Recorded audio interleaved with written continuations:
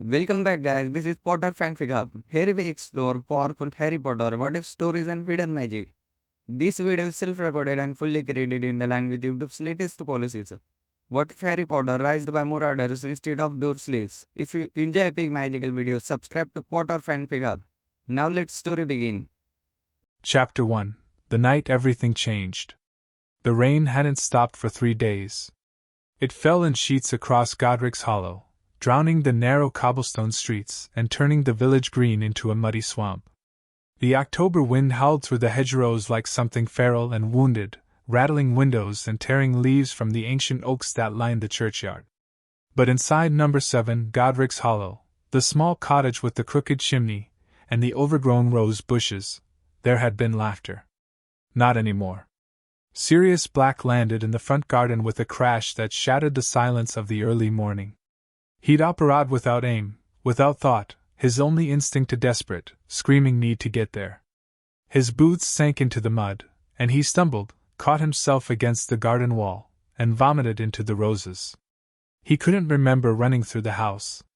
He couldn't remember throwing open the front door. But suddenly he was standing in the nursery doorway, and the world stopped making sense. The room was destroyed.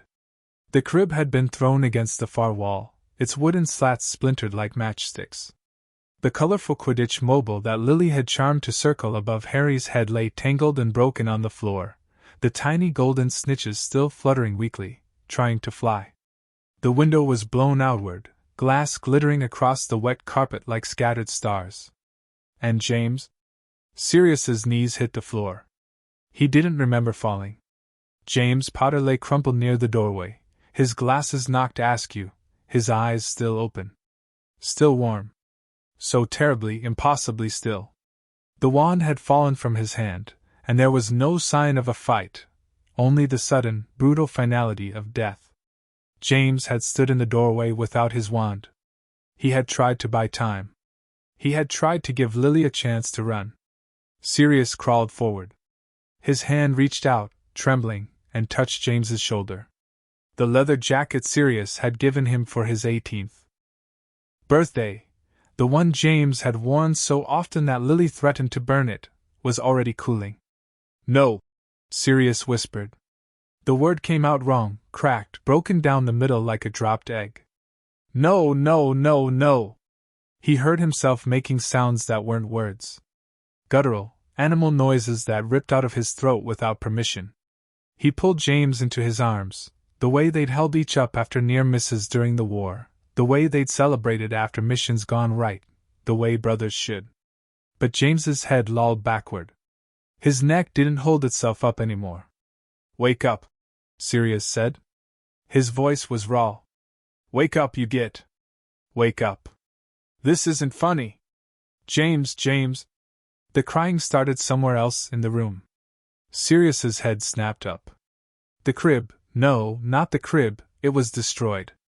The sound came from the corner, where a heavy wooden wardrobe had been pulled forward. Behind it, wedged into the small gap between the wardrobe and the wall, was a Moses basket. Sirius set James down gently. He didn't remember crossing the room. He only remembered pulling the wardrobe aside with strength he didn't know he possessed, and then... Harry. James's son. Lily's son. The boy they had died for. He was 10 months old.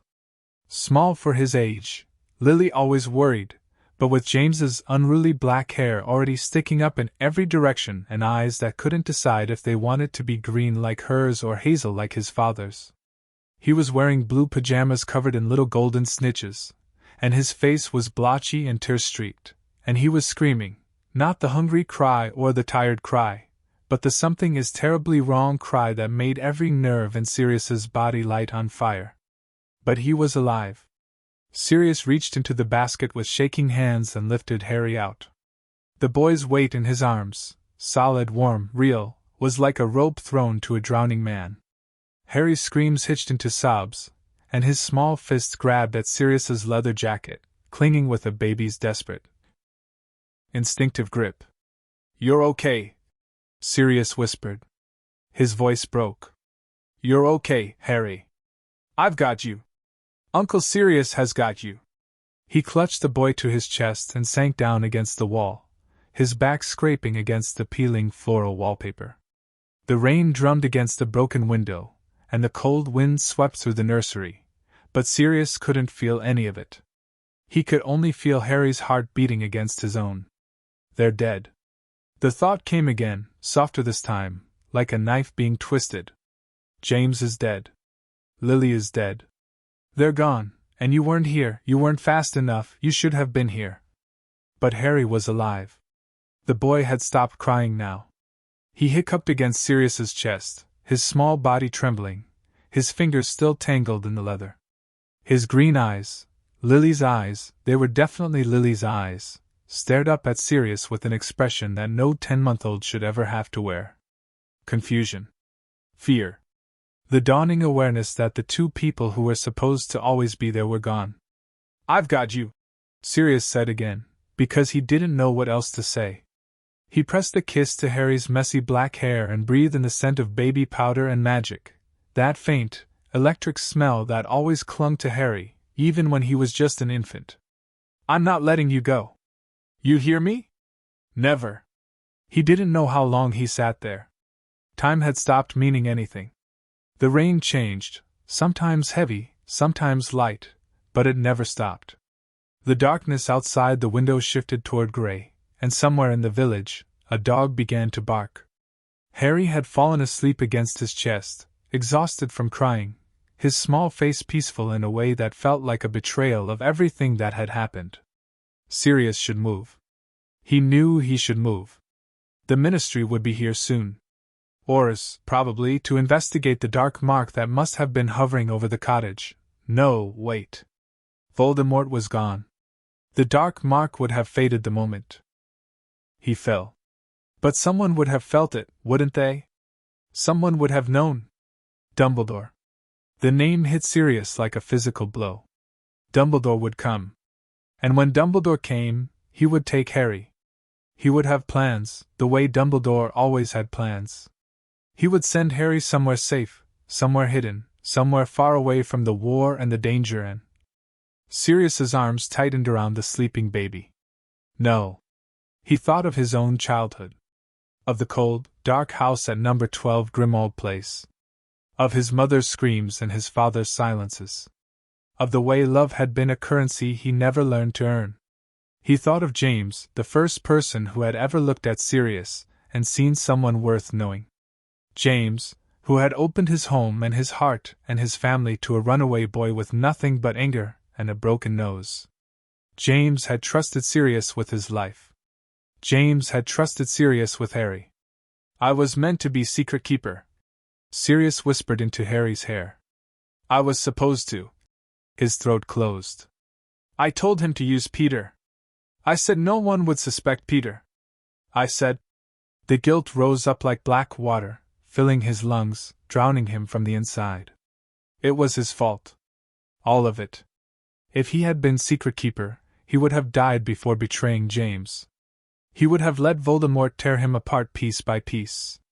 But he'd been arrogant, thinking himself too obvious, thinking he could outsmart everyone by suggesting the person no one would suspect. Peter.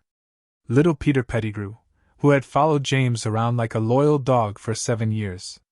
Peter, who couldn't cast a proper shield charm until 6th year. Peter, who was afraid of his own shadow. Peter, who had sold James and Lily to Voldemort for a promise of power. Sirius's jaw tightened until his teeth ached. The rage was a living thing inside him, coiled and waiting. He wanted to hunt Peter down. He wanted to find him and make him explain, make him beg, make him understand what he had done. And then he wanted to kill him. But Harry shifted in his arms, making a small sound in his sleep, and the rage ebbed just enough for reason to slip through. Harry came first. Harry always came first now. "What do I do?" Sirius asked the empty room. The wallpaper didn't answer. The broken window just let in more rain. "Moony. I need Moony." Remus Lupin. If anyone would know what to do, if anyone would help Sirius keep Harry, it was Remus. The last marauder standing beside Sirius himself. The one who had lost just as much tonight, even if he didn't know it yet.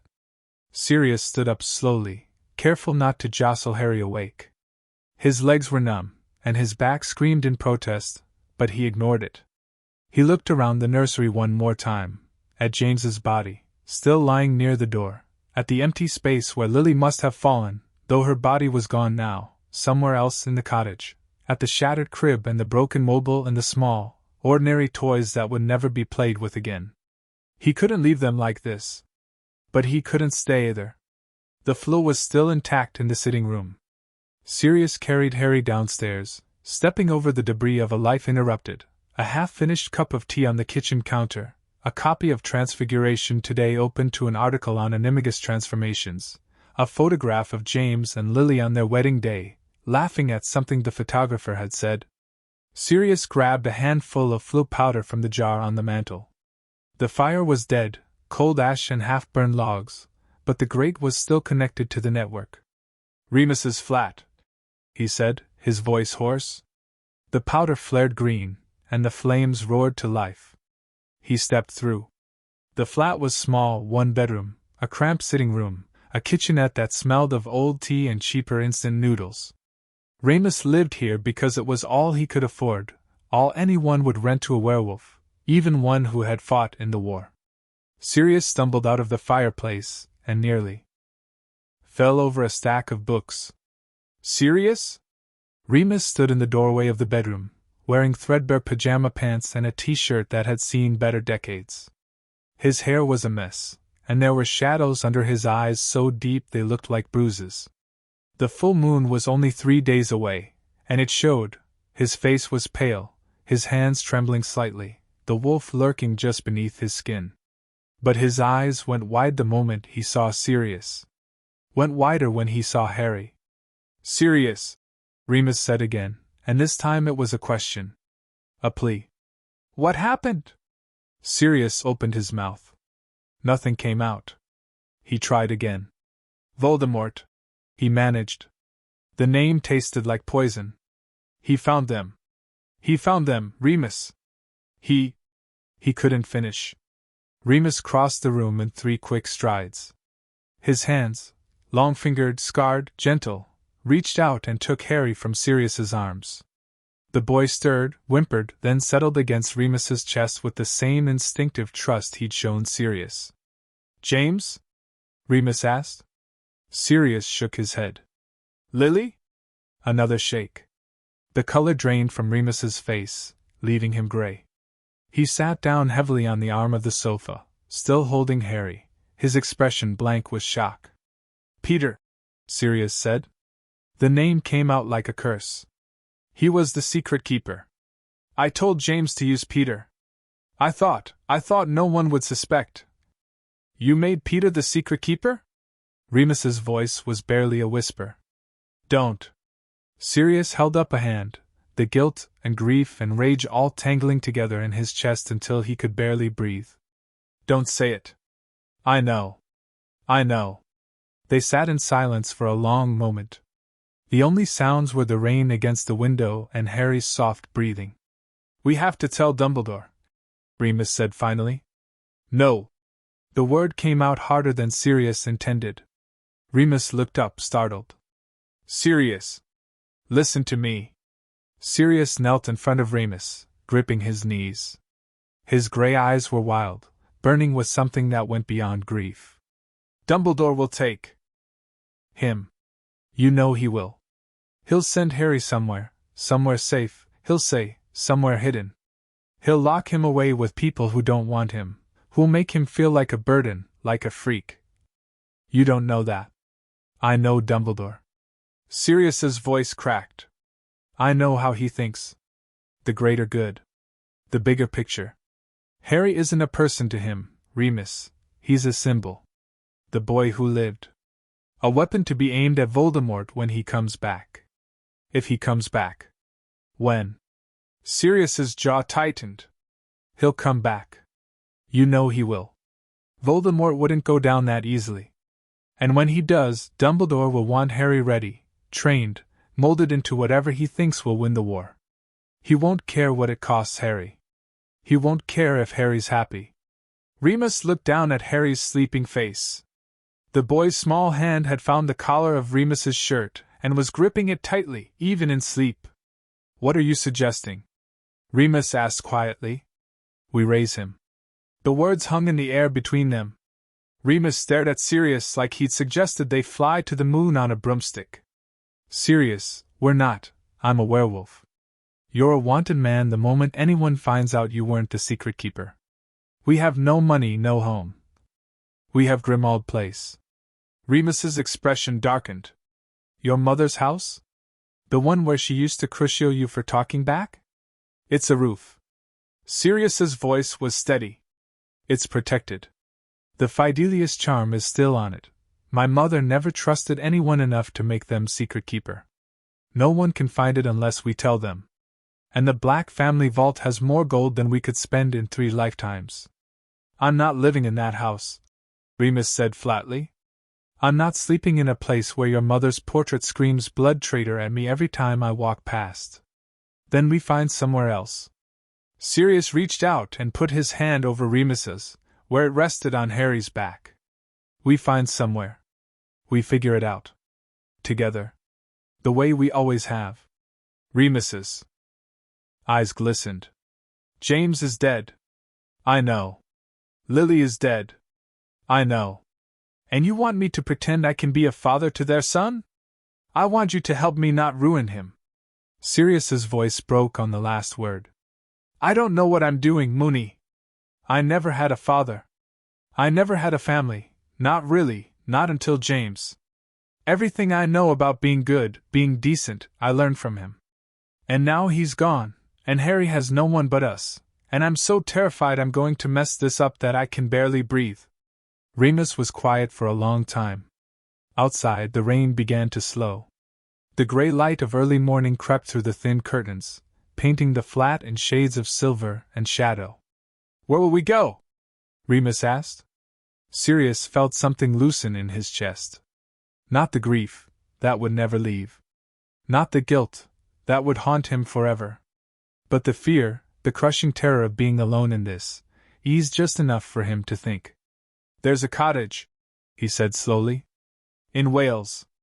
James and I found it during the war, one of our safe houses. The Fidelius is still on it, and no one knows about it but the 2 of us. And me. James isn't going to tell anyone." The words should have been cruel. They should have cut. But Remus said them gently, a reminder of why the secret was still safe. "We can stay there," Sirius said. "Just for a while. Until we figure out what comes next." Remus nodded. He looked down at Harry, at the small, sleeping boy who had no idea that his entire world had ended while he slept. "Does he look like James to you?" Remus asked softly. Sirius looked at Harry's face. The messy black hair, the shape of his nose, the stubborn set of his jaw even in sleep. "Yeah," he whispered. "He looks just like him." Remus smiled, but it was a sad thing, fragile and trembling at the edges. "Lily would hate that. She always said she hoped he'd have her eyes." "He does," Sirius said. "He's got her eyes. Green as the killing curse." The words hung in the air, heavy with everything. They weren't saying the killing curse. The curse that had ended James and Lily's lives. The curse that should have killed Harry too, but hadn't. Why hadn't it? Sirius pushed the thought aside. It didn't matter why. All that mattered was that Harry was alive, and warm, and safe in Remus's arms. "We need to move," Sirius said, standing up. "Before Dumbledore realizes what's happening. Before the Ministry gets involved. If anyone finds out I have Harry, they'll think you've taken him," Remus finished. "They'll think you've kidnapped him. I'm his godfather. Legally, that doesn't mean much without James and Lily's will to back it up. And with Peter still out there." "Peter." Sirius's hands curled into fists. "I'll deal with Peter later. First, we get Harry somewhere safe. Then we figure out how to clear my name and make sure no one takes him away from us." Remus stood up carefully, shifting Harry's weight to his hip. The boy slept on, oblivious. "I'll need to go back to my flat," Remus said. Pack some things. Books, mostly. And, he hesitated. My wolfsbane. The full moon is coming. I'll come with you. No. Remus shook his head. Take Harry to the cottage. Get him settled. I'll meet you there within the hour. Sirius wanted to argue. The thought of letting Remus out of his sight, of being alone with Harry and the enormity of what they'd just lost, made his chest tight with panic. But Remus was right. The cottage needed to be prepared. Harry needed to be somewhere warm and dry and safe. Be careful, Sirius said. Remus nodded. He looked down at Harry one more time, then gently passed him back to Sirius. The boy's weight settled against Sirius's chest like he belonged there. I'll see you soon, Remus said. He squeezed Sirius's shoulder. We're going to be okay, Padfoot. We're going to figure this out. Sirius wanted to believe him. He wanted to believe that somewhere in the wreckage of tonight, there was a future worth fighting for. That Harry could grow up happy. That the shadows of Voldemort's war wouldn't follow them forever. But as he stepped back into the flue, holding Harry close, all he could think about was James's body on the nursery floor. Lily's empty space in the cottage. The look in Peter's eyes the last time they'd all been together, that shifty, nervous look that Sirius had dismissed as just Peter being Peter. He should have seen it. He should have known. The flue spun green, and the cottage in Wales materialized around him, dusty, cold, untouched for months. Sirius walked through the dark rooms, lighting candles with his wand, until he found the small bedroom that James had claimed as his own during their time here. He laid Harry in the center of the bed, surrounded by pillows to keep him from rolling off. The boy stirred, made a small sound of protest, then settled back into sleep. Sirius sat on the edge of the bed and watched him. The rain had stopped. Through the window, the first pale light of dawn was breaking over the Welsh hills.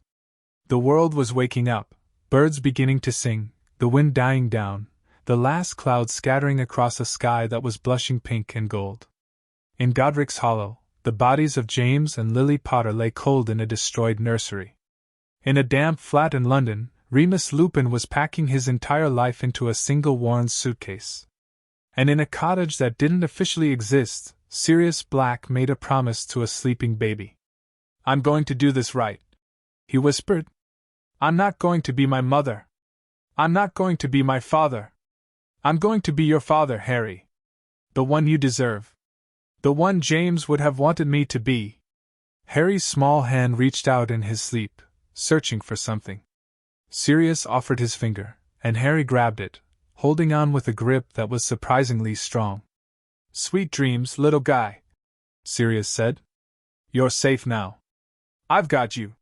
He didn't sleep that night. He sat on the edge of the bed, watching over Harry, listening to the cottage settle around them.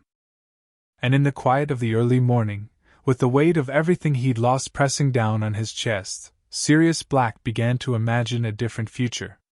Not the one Dumbledore would have planned. Not the one the Ministry would have chosen. But a future where Harry Potter grew up knowing he was loved.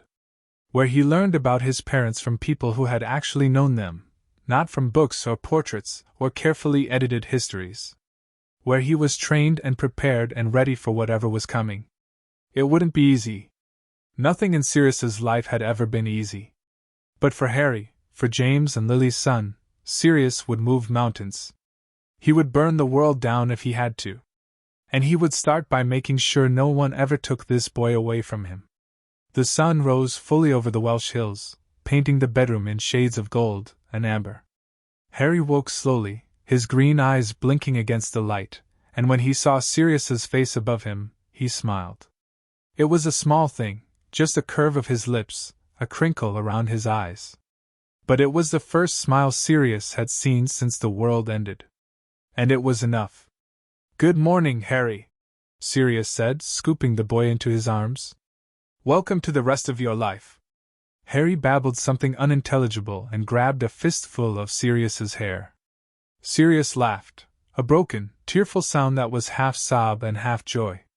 We're going to be okay, he said, echoing Remus's words, trying to believe them.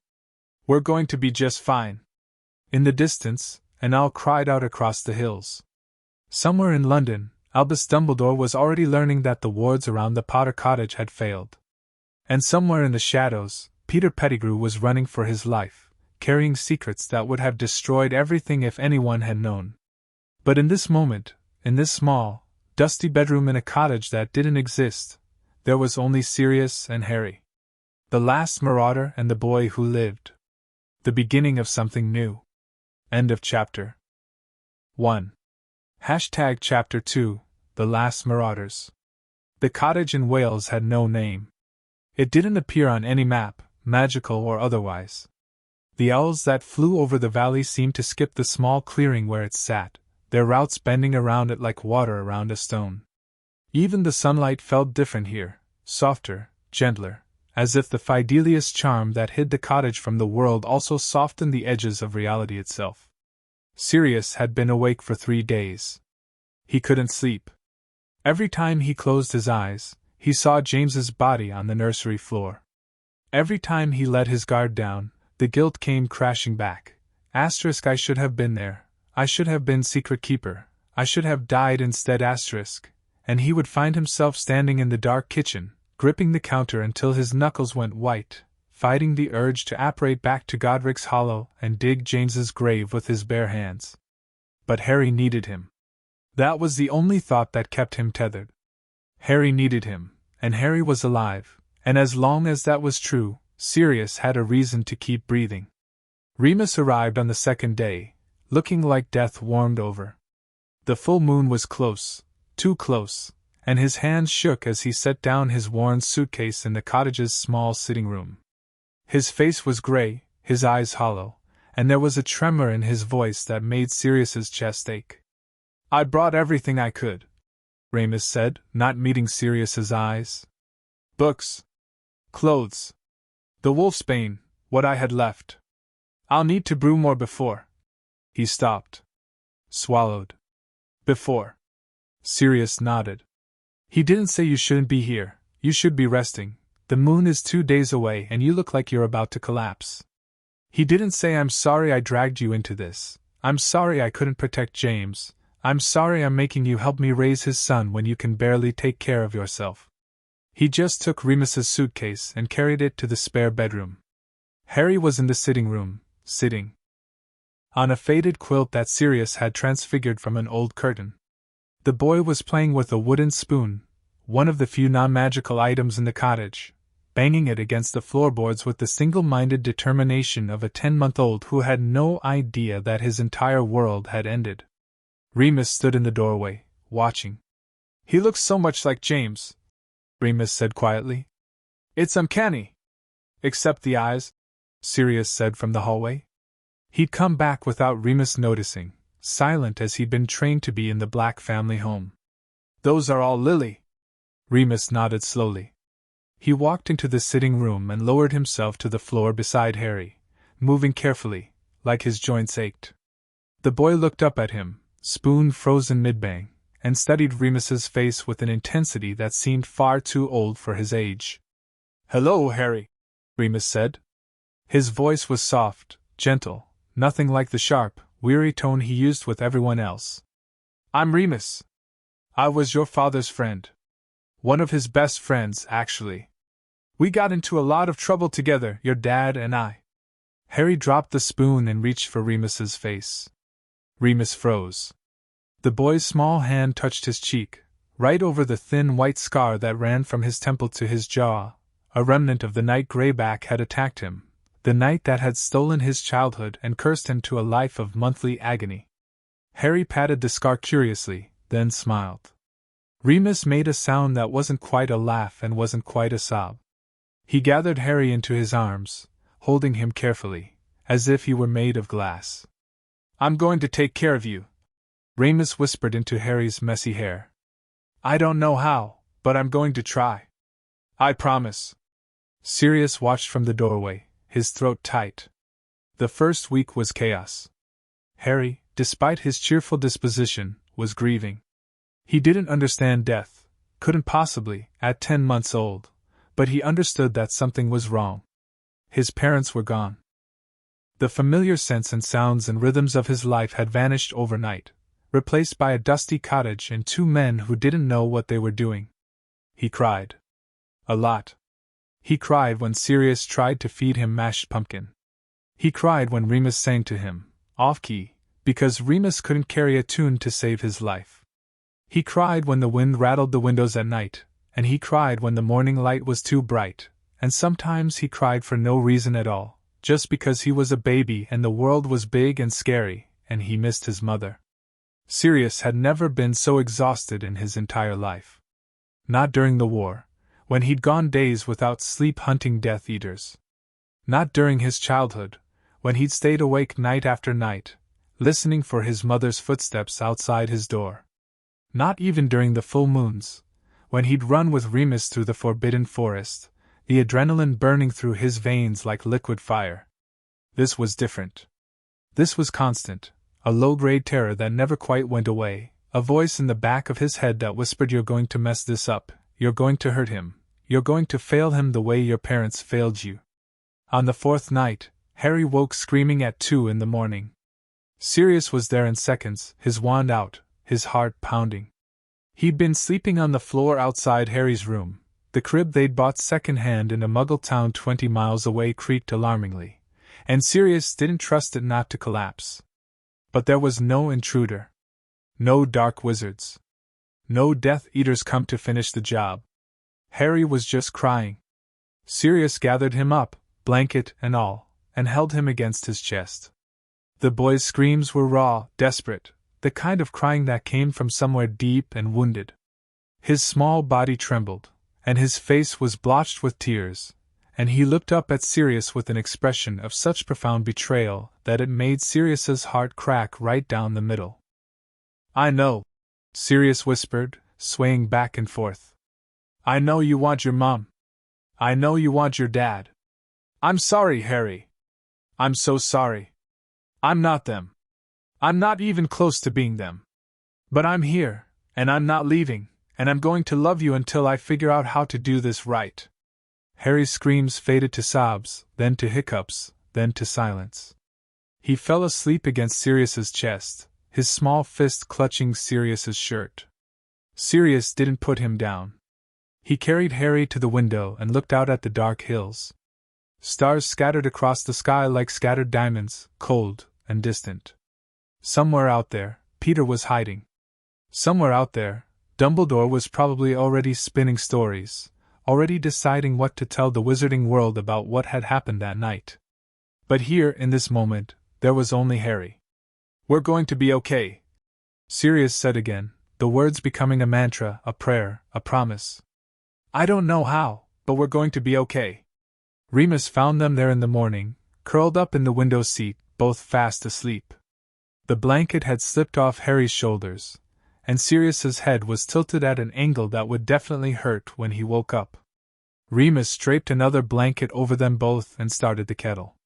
The full moon came on the 7th day. Remus had been growing paler and more withdrawn as the days passed. His hands shook constantly now, and he flinched at loud noises. He'd stopped eating, pushing food around his plate without actually putting any in his mouth, and the shadows under his eyes had deepened to something almost purple. Sirius knew the signs. He'd watched Remus go through this transformation dozens of times during their school years, had run beside him as Padfoot through the forbidden forest, had curled up in the shrieking shack while the wolf howled at the moon. But this was different. This time, they weren't students sneaking out after curfew. This time, there was a baby in the house. "I'll take the wolfsbane," Remus said that evening, holding up a small vial of steaming silver liquid. He brewed it himself, hunched over the cottage's tiny kitchenette, his hands steady only when he was working. "I'll lock myself in the cellar. You won't even know I'm here." "The cellar?" Sirius repeated flatly. "You want me to lock you in the cellar? It's safe. I checked the wards myself. And the moon only lasts a few hours. I'll be human again by morning." Sirius wanted to argue. He wanted to say that Remus deserved better than a cold, dark cellar, that he deserved to be treated like a human being instead of a monster. But he knew Remus too well to bother. Remus had spent his entire life being treated like a monster. He'd learned to expect it, accept it, even prefer it to the alternative. Fine, Sirius said. But I'm staying in the kitchen. In case you need something. You can help me, Padfoot. Remus's voice was weary. No one can help me. I can be there. Remus looked at him for a long moment. His eyes, normally warm brown, the color of autumn leaves, were tinged with gold around the edges, the wolf already beginning to surface. You should be with Harry, Remus said quietly. He'll be scared hearing. He stopped. Swallowed. Hearing what I become. He won't be scared if I'm there. You don't know that. I know that I'm not leaving you alone in the cellar. Sirius crossed his arms. He was 5 years old, something that no amount of wolfsbane could fully silence. The scream became a howl, and the howl became a series of crashes, furniture breaking, glass shattering, claws scraping against stone. Harry flinched and buried his face in Sirius's chest. It's okay, Sirius murmured, rubbing the boy's back in slow circles. That's just Moony.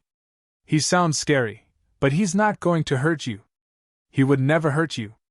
He'd die before he hurt you. The howling continued for hours. Sirius didn't sleep. He held Harry and listened to his best friend turn into a monster in the cellar below, and he thought about all the things he'd taken for granted before that night. Laughter with James. Arguments with Lily. The easy camaraderie of the Marauders, for boys who had believed they were invincible. They hadn't been invincible. They'd just been young and stupid and lucky. Until their luck ran out. By morning, Remus was human again. Sirius found him in the cellar, curled up in the corner, shivering despite the heavy blanket someone had thrown over him. His face was gaunt, his lips cracked, and there were fresh scratches on his arms, self-inflicted, probably, from trying to keep the wolf from destroying the rest of the cottage. Moony! Sirius knelt beside him, pressing a hand to Remus's forehead. Fever. Always fever, after the moon. Can you walk? Remus shook his head weakly. Sirius lifted him without asking, one arm under his knees, one behind his back, the same way he'd carried James after Quidditch matches when the other boy had pushed himself too far. Remus was lighter than James had been, too light, and Sirius made a mental note to start actually watching Remus eat instead of just pushing food in his direction. I'm fine, Remus mumbled. Put me down. You're not fine. Sirius carried him up the cellar stairs and into the small bathroom. You're going to take a hot bath, and then you're going to eat breakfast, and then you're going to sleep for 12 hours. In a bed. Not on the floor. The wolf is gone for another month. Now stop arguing with me, or I'll tell Harry you're being difficult. Remus's eyes widened. You wouldn't. Watch me. In the sitting room, Harry banged his wooden spoon against the floor and laughed. Remus closed his eyes and leaned his head back against the bathtub's edge. We're going to ruin him, you know. Both of us. He deserves better than two broken men who don't know how to be parents.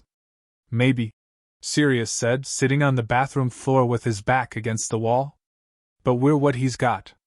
So we're going to figure it out. How? I don't know yet.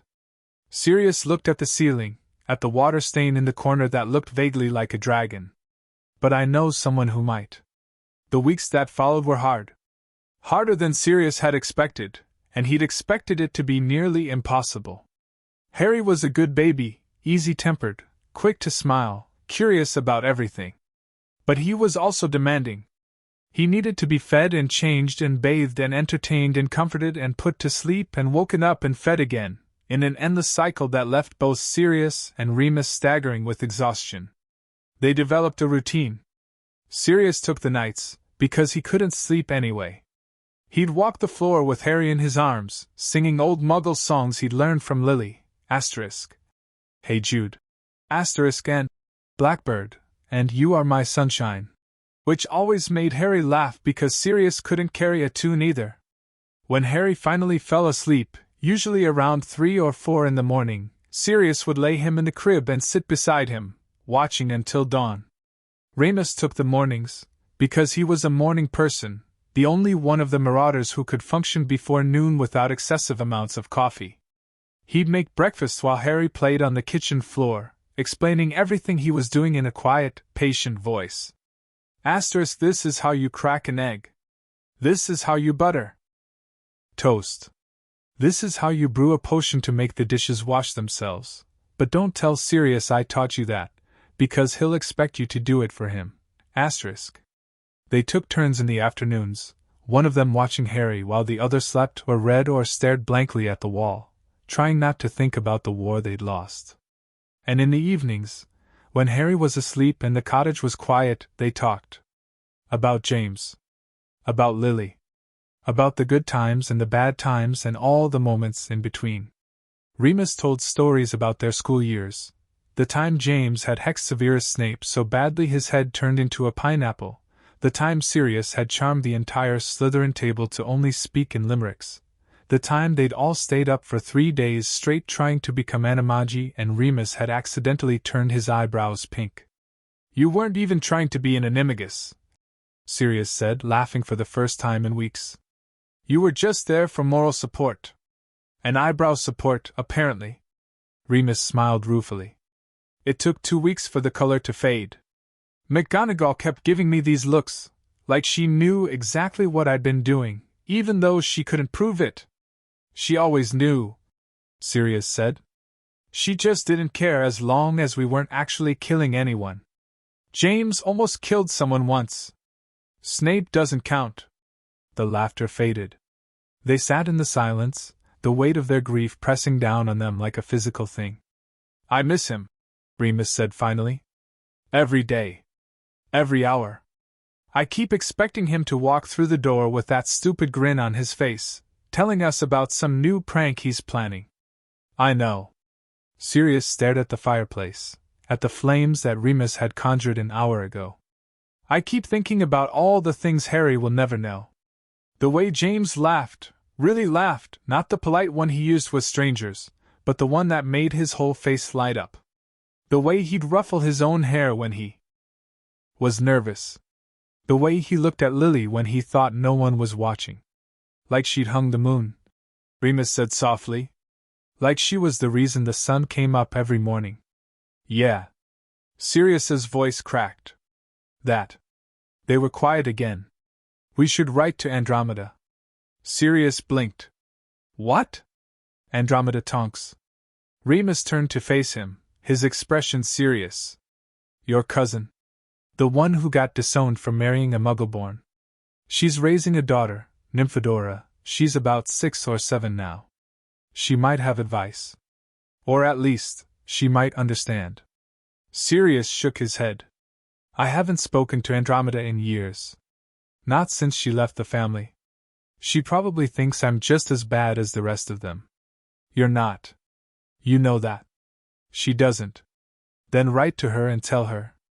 The letter took Sirius 3 days to write. He started it a dozen times, each attempt ending with crumpled parchment and muttered curses. How did you explain to someone that you'd spent the last decade ignoring them because you were too ashamed of your family to reach out? How did you ask for help when you'd spent your whole life pretending you didn't need any? In the end, Remus wrote it for him. Dear Andromeda. Asterisk, I know it's been years. I know I should have written sooner. I'm sorry, asterisk. Asterisk, James and Lily are dead. Voldemort killed them on Halloween, and I'm raising their son. I don't know what I'm doing, and I'm terrified I'm going to mess it up, asterisk.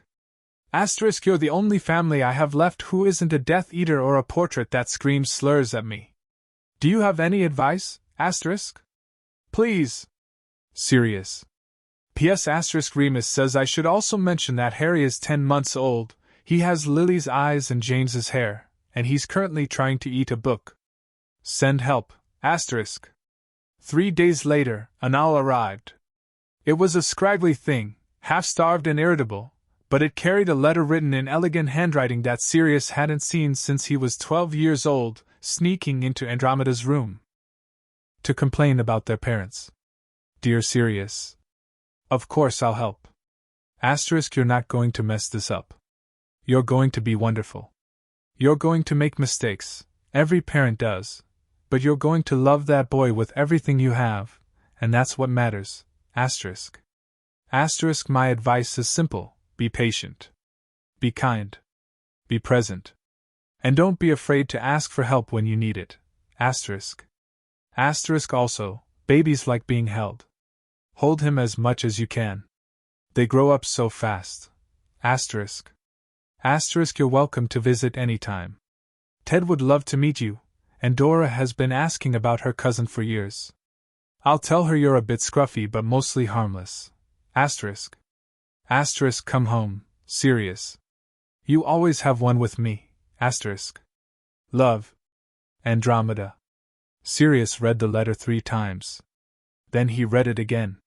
Then he handed it to Remus without a word and went to pick up Harry, who was crying in his crib.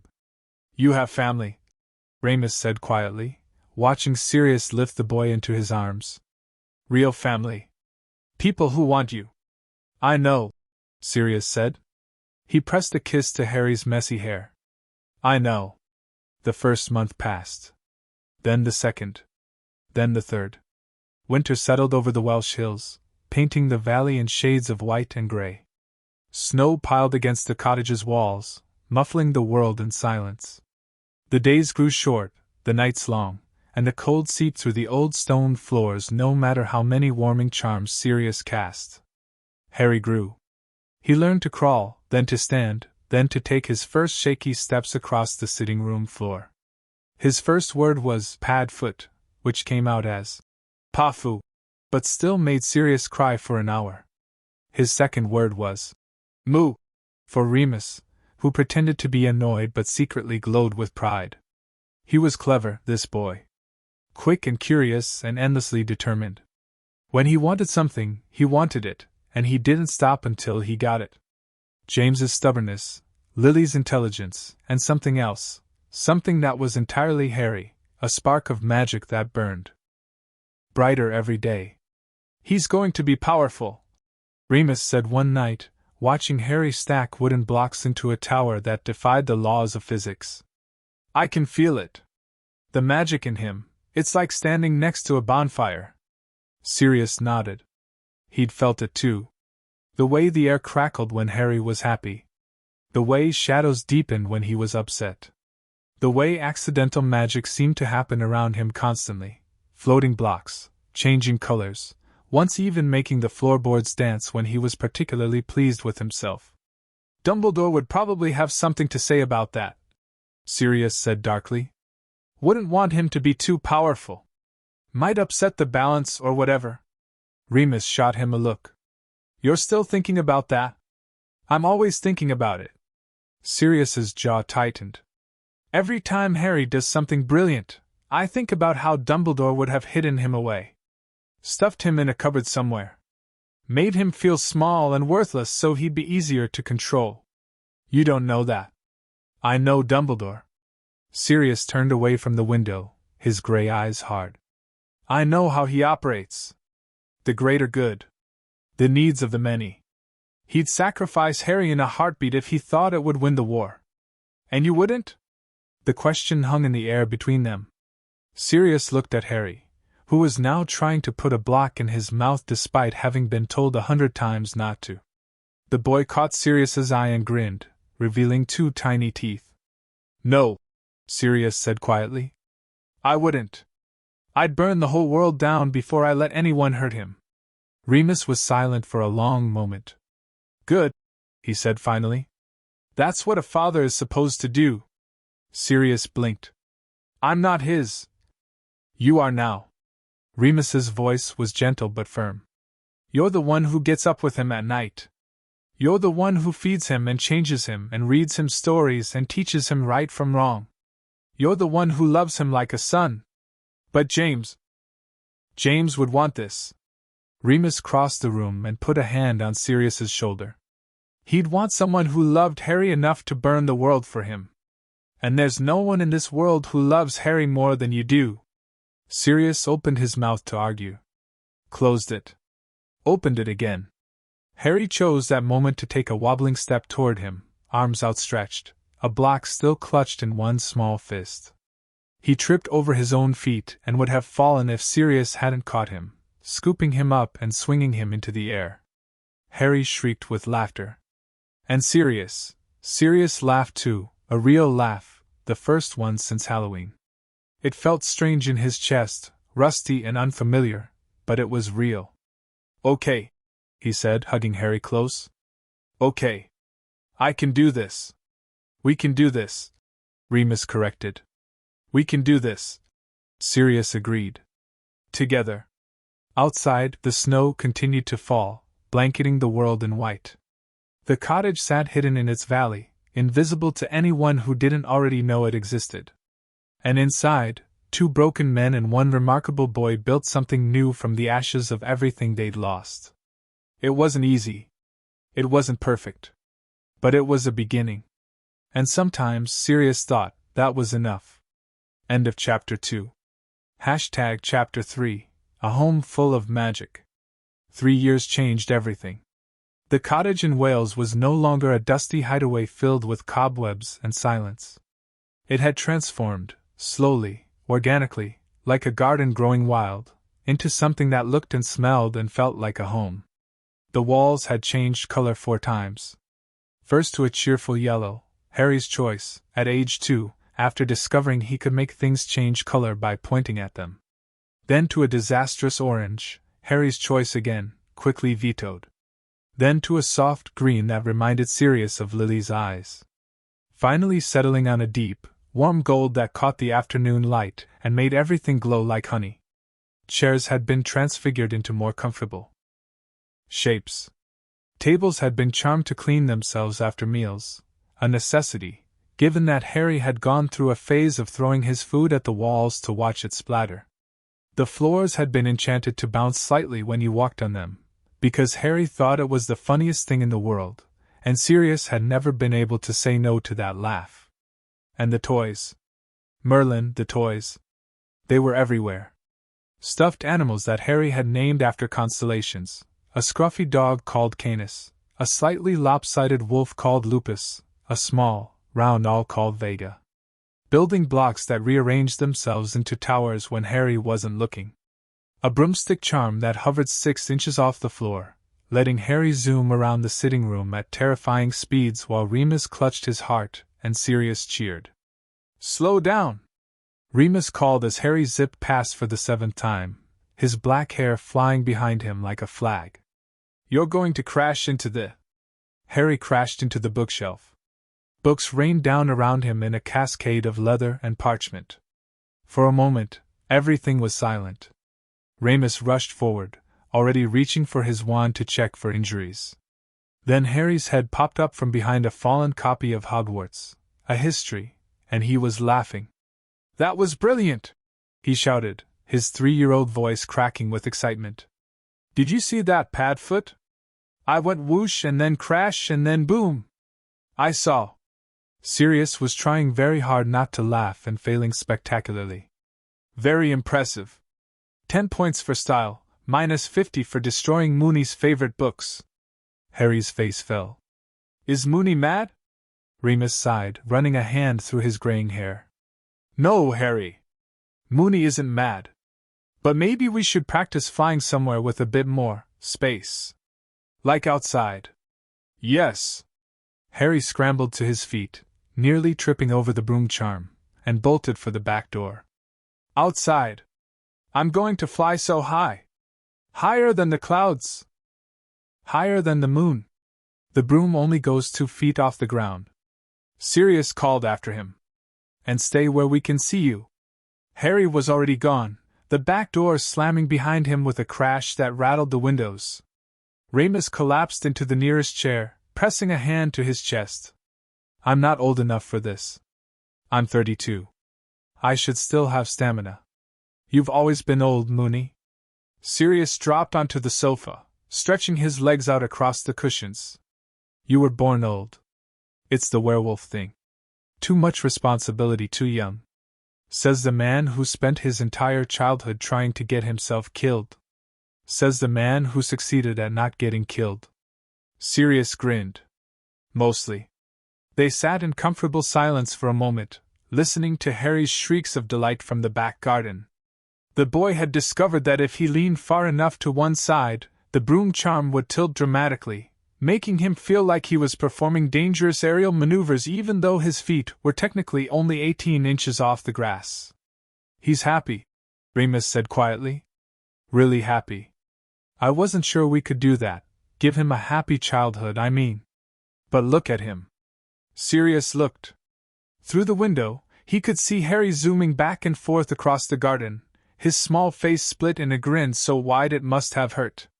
The afternoon sun caught his messy black hair, turning it into a halo of light. His green eyes, Lily's eyes, always Lily's eyes, sparkled with joy. "Yeah," Sirius said softly. "He is. James would be proud." Sirius's throat tightened. 3 years, and the grief still hit him at unexpected moments, a laugh that sounded like James's, a prank that reminded him of something they'd done at Hogwarts, a quiet evening when the silence felt too loud without his best friend's voice filling it. "You think so?" Sirius asked. "I know so."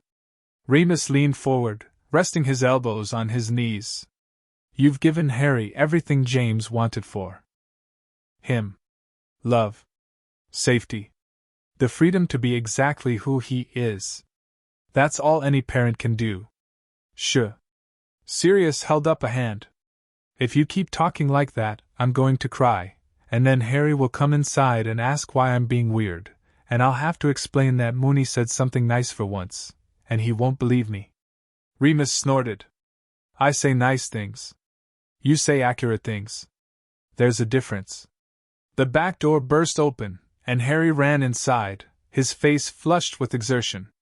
The broom charm trailed behind him, bumping against the floor. Pad foot. Pad foot. "There's a bird, a big bird. It landed on the fence. Can I keep it? Can I? Please?" "Harry, you can't keep a wild bird." It looked sad. It looked like it needed a home. "Like me?" Sirius and Remus exchanged a look. "Like you?" Sirius asked carefully. Harry nodded vigorously, his hair flopping into his eyes. "Before you found me. When I was little. I was sad too, and I needed a home. So the bird is sad, and it needs a home, so we should give it one. That's fair." Remus pressed his lips together to hide his smile. "Harry, you're not a bird. And we didn't find you, we've always had you. But I didn't have you before." Harry's brow furrowed, the way it always did when he was trying to work through a complicated thought. "I had Mummy and Daddy. And then I didn't. And then I had you. So the bird had something, and then it didn't, and now it needs something new." Sirius felt his heart crack open, just a little. "Okay," he said. "Show me the bird." The bird was a raven. It was large, larger than most ravens Sirius had seen, with feathers so black they shimmered blue in the sunlight. One of its wings hung at an awkward angle, and there was a small cut above its eye, still oozing blood. But despite its injuries, it watched Sirius approach with an intelligence that made him pause. "That's not a normal bird," he murmured. "What do you mean?" Harry tugged at his sleeve, trying to see. "Remus." Sirius didn't. "Turn around. Come look at this." Remus joined them at the fence, his expression shifting from curious to concerned as he examined the raven. The bird turned its head, too smoothly, too deliberately, and fixed one black eye on Remus. Then it opened its beak and spoke. "Lost," it croaked. "Lost and found. Find and lose. The boy is in danger." Sirius's wand was in his hand before the bird finished speaking. "Who sent you?" he demanded, his voice hard. "Who are you?" The raven flapped its uninjured wing, but it didn't try to fly away. "No one sent. Came to warn. The old man searches. The rat hides. The dark rises." It tilted its head again, and this time, its gaze moved to Harry. "The boy must be ready." Harry, oblivious to the tension radiating from both Sirius and Remus, reached out to touch the raven's feathers. "It's pretty," he said. "Can we keep it?" "No." Sirius stepped between Harry and the bird. "We can't. Whatever this is, it's not safe. You cannot stop what is coming, the raven said. But you can prepare him. Teach him. Make him strong. Its voice softened, becoming almost gentle. You are not alone in this, Sirius Black. Others watch. Others wait. When the time comes, you will know where to find them. Then the raven spread its wings, both of them, healed now, the cut above its eye gone, and launched itself into the air. It circled once, twice, 3 times above their heads, then flew east, toward the rising sun. Harry waved. Bye, bird. I hope you're not sad anymore. Remus grabbed Sirius's arm. What was that? I don't know. Sirius's grip on his wand didn't loosen. But whoever, or whatever, sent it, they knew my name. They knew about Harry. And they knew about the dark rising. Do you think it was Dumbledore? Sirius shook his head slowly. Dumbledore wouldn't warn us. He'd just show up and take over. No, this was someone else. Someone who wants Harry prepared for what's coming. Voldemort. The name hung between them, cold and heavy. Harry tugged at Sirius's sleeve again. Padfoot? Are you okay? You look funny. Sirius looked down at the boy, at this small, bright, impossibly precious child who had no idea that dark forces were already circling, already planning, already waiting for him to grow up so they could try to destroy him again. I'm fine, pup. Sirius scooped Harry up, settling him on his hip. Just thinking about dinner. What do you want to eat? Cake. You can't have cake for dinner. Bread and cake? Also no. Bread and butter and cake? Remus snorted. He's negotiating. He learned that from you. I have no idea what you're talking about. Sirius carried Harry back toward the cottage, the encounter with the raven already pushed to the back of his mind. There would be time to worry later. There would be time to plan and prepare and figure out what came next. Right now, there was a 3-year-old who needed dinner, a bath, and a bedtime story. Right now, there was a home to protect. Harry's magic grew stronger every day. At 3, he could make his toys float across the room without touching them. At 4, he could change the color of the walls, much to Sirius's dismay, given that Harry's favorite color changed weekly.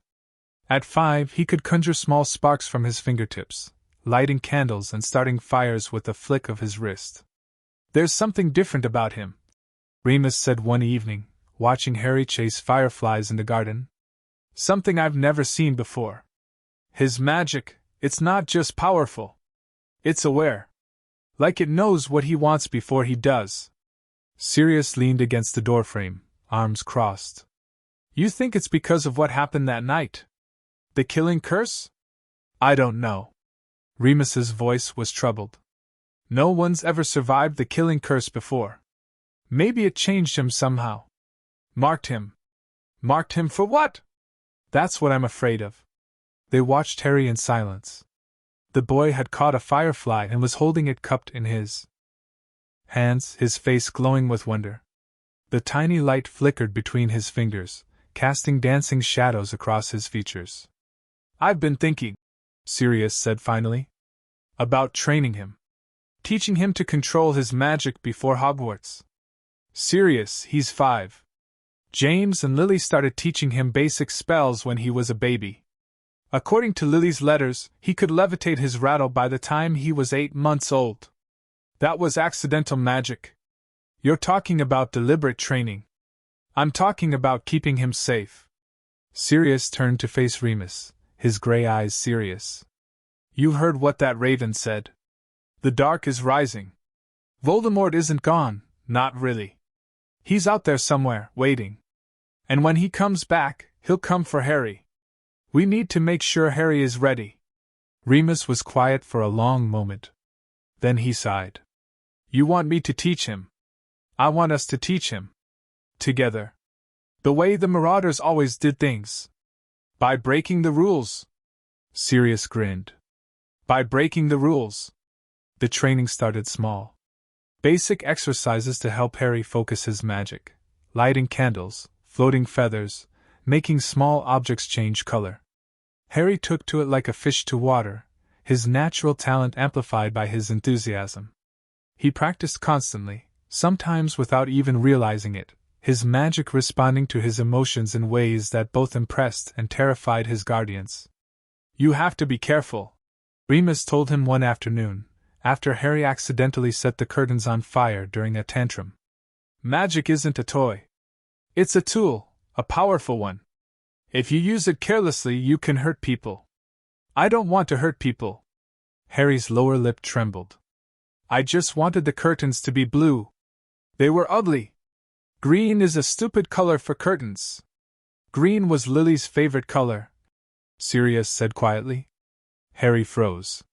He looked at the curtains, now blackened and smoking from the fire he'd extinguished almost immediately, his magic responding to his distress faster than any adults could have. "Mummy liked green? She loved green." Sirius knelt beside Harry, putting a hand on his shoulder. "She said it was the color of new beginnings. Of spring. Of hope." Harry stared at the ruined curtains for a long moment. Then he raised his hand, and the curtains repaired themselves, the scorch marks fading, the fabric weaving back together, the color shifting from green to a deep, vibrant blue. "Hope is good," Harry said softly. "But I like blue better." Sirius laughed, a surprised, delighted sound. "Yeah, pup. Me too." By the time Harry was 6, he could perform basic spells with accuracy that would have impressed most Hogwarts first years. He could light candles, levitate objects, change colors, and cast simple shield charms that could deflect light jinxes. His control wasn't perfect, his emotions still influenced his magic in unpredictable ways, but he was learning. He was also learning other things. History, from Remus, not the sanitized version taught at Hogwarts, but the real history, the bloody history, the history that explained why the wizarding world was the way it was. Magical theory, from both of them, the principles behind spellcasting, the importance of intention and focus, the way magic flowed through the world like water through a river. And dueling. Sirius started that on Harry's 7th birthday, presenting him with a child-sized wand, not a real one, not yet, but a practice wand that could channel small amounts of magic without the risk of backfiring. "First rule," Sirius said, standing across from Harry in the back garden. "Never draw your wand unless you intend to use it. A wand is a weapon, and weapons aren't for showing off." Harry nodded seriously, gripping his practice wand with both hands. "Second rule." Sirius raised his own wand, the real one, the one that had seen him through the war. "Never cast a spell you don't understand. Know what it does, how it works, and what the consequences are before you say the words." "Yes, Padfoot." Third rule. Sirius's voice softened. "Magic is about protection, not destruction. The best duelists aren't the ones who can cast the darkest curses. They're the ones who can keep themselves and the people they love safe." Harry's green eyes, Lily's eyes, glowed with determination. "I want to keep you and Moony safe." "I know, pup." Sirius smiled, but there was something sad in it. "That's why I'm teaching you." The training was hard. Harry fell down. A lot. He got bruises and scrapes, and once, memorably, a black eye when a deflected jinx ricocheted off a tree and hit him in the face. He cried sometimes, when the frustration got too much, when his magic wouldn't do what he wanted, when his body wouldn't move fast enough to dodge. But he never gave up. That was the thing about Harry Potter, Sirius realized. He had James's talent and Lily's intelligence, but he had something else too, something that belonged only to him. A stubbornness that bordered on recklessness. A courage that didn't know when to quit. A heart that refused to accept defeat. "You're going to be great," Sirius told him one night, after a particularly brutal training session that had left them both exhausted. "Not because of your magic, or your parents, or anything else. Because of who you are." Harry, curled up in his bed with his stuffed dog Canis tucked under his arm, looked up at Sirius with sleepy eyes. "Who am I?" Sirius thought about it. Thought about all the things he wanted to say. Asterisk, "You're brave, you're kind, you're brilliant, you're the best thing that ever happened to me." Asterisk. but in the end, he kept it simple. "You're Harry," he said. "That's enough." Harry smiled, that wide, brilliant smile that could light up the darkest room, and closed his eyes. "Good night, Padfoot." "Good night, pup." Sirius sat beside Harry's bed until the boy's breathing evened out into sleep. Then he leaned down and pressed a kiss to Harry's forehead, right over the scar, the thin, lightning-shaped mark that was the only physical reminder of the night everything had changed. "I'll never let anyone hurt you," Sirius whispered. "I promise." Outside, the moon rose over the Welsh hills, casting silver light across the hidden cottage. Somewhere in the distance, an owl cried out, a lonely sound, like a warning, like a reminder that the world beyond this valley was still turning, still dangerous, still waiting. But inside, there was only warmth. Only love. Only home. End of Chapter 3. Chapter 4, Secrets of the Potter Vaults. The letter arrived on Harry's 7th birthday. It wasn't delivered by owl. No bird could find the cottage through the Fidelius charm that protected it. Instead, it simply appeared on the kitchen table one morning, resting on top of Harry's plate of pancakes like it had always been there. Crisp parchment, sealed with crimson wax stamped with a crest Harry didn't recognize, a shield divided into quarters, featuring a griffin, a lion, a badger, and a snake surrounding a central P. Sirius saw it first. His hand shot out, knocking Harry back from the table before the boy could reach for it. "Don't touch that." Harry blinked up at him, pancake forgotten. "Why? Is it dangerous?" "I don't know." Sirius's gray eyes scanned the letter, his wand already in his hand. "Remus!" Remus appeared in the kitchen doorway within seconds, his expression shifting from sleepy to alert the moment he saw Sirius's face. "What is it?" "A letter. Addressed to Harry." Sirius circled the table slowly, approaching the parchment from the side as if it might explode. "It wasn't delivered. It just appeared." Remus moved to stand beside Sirius, his own wand raised.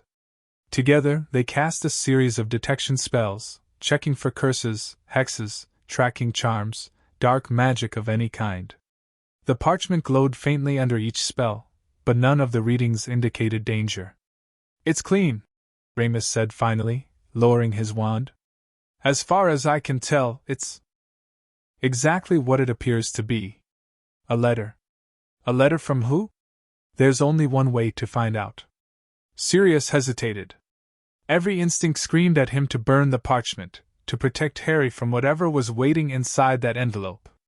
But Harry was watching him with those two intelligent green eyes, and Sirius knew, he knew, that he couldn't shield the boy from the world forever. "Open it," Sirius said, stepping back. "But be careful." Harry reached for the letter with small, steady hands. He'd been trained for this, had been taught to handle unknown magical objects since he was old enough to understand the concept of danger. He cracked the seal carefully, unfolded the parchment, and began to read aloud. "Dear Mr. Potter. **. By now you have likely discovered that your parents left behind more than memories. The Potter family vaults contain not only gold and heirlooms but also knowledge, secrets passed down through generations, waiting for the heir to claim them. **. You are that heir. **. The vaults will open for you and only you. Not for your guardians. Not for anyone else. They have been waiting for this day, your 7th birthday, when the blood wards that protect them recognize you as old enough to begin your inheritance. **. Go to Gringotts. Ask for Griphook. Tell him the raven sent you. **. And Harry, be careful what you seek. Some secrets are heavy for small shoulders. **. A friend." The kitchen was silent. Harry looked up from the letter, his brow furrowed. "What's Gringotts?" "The Wizarding Bank," Remus said slowly. He was staring at the letter with an expression Sirius couldn't read. "In Diagon Alley." "And what's an heir?" "It means you're the last of your family line," Sirius said. His voice was tight, controlled. "The one who inherits everything that came before." Harry considered this. "So, I have secret treasure?" Like in the stories Moony reads to me? Something like that. Sirius took the letter from Harry's hands, reading it again. His jaw tightened at the final line. A friend. The raven. It's the same bird from 2 years ago. The one Harry wanted to keep. Remus remembered. The one that spoke. The one that warned us. Sirius folded the letter carefully, tucking it into his pocket. Whoever sent that bird knew about the vaults. Knew about Harry's birthday. Knew about the blood wards. Blood wards? Harry tilted his head. What are blood wards? Remus and Sirius exchanged a look, that silent communication they developed over 7 years of raising a child together, a shorthand that spoke volumes in a single glance. Protections, Remus said finally. Magic that recognizes family. Your parents placed them on things that belonged to the Potters, things that would only open for you when you were old enough. I'm old enough now. You're 7, Sirius said.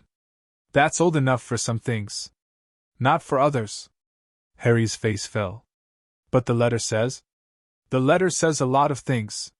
Sirius knelt in front of Harry, taking the boy's small hands in his own. Listen to me, pup. The world out there, the magical world, it's not like it is here. People will want things from you. They'll try to use you, manipulate you, convince you to do things that aren't in your best interest. That letter? It showed up in our kitchen without warning. Without permission. That means someone knows where we are, or at least, someone knows how to reach us. You think it's a trap? I think it's too soon to trust anyone. Sirius squeezed Harry's hands. But I also think your parents wouldn't have left secrets for you if they didn't want you to find them. So we're going to go to Gringotts. We're going to be careful.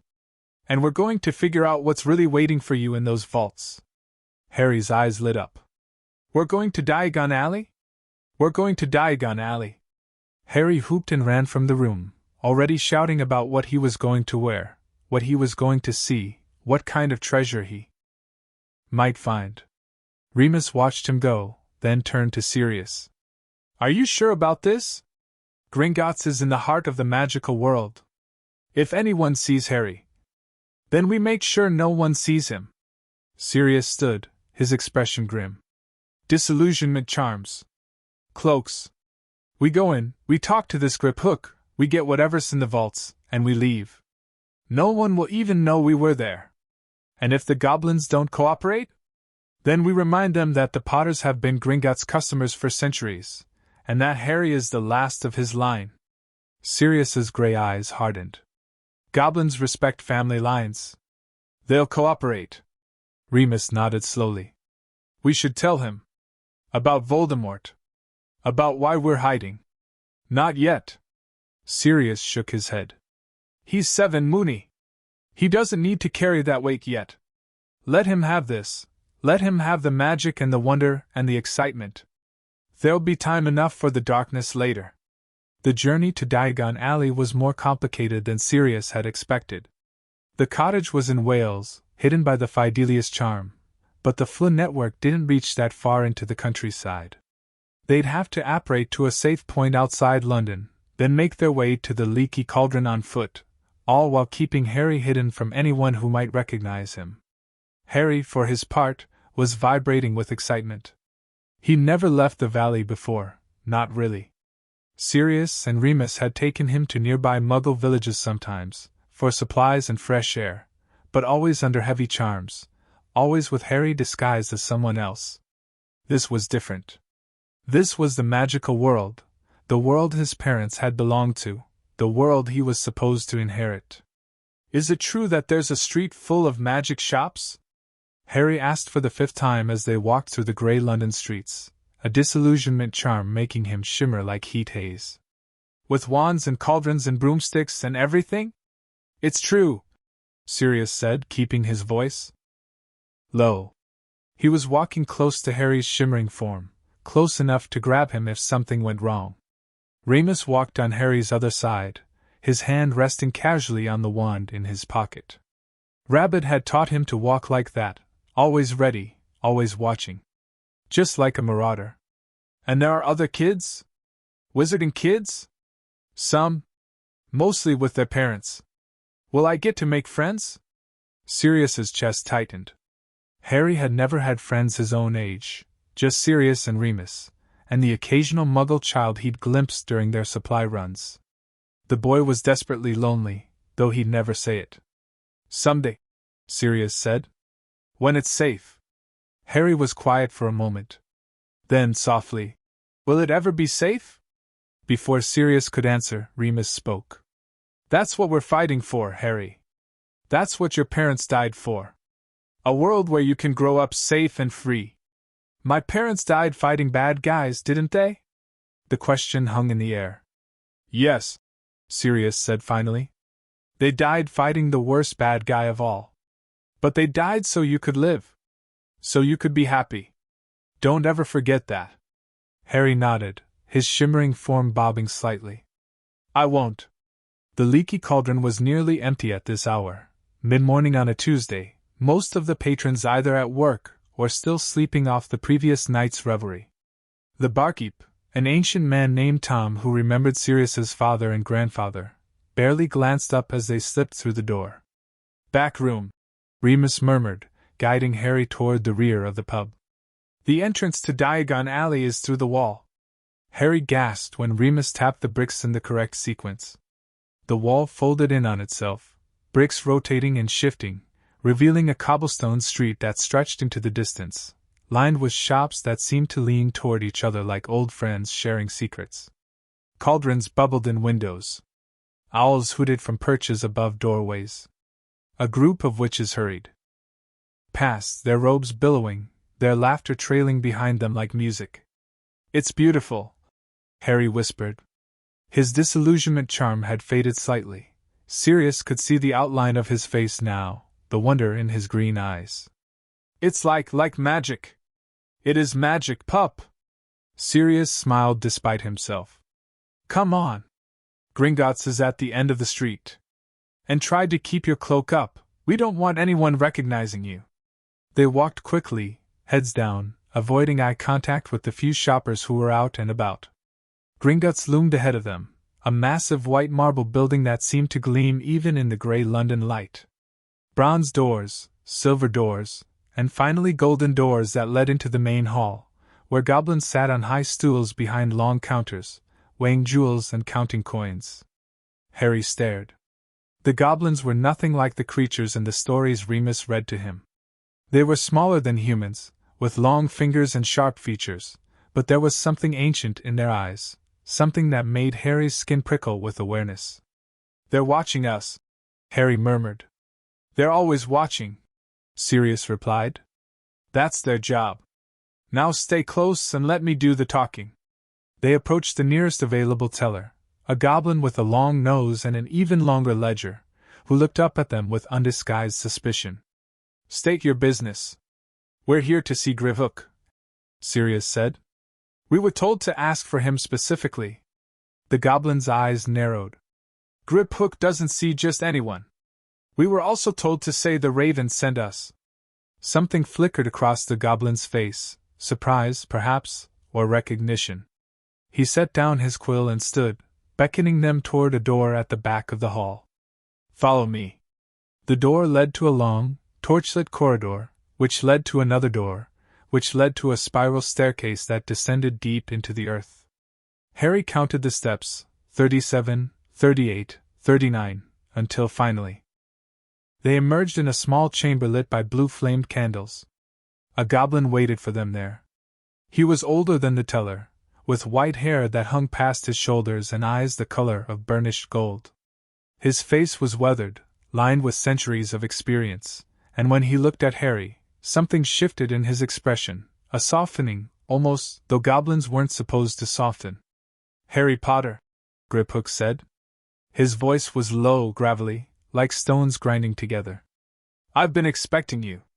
Harry stepped forward, shrugging off his disillusionment charm completely. His face was pale but determined, his chin lifted in that stubborn way Sirius knew so well. The letter said you'd help me, Harry said. It said my parents left me secrets. Your parents left you many things. Griphook gestured to a stone table in the center of the room. Please! Sit! This will take some time. Sirius moved to sit beside Harry, but Griphook held up a hand. The vaults will open only for the heir. You! He pointed at Sirius, then at Remus. Must wait here. Absolutely not. Sirius's hand went to his wand.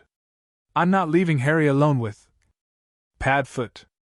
Remus's voice was calm, steady. We don't have a choice. The blood wards won't let us past. They won't let you past, Griphook corrected. The wards recognize only Potter blood. The boy will be safe. I give you my word. Sirius wanted to argue. Every instinct screamed at him to refuse, to grab Harry and run, to hide him away where no goblins or vaults or secrets could reach him. But Harry was looking at him with those green eyes, Lily's eyes, and there was something in them that Sirius hadn't seen before. Trust. Not in Griphook. Not in the vaults. But in himself. I'll be okay, Padfoot, Harry said quietly. I'm a Potter. And Potters are brave. Sirius's throat tightened. He pulled Harry into a quick, fierce hug, pressing a kiss to the top of his messy head. You're more than brave, pup. You're everything. He pulled back, gripping Harry's shoulders. If anything happens, anything at all, you call for me. Scream if you have to. I don't care what the wards do. I'll burn this whole place down. Griphook made an amused sound. Duly noted. Now, if we're quite finished with the dramatics? Harry followed Griphook through another door, into a corridor that seemed to stretch on forever. The walls here were rough stone, unadorned, lit only by occasional torches that burned with that strange blue flame. The air was cool and damp, smelling of earth and something older, something that made Harry think of mountains and deep places and secrets buried for centuries. You're not afraid, Griphook observed. It wasn't a question. Should I be? Most children would be. Most adults would be. The Potter vaults haven't been opened in generations, not the ones I'm taking you to. The ones that hold the real secrets. Harry kept walking, his small feet echoing on the stone floor. My parents wanted me to have these secrets. That means they're not dangerous. Or, he paused, considering, if they are dangerous, they're dangerous in a way I need to understand. Griphook glanced back at him, something like respect in his golden eyes. You're smarter than your father was at your age. And your grandfather. And his father before him.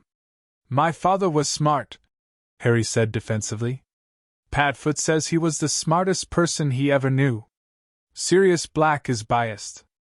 Griphook stopped before a massive stone door, covered in carved runes that glowed faintly in the torchlight. But he's not wrong.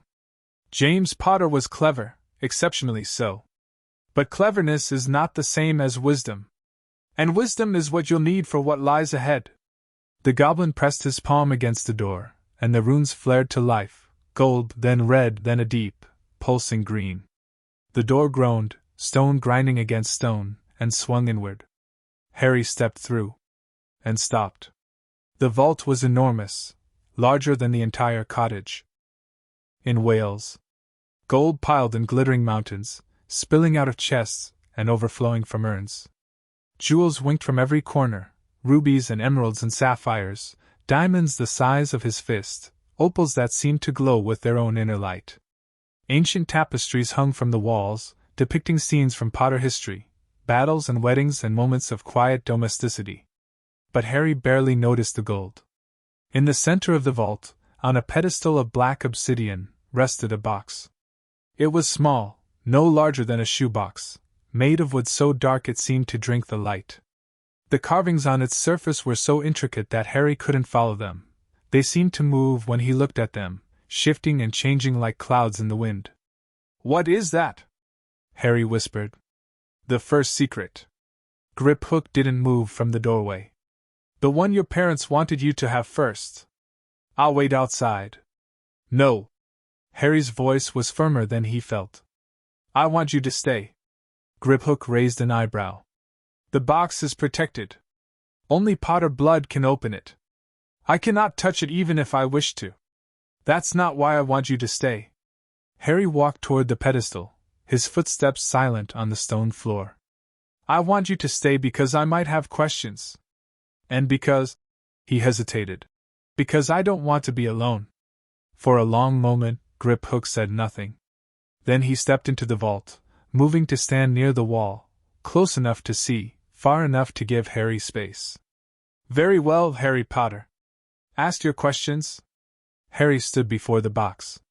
He could feel the magic radiating from it, warm, welcoming, like a hug from someone he'd never met but somehow knew. His hand reached out without his permission, hovering over the wooden surface. What's inside? I don't know. How do I open it? Blood. Griphook's voice was matter-of-fact. A single drop on the lock. The box will do the rest. Harry didn't hesitate. He bit his thumb, hard, and pressed the welling blood against the box's clasp. The effect was immediate. The carvings blazed with light, white, brilliant, blinding. The box shuddered, then opened, its lid rising on its own. Inside, nestled on a bed of crimson velvet, lay three things: a letter, a ring, and a diary. Harry picked up the letter first, his fingers trembling. The handwriting was feminine, looping, familiar in a way he couldn't explain. My dearest Harry, if you're reading this, then I am gone, and you are 7 years old, and you are finally old enough to begin understanding the truth. Asterisk, the truth about your parents. The truth about our family. The truth about the magic that flows through your veins. Asterisk. Asterisk, we loved you more than words can say. More than life itself. And we left you these secrets not to burden you, but to free you. Asterisk. Asterisk, read the diary first. It belonged to your grandmother, Euphemia Potter. She was a seer, one of the most powerful in centuries. She saw what was coming. She prepared for it. And she left her knowledge for you. Asterisk. Asterisk, the ring belonged to your grandfather, Fleamont Potter. It contains something called a pensive charm, a way to store memories. Your father used it to save moments from his own childhood. So you could see them, one day. So you could know him. Asterisk. Asterisk, and this letter is just from me. From your mum. Because I wanted you to know, in my own words, that you were wanted. That you were planned for. That you were the best thing that ever happened to us. Asterisk. Asterisk, be careful, my brave boy. Be kind. Be curious. And never stop believing in the power of love. Asterisk. It saved you once. It will save you again. All my love. Mum. Harry read the letter 3 times. Then he folded it carefully, pressed it to his chest, and cried. Griphook didn't move. Didn't speak. He simply waited, patient as stone, while a 7-year-old boy mourned parents he'd never known.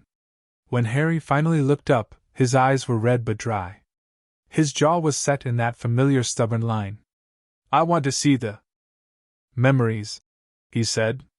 All of them. I want to know my dad. Griphook nodded. Then we have much work ahead of us, Harry Potter. Harry tucked the letter, the ring, and the diary into the pockets of his cloak, the cloak Sirius had given him, the one that expanded to hold whatever he needed. Then he turned and walked toward the vault door, his small shoulders straight, his footsteps steady. He was 7 years old. He was the last of the Potters. And he was ready to learn. End of Chapter 4. Chapter 5, the Marauder training begins.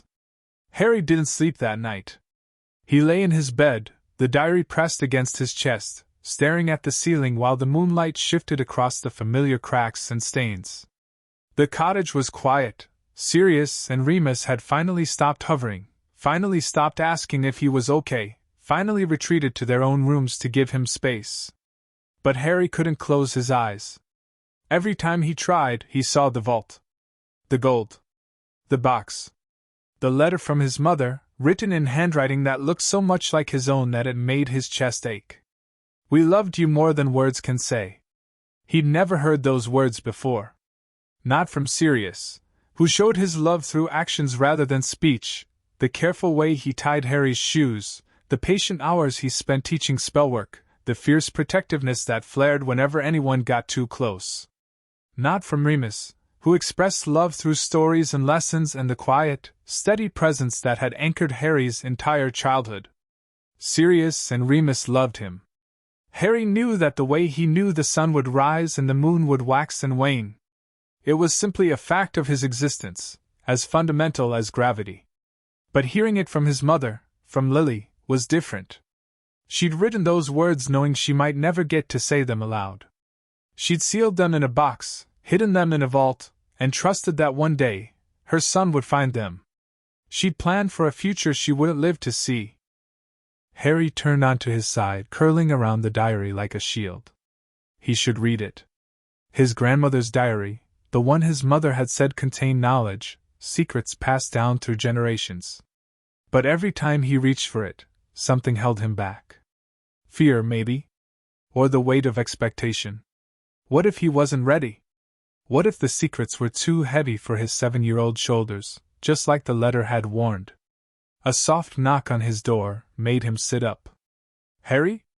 Remus's voice, low and gentle. "You're still awake. I can't sleep. May I come in?" Harry nodded, then realized Remus couldn't see him in the darkness. "Yeah." The door opened. Remus stood in the doorway, a candle floating beside his head, casting flickering shadows across his tired face. He'd aged in the 7 years since they'd come to the cottage. His hair was more gray than brown now, and the lines around his eyes had deepened. But his gaze was still warm, still kind, still the same steady presence that had guided Harry through every difficult moment of his young life. "Sirius is pacing in the kitchen," Remus said, crossing to sit on the edge of Harry's bed. "He's been doing it for hours. I think he's worn a hole in the floorboards. Padfoot worries too much. Padfoot loves you." Remus reached out and brushed a strand of hair from Harry's forehead. "We both do. And we're both trying very hard to give you space while also wanting to wrap you in bubble wrap and never let you leave this cottage again." Harry almost smiled. "That sounds like Padfoot. That sounds like both of us." Remus glanced at the diary in Harry's hands. "You haven't opened it." "Not yet. Do you want to talk about what happened in the vault?" Harry was quiet for a long moment. The diary's leather cover was soft beneath his fingers, worn smooth by years of use, by his grandmother's hands, by her mother's hands before her, by generations of potters who had held this same object and wondered about the future. "My mum wrote me a letter," Harry said finally. "She said they left me secrets. Not to burden me, to free me." "That sounds like Lily." Remus's voice was soft, almost reverent. "She always believed in the truth. Even when it was painful. Especially when it was painful. Do you think she'd want me to read the diary? Tonight? Or should I wait?" Remus considered the question seriously, the way he considered everything. He never dismissed Harry's questions, never told him he was too young to understand. He simply thought, and then answered, as honestly as he could. "I think," Remus said slowly, "that Lily trusted you to know when you were ready. If you're asking the question, you're probably ready. But ready doesn't mean you have to do it alone." Harry looked up at him, green eyes meeting amber. "You'll stay?" "I'll stay." Harry opened the diary. The pages were yellowed with age, the ink faded to a soft brown. But the handwriting was clear, elegant, precise, each letter formed with deliberate care. His grandmother had written in a way that suggested she knew every word mattered. October 12, 1952. I had the dream again last night. The one with the green light and the crying baby. Fleamont says I should stop trying to interpret every vision, that some dreams are just dreams. But this one felt different. This one felt like a warning, asterisk. Asterisk, there's a darkness coming. I can feel it gathering on the horizon, like storm clouds before a tempest. It won't arrive in my lifetime, not fully, but it will come for my grandchildren. For the children of my children, asterisk. Asterisk, I see a boy with messy black hair and green eyes. I see a scar on his forehead in the shape of lightning. I see him standing alone against a shadow that has no face, asterisk. Asterisk, and I see him winning. But only if he's prepared, asterisk. Only if he knows what's coming. Harry looked up from the page. His face was pale, his eyes wide. She knew, he whispered. She knew about me. Before I was even born. She was a seer, Remus said quietly. One of the most powerful in centuries. The Potter family has always had a gift for sight, though it usually skips generations. Euphemia was exceptional. She talks about a dream. A green light and a crying baby. Harry's hand moved unconsciously to his forehead, to the scar hidden beneath his messy hair. That was me. That night. When Voldemort. He stopped. He never said the name before. Not aloud. Sirius and Remus had told him about Voldemort, of course, about the war, about the terror, about the night his parents had died. But they'd always called him he who must not be named or you know who, their voices careful, their faces shuddered. Voldemort, Harry said again, testing the word. It felt strange in his mouth, cold, sharp, like broken glass. Harry. He killed my parents. Harry's voice was flat, matter-of-fact. And then he tried to kill me. But he couldn't. Because my mother used some kind of magic, old magic, that protected me. Remus stared at him. How do you know that? Because I've always known. Harry looked down at the diary again, turning the page. I don't remember it. I was too little. But I feel it, inside me. Like a shadow that's always there. Like something watching. Remus was silent for a long moment. When he spoke again, his voice was thick. We were going to tell you. When you were older. I'm older now. You're 7. I'm old enough to know the truth. Harry's jaw set in that stubborn line that was so like James, so like Lily, so completely his own. Old enough to understand that there's a dark wizard out there who wants to kill me, and that I need to be ready. Remus reached out and took Harry's hand. His fingers were long and scarred, but his grip was warm. You're right, Remus said.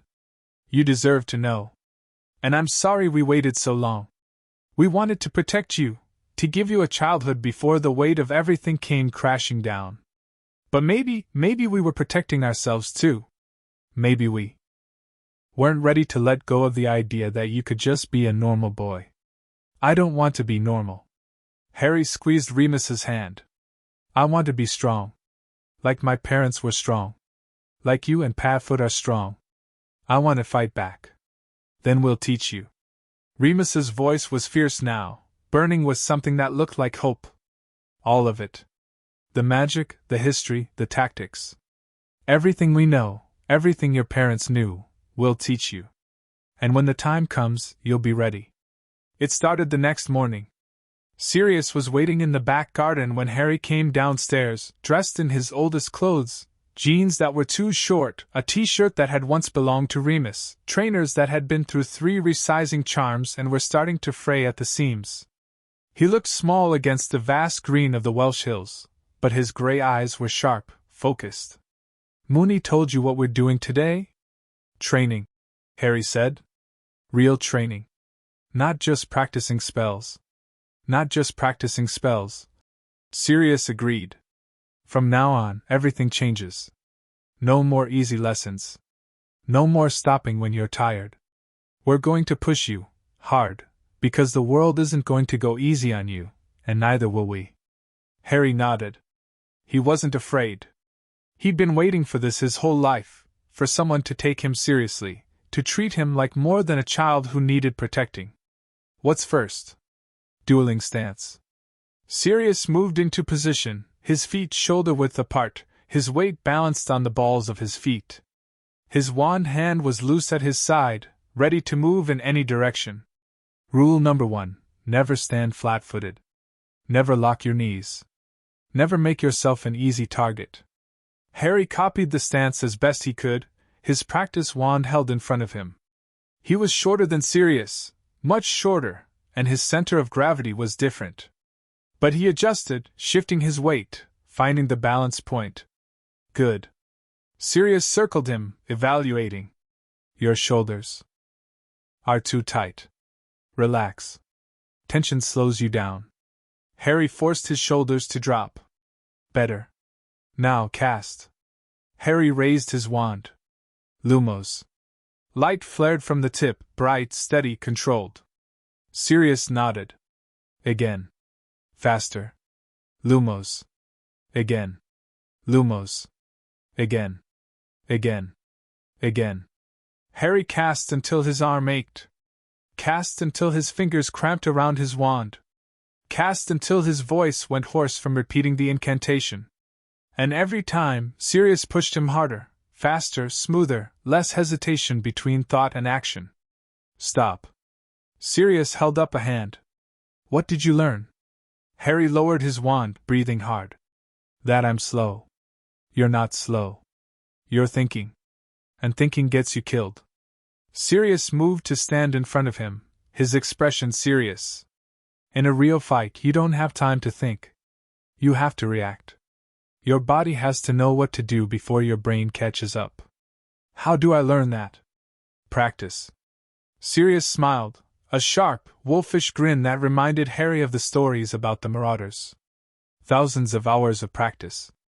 Until your muscles remember what your mind forgets. Until casting becomes as natural as breathing. Then let's practice. They did. Every morning before breakfast, Harry trained with Sirius. Dueling stances. Footwork. Spellcasting drills that left him sweating and exhausted. They started with the basic spells, Lumos, Wingardium Leviosa, color change, and gradually moved to more advanced magic. Shield charms. Disarming spells. Stunners that made Harry's practice wand vibrate with the force of the magic. Every afternoon, Harry trained with Remus. Magical theory. History. The principles behind spellcraft that made magic more than just waving a wand and saying words. Remus taught him about intent, about focus, about the way magic flowed through the world like a river. Magic isn't about power. Remus said one afternoon, as Harry struggled to cast a Patronus charm, far too advanced for his age, but Remus insisted he try. It's about understanding. The more you understand the magic you're using, the more effective it becomes. But I don't understand the Patronus charm, Harry said, frustration creeping into his voice. I can't even make a wisp of silver. You're trying too hard. Remus sat down on the grass beside him. The Patronus requires a specific emotional state. Pure happiness. The kind of happiness that pushes out everything else, fear, doubt, sadness. You can't force that. You have to find it. Harry closed his eyes and thought about happiness. He thought about Sirius reading him bedtime stories, doing different voices for each character until Harry was laughing so hard he couldn't breathe.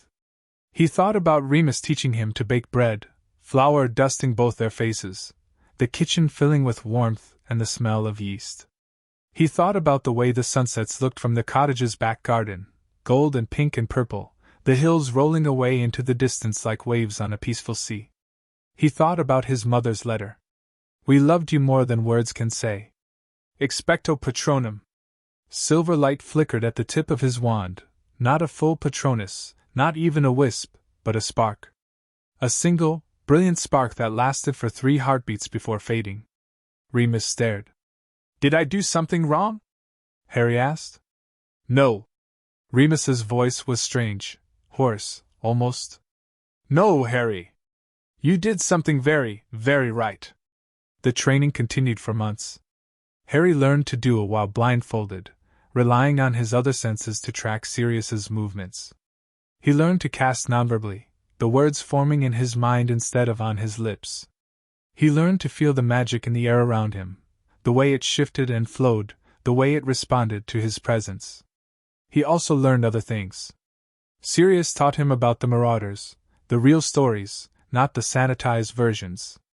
About the map they'd created, the animagus transformations they'd perfected, the rules they'd broken and the lines they'd crossed.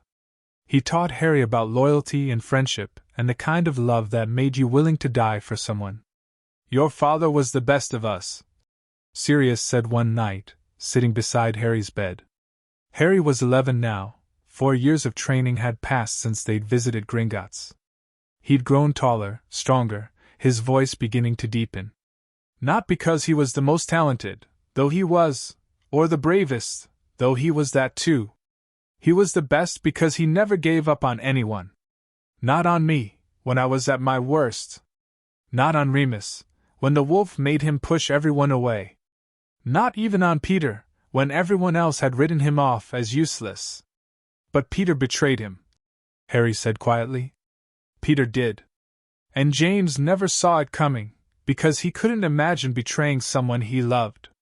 That was his greatest strength and his greatest weakness. Sirius looked at Harry, his gray eyes bright with unshed tears. Don't make the same mistake, pup. Trust people, but trust them with your eyes open. Love them, but love them knowing they might hurt you. And never, ever assume that someone's weakness makes them harmless. Harry nodded, filing the lesson away. Remus taught him about creatures, about the magical beings that lurked in the shadows of the wizarding world. Vampires and hags and werewolves and boggarts. He taught Harry how to identify them, how to defend against them, and, most importantly, how to understand them. The world isn't divided into good people and Death Eaters, Remus said, as they studied the habits of Grindylows. Everyone has darkness in them. Everyone has light. The choices we make determine which side wins. Even you? Harry asked. Even with the wolf inside you? Remus was quiet for a moment. Then, especially me. The wolf is darkness, Harry. Pure instinct, pure hunger, pure rage. Every full moon, I choose to lock myself away. To protect others from what I become.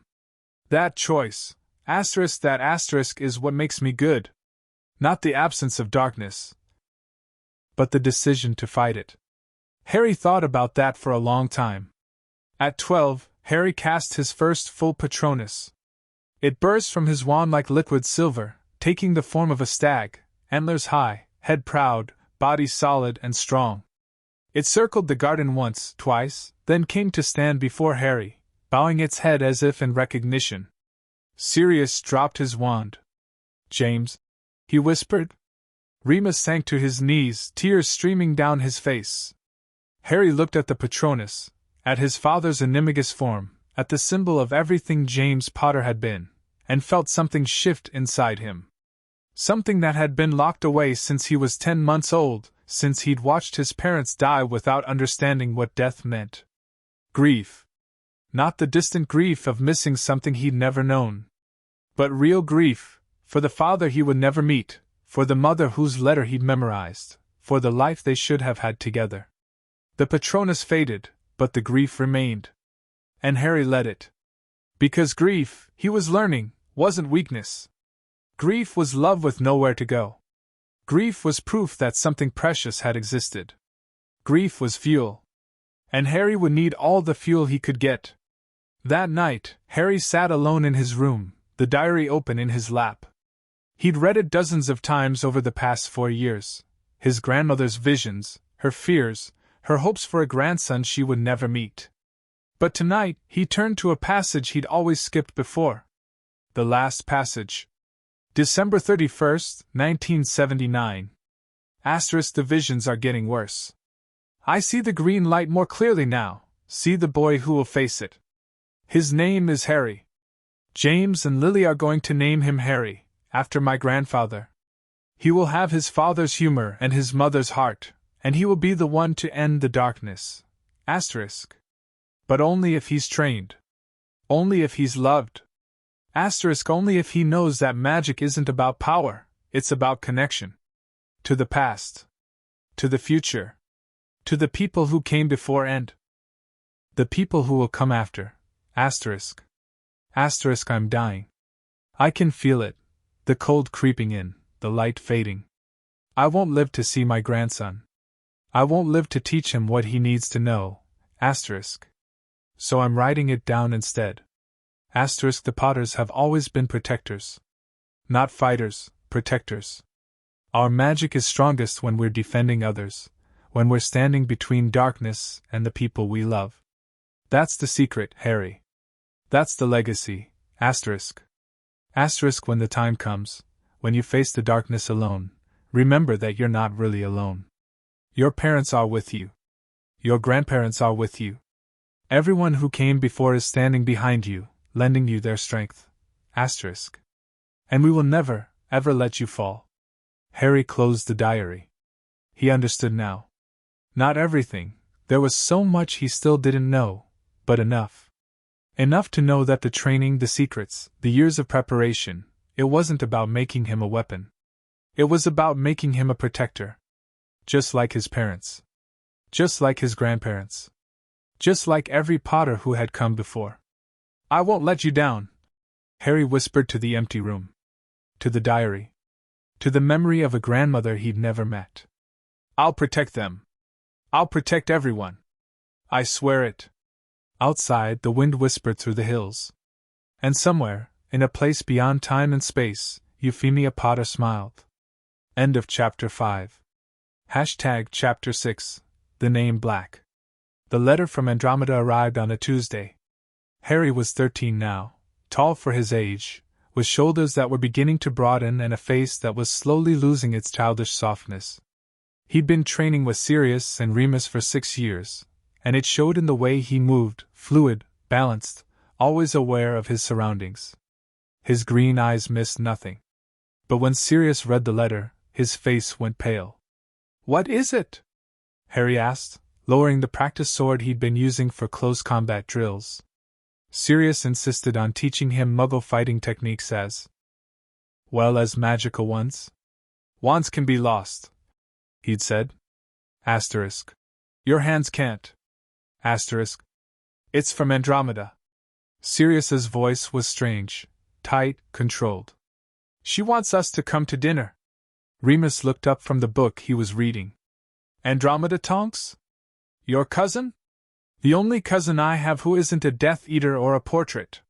Sirius set the letter down on the kitchen table, running a hand through his hair, a gesture Harry had learned meant he was anxious. She's been asking to meet Harry for years. I've been putting her off. Why? Harry asked. Sirius hesitated. It was rare to see him uncertain.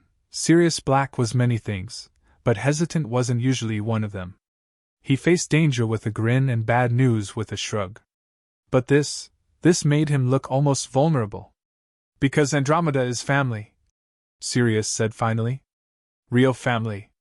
The kind that knows all the secrets and all the shame and loves you anyway. And he stopped. Swallowed.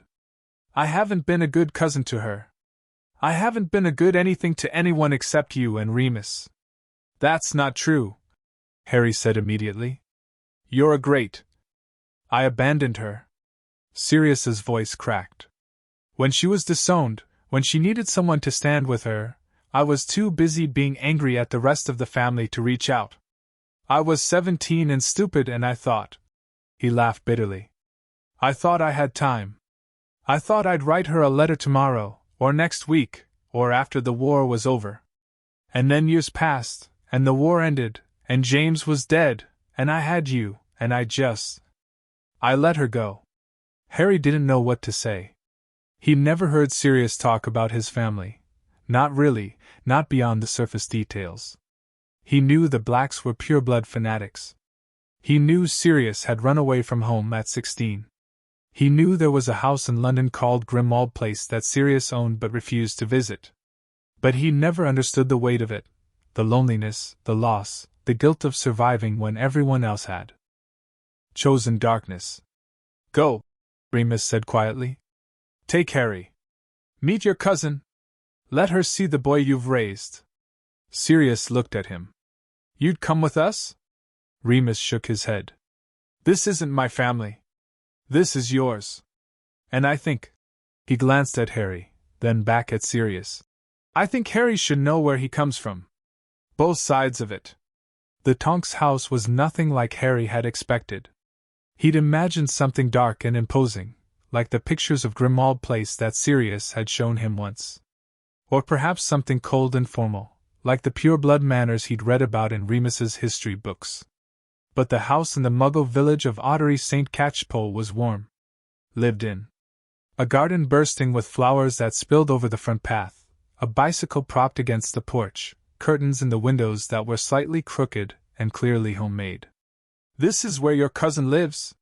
Harry asked, surprised. Sirius nodded. "Ted is a Muggle-born. They couldn't live in the magical world. Too many people who remembered Andromeda was a Black. So they built a life here. Away from everything. Everything except each other." "Exactly." The front door opened before they could knock. A woman stood in the doorway, tall, dark-haired, with the sharp features that Harry had learned to recognize as Black family traits. But her eyes were warm, not cold, and there was a smile on her face that crinkled the corners of her eyes. "Sirius." Her voice was soft, slightly hoarse, as if she'd been crying. Or was about to. "You came. Andromeda." Sirius's voice was equally unsteady. "You look old?" "I was going to say happy." Andromeda laughed, a surprised, delighted sound, and pulled Sirius into a hug.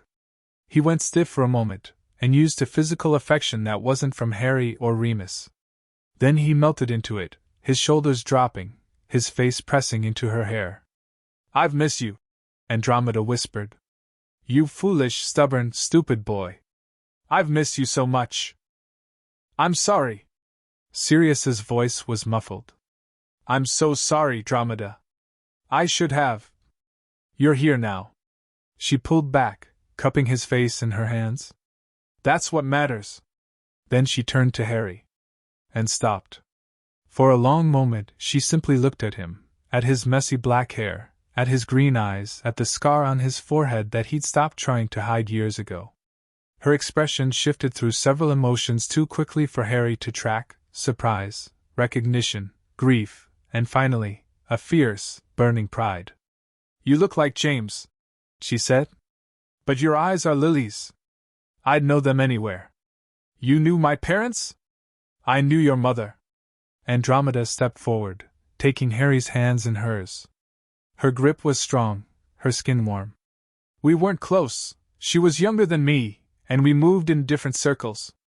But I saw her at order meetings sometimes, during the war. She was brilliant, your mother. Fierce.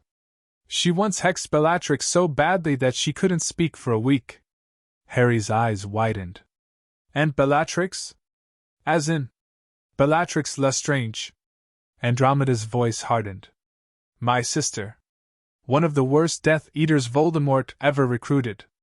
She's in Azkaban now, where she belongs." Harry had heard the name before. Sirius mentioned it sometimes, always with a dark look, always followed by a change of subject. But hearing it from Andromeda, from Bellatrix's sister, made it real in a way it hadn't been before. "You're nothing like her," Harry said. Andromeda smiled, but it was sad. "No. But I could have been. If I'd made different choices. If I'd stayed." She released his hands and stepped back. "Come inside.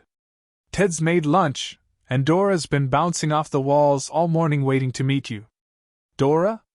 "My daughter. Nymphadora." Andromeda's expression flickered with something like embarrassment. "She hates her name. Insists everyone call her Tonks." "Tonks?" Harry repeated. "She's unconventional." Andromeda ushered them through the doorway. "You'll see." The inside of the house was as warm and cluttered as the outside had suggested. Books piled on every surface. Photographs covering the walls, moving photographs, Harry noticed, of people laughing and waving and living. A cat slept on the sofa, its tail twitching. The smell of something cooking drifted from the kitchen, rich and savory. And in the middle of it all stood a girl. She was older than Harry, 16, maybe 17, with short, spiky hair that changed color as he watched. Pink to purple to electric blue. Her face was heart-shaped, her eyes dark and sharp, and she was wearing a t-shirt that said "Anne was stupid" with an arrow pointing to the side. "You must be Harry."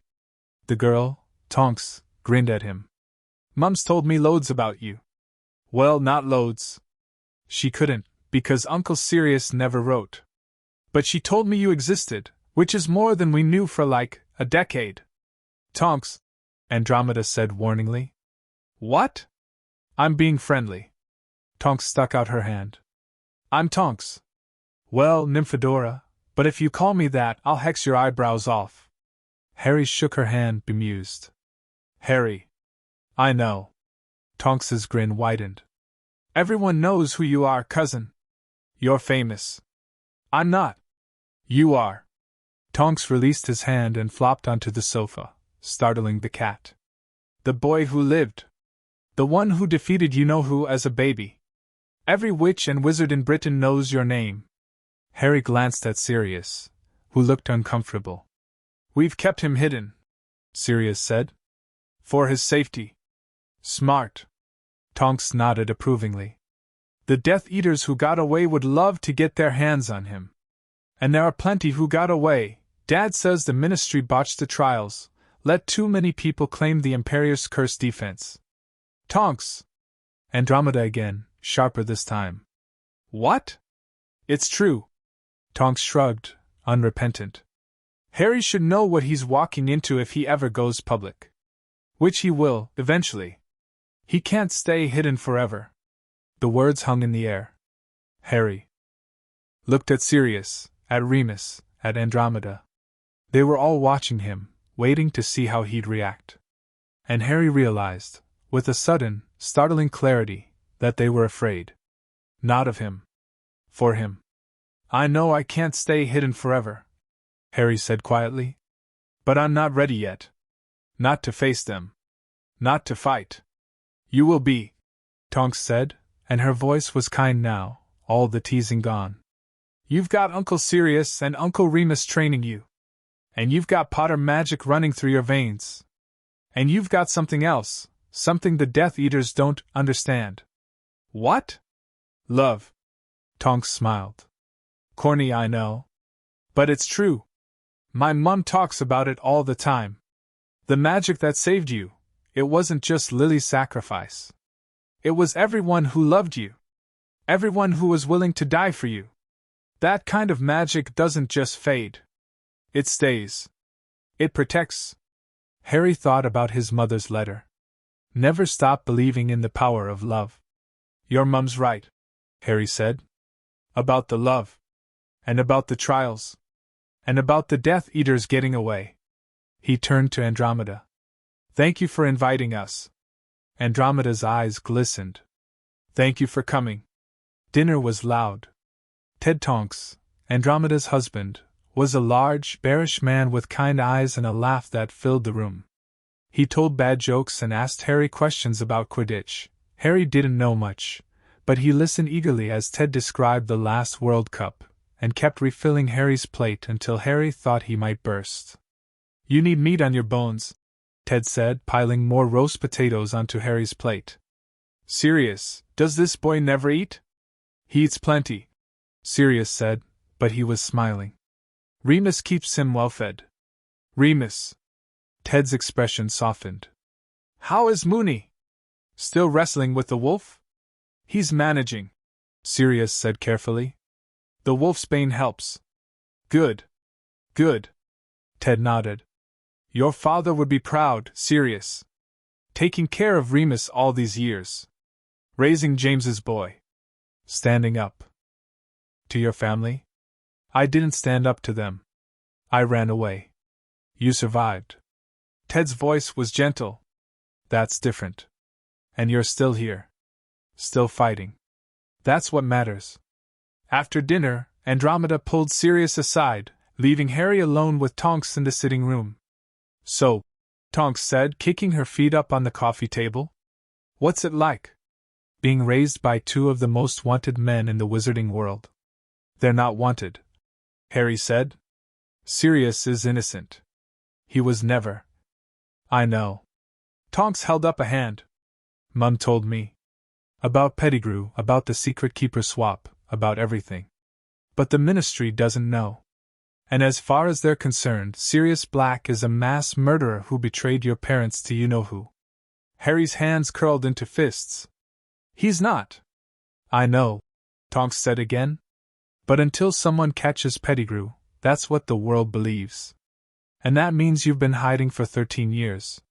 That's a long time. It doesn't feel long. No? Tonks tilted her head, her hair shifting to a thoughtful shade of gray. You've never had friends your own age. Never gone to school. Never had a normal birthday party. Doesn't that bother you? Harry considered the question. He'd never really thought about it, about what he was missing. The cottage was small, but it was home. Sirius and Remus were strange guardians, but they loved him. The training was hard, but it made him strong. Sometimes, he admitted, I wonder what it would be like to have other kids around. To play games that aren't about fighting or hiding. To just be normal. But you're not normal. No. Harry looked down at his hands, at the calluses on his palms from wand work, at the thin white scar on his thumb from a knife drill gone wrong. I'm not. And I don't think I ever will be. Tonks was quiet for a moment. Then she reached over and punched his shoulder, lightly, playfully. Normal's overrated anyway, she said. Trust me. I'm a metamorphagus. I can change my face whenever I want. Normal people find that creepy. Harry laughed. It was the first real laugh he'd had in weeks. Do they? All the time.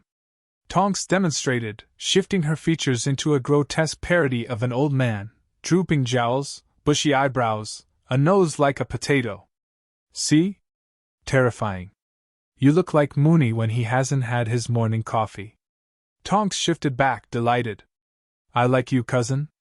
You're funny. Thanks. I think. They sat in comfortable silence for a while, listening to the murmur of adult voices from the kitchen. The cat, which had been asleep on the sofa, woke up, stretched, and climbed into Harry's lap. He stroked its fur absently. Can I ask you something? Harry said. Sure. The Black family. Sirius never talks about them. Not really. He mentions his mother sometimes, always with this look on his face like he's swallowed something sour. And he talks about Andromeda, obviously. But the rest, it's like they don't exist.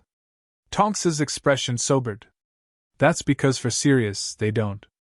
Most of them are dead or in Azkaban. The ones who aren't, like Narcissa, my other aunt, they've disowned him. Called him a blood traitor. Said he's not a real Black. What does that mean? Not a real Black? Tonks leaned forward, her elbows on her knees. The Black family is one of the oldest pureblood families in Britain. They've been around for centuries, longer than the Potters even. And for most of that time, they've been, not good. Dark magic. Blood purity. The kind of beliefs that make people like you know who look reasonable. But Sirius isn't like that. Sirius is the exception. Tonks's voice was soft. He rejected everything his family stood for. Walked away when he was 16. Never looked back. But that doesn't change the fact that their blood runs in his veins. That their legacy is his legacy. And mine. Harry's hand stilled on the cat's fur. Because I'm his godson. Because he's raising me. You're not a Black. Harry. You're a Potter. But I'm being raised by one. Trained by one. Loved by one. Harry looked toward the kitchen, where he could hear Sirius laughing at something Andromeda had said. Doesn't that make me part of the family? Even the dark parts? Tonks considered this. Family isn't about blood, she said finally. It's about choice. Sirius chose to leave the Blacks. He chose to love James and Lily. He chose to raise you. Those choices made him who he is, not his last name. And the dark parts? The dark parts are just history. They matter, you can't ignore them, or pretend they don't exist. But they don't define you. Tonks reached out and touched his hand. You define you. Sirius defines Sirius.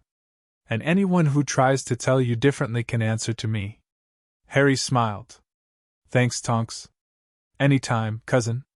Later that night, after dinner was over and the dishes had been washed and Ted had fallen asleep in his armchair, Sirius found Harry in the garden. The stars were out, bright and cold, scattered across the sky like diamonds on black velvet. Harry was sitting on the grass, looking up at them, his face half lit by the moonlight. You're thinking about the Black family? Sirius said, sitting down beside him. I'm thinking about a lot of things. I can see it on your face.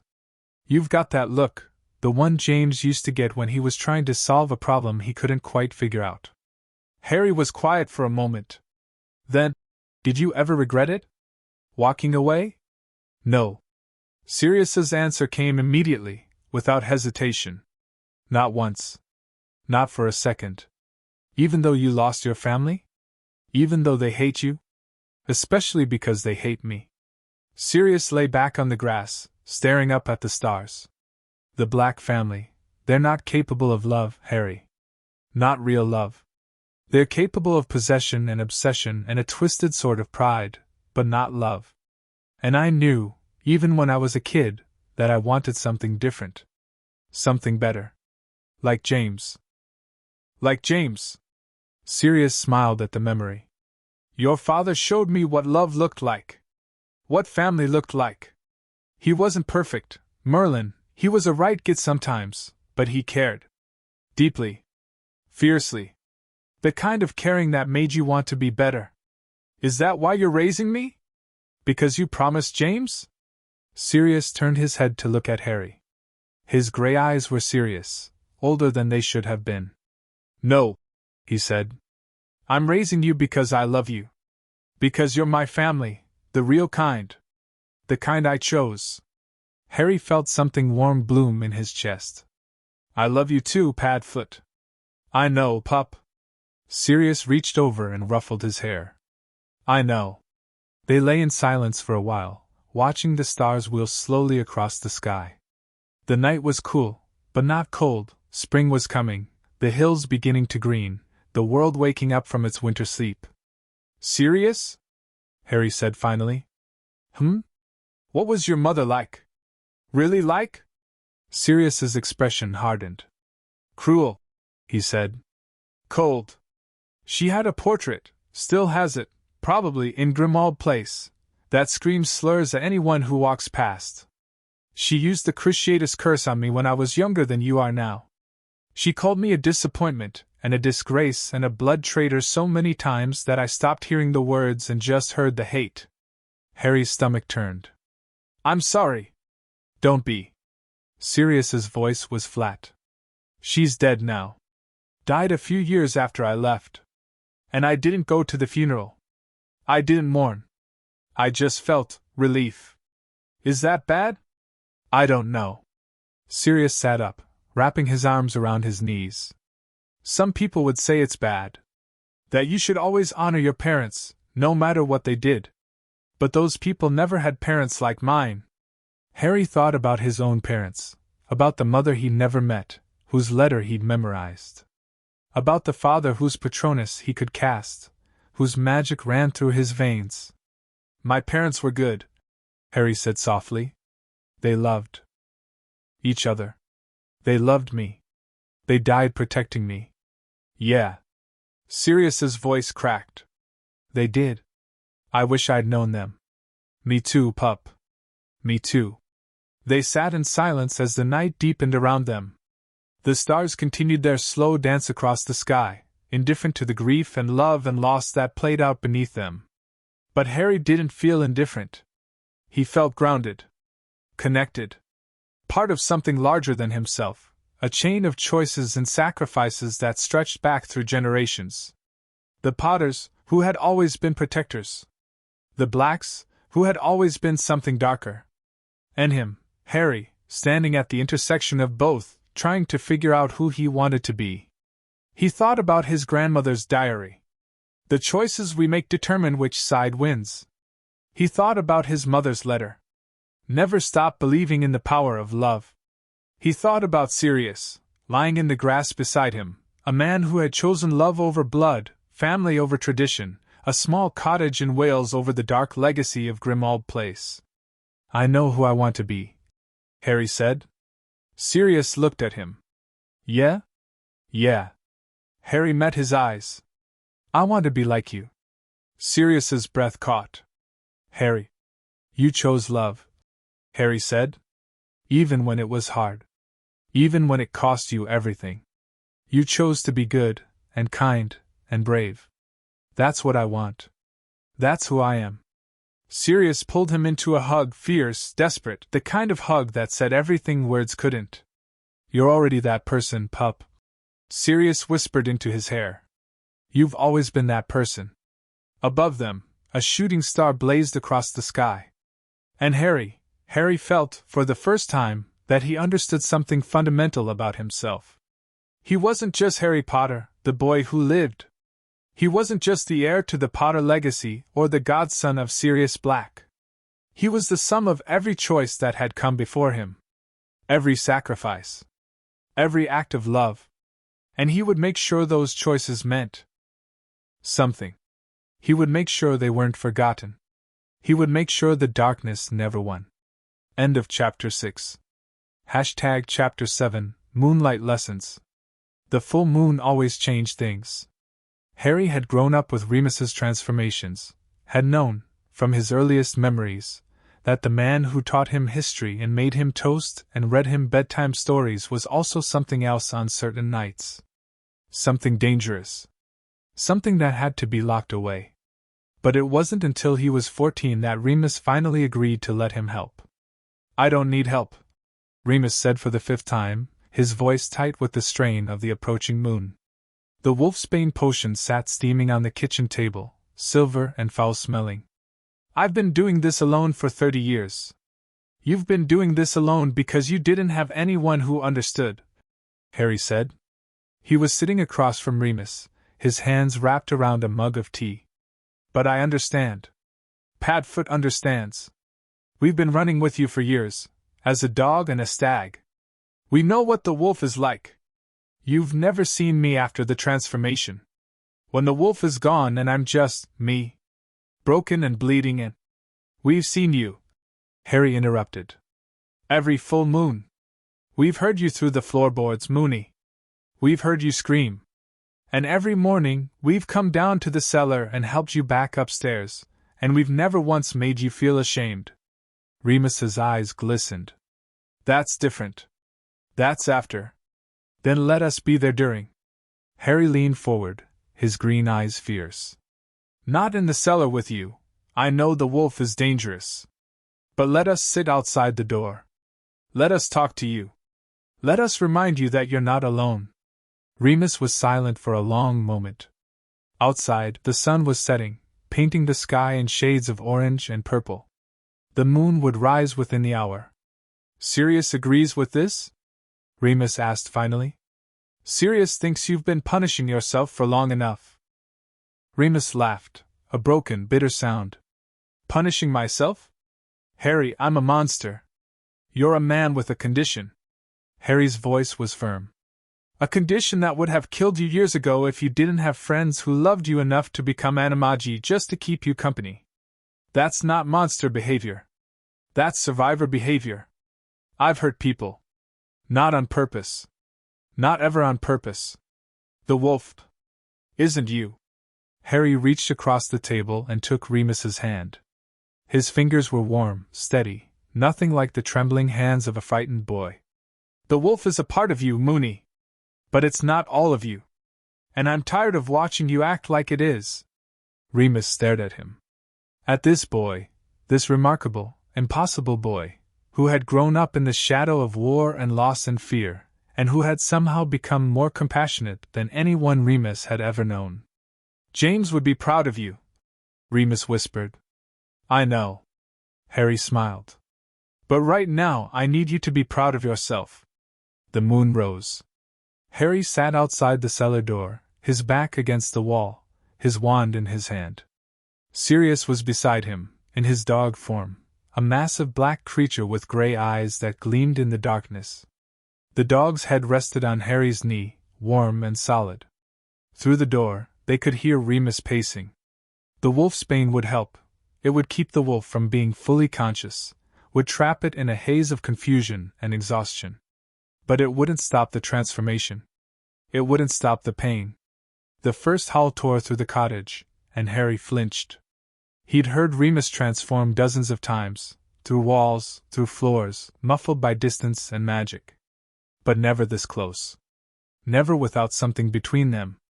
The howl became a scream, and the scream became a series of wet, cracking sounds that Harry didn't want to understand but couldn't stop hearing. Bones breaking. Muscles tearing. The fundamental restructure of a human body into something else, something ancient. And terrible.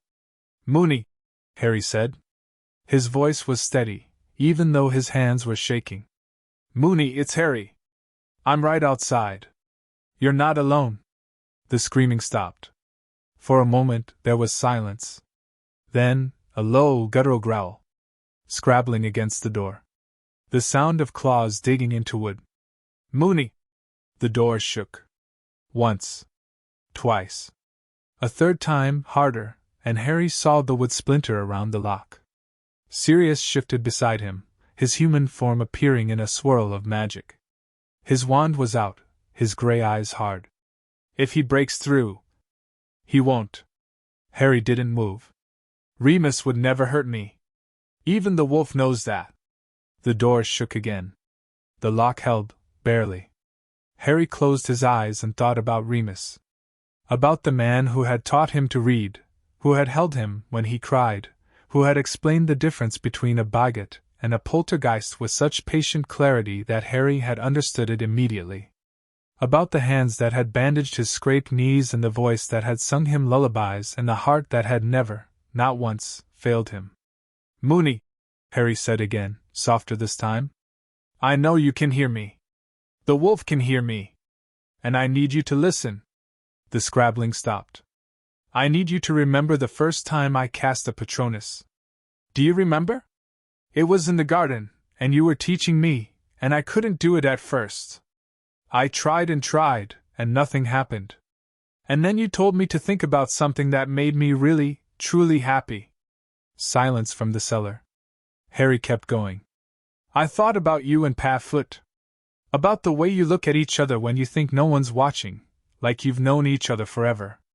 Like you've been through hell together and come out the other side. That's what family is, Moony. That's what love is." A whimper. Not the wolf's growl, something softer, more human. "I love you," Harry said. "Not because you're perfect. Not because you're strong. But because you're you. Because you've been there for me every day of my life. Because you chose to stay when you could have run." The cellar door creaked. Not from force, from weight. Someone leaning against it from the other side. "Moony?" A voice, rough, broken, barely recognizable, came through the wood. "Harry." Harry's breath caught. "I'm here. Don't leave. I'm not going anywhere." The hours passed slowly. Harry talked. He talked about everything and nothing, about the diary, about his grandmother's visions, about the ring he still hadn't used because he was waiting for the right moment. He talked about training with Sirius, about the spells he was learning, about the Patronus that still took the form of a stag and still made Remus cry every time he saw it.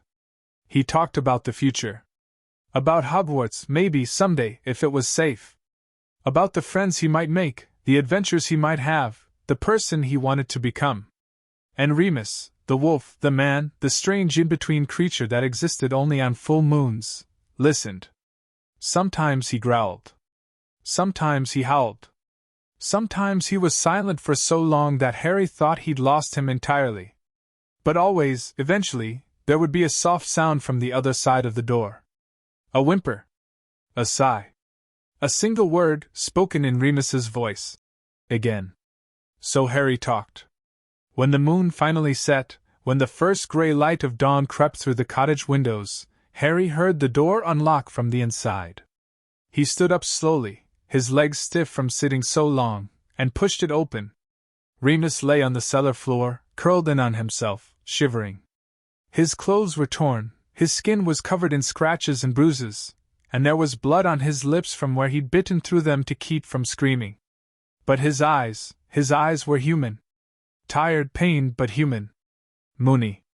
Harry knelt beside him, wrapping an arm around his shoulders. "You made it." Remus's hand came up, trembling, and touched Harry's face. "You stayed. I told you. I'm not going anywhere."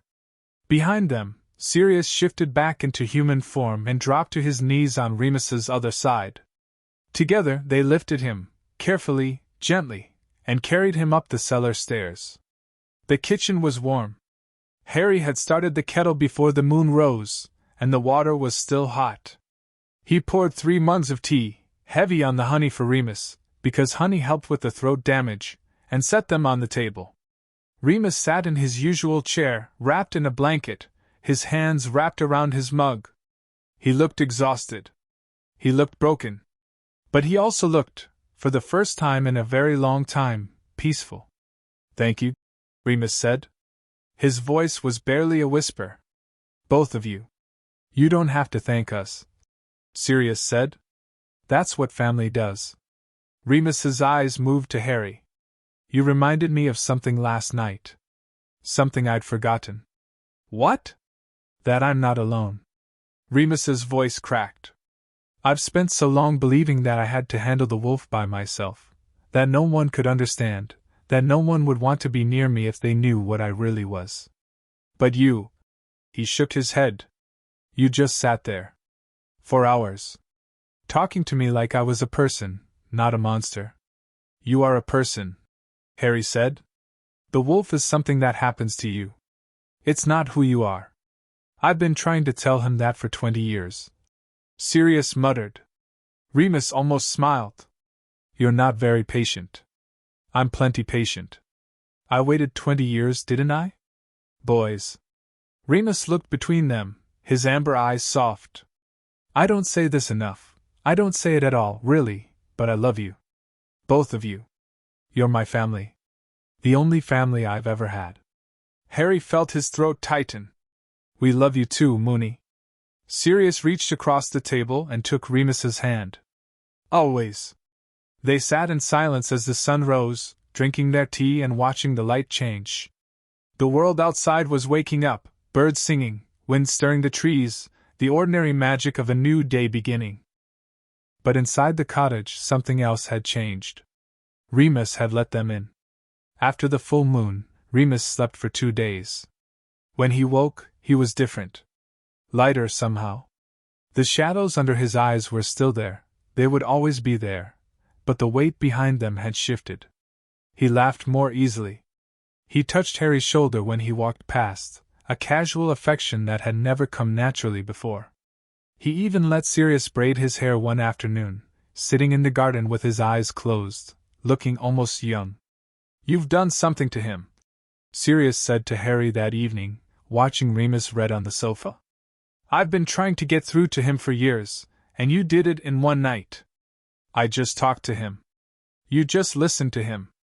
Sirius shook his head. "There's a difference. And it's something James was good at too, making people feel seen.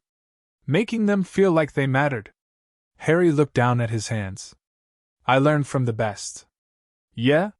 Sirius's voice was soft. "Who taught you?" "You did. Both of you. Every day for 14 years. Harry looked up, meeting Sirius's gray eyes. "You taught me that love isn't about grand gestures or perfect words. It's about showing up. Every single day.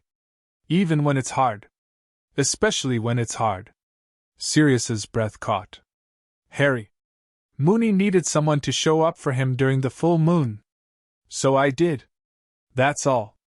"That's not all." Sirius pulled Harry into a hug, fierce and grounding. "That's everything." The lessons continued. But now, they were different. Remus began teaching Harry things he never shared before. Deep magical theory, the kind that wasn't written in books, the kind that had been passed down through generations of werewolves who had learned to survive in a world that hated them. "Magic is about sacrifice," Remus said one afternoon, as they sat in the garden. The sun was warm, the sky clear, and Harry was struggling with a particularly complex war that required him to give up something precious to power it. Not the kind of sacrifice that destroys you, the kind that transforms you.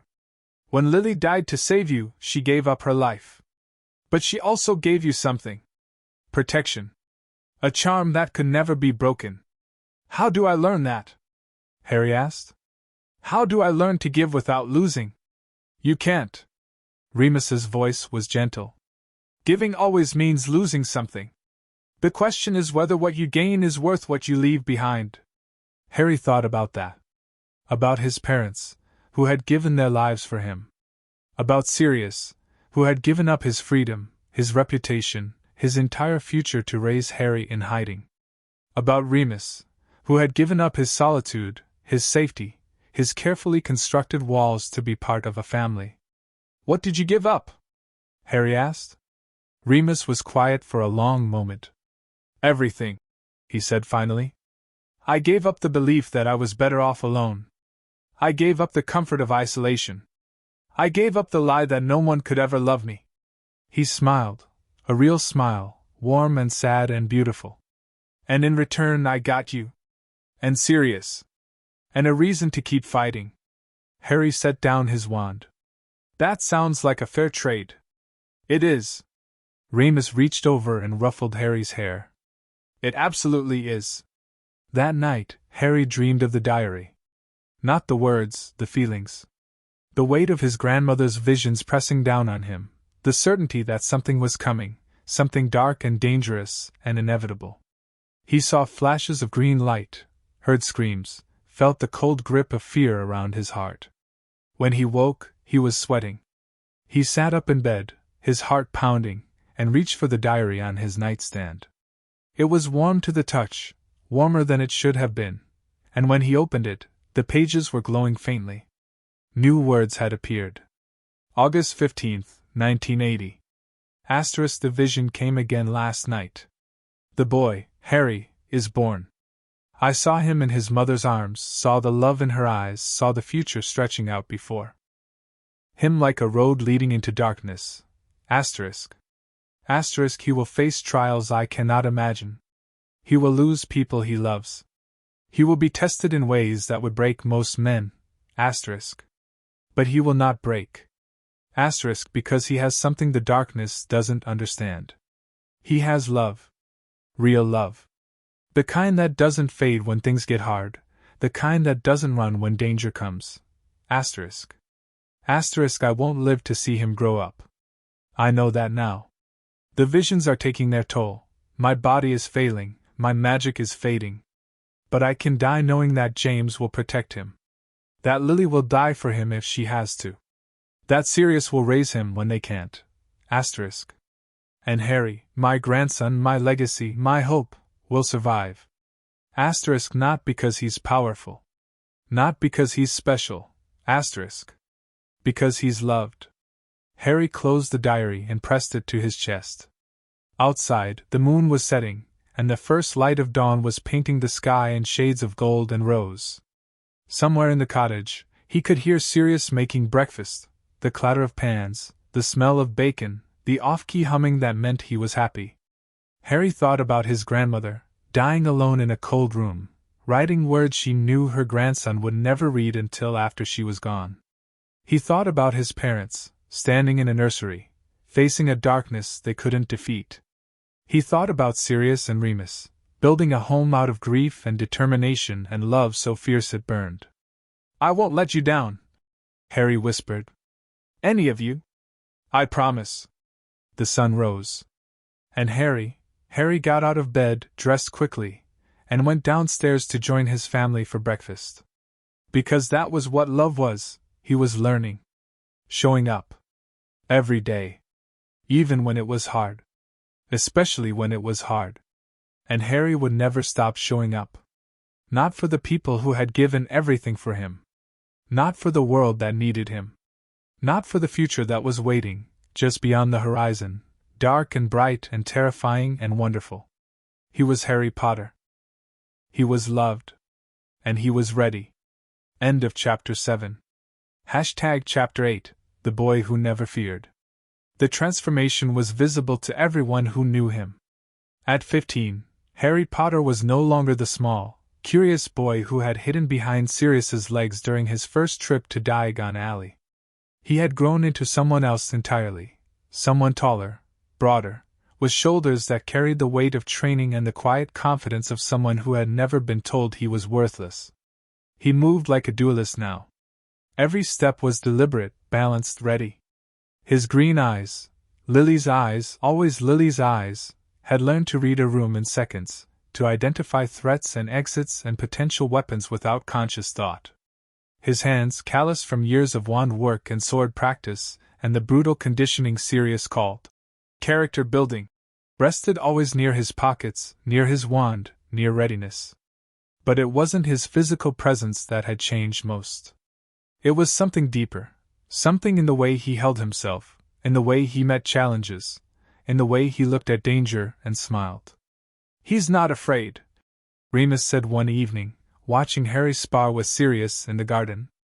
The boy was 14, no, nearly 15 now, and he was holding his own against a man who had fought in the war, who had faced Death Eaters and lived, who had been trained by Alastair Moody himself. "No," Sirius agreed, parrying a rapid series of spells from Harry's wand. "He's not. That's not normal. A boy his age, he should be afraid of something. Heights, dark places, failure. But Harry," Remus shook his head, "I've never seen him hesitate. Not once. Not even when he was little."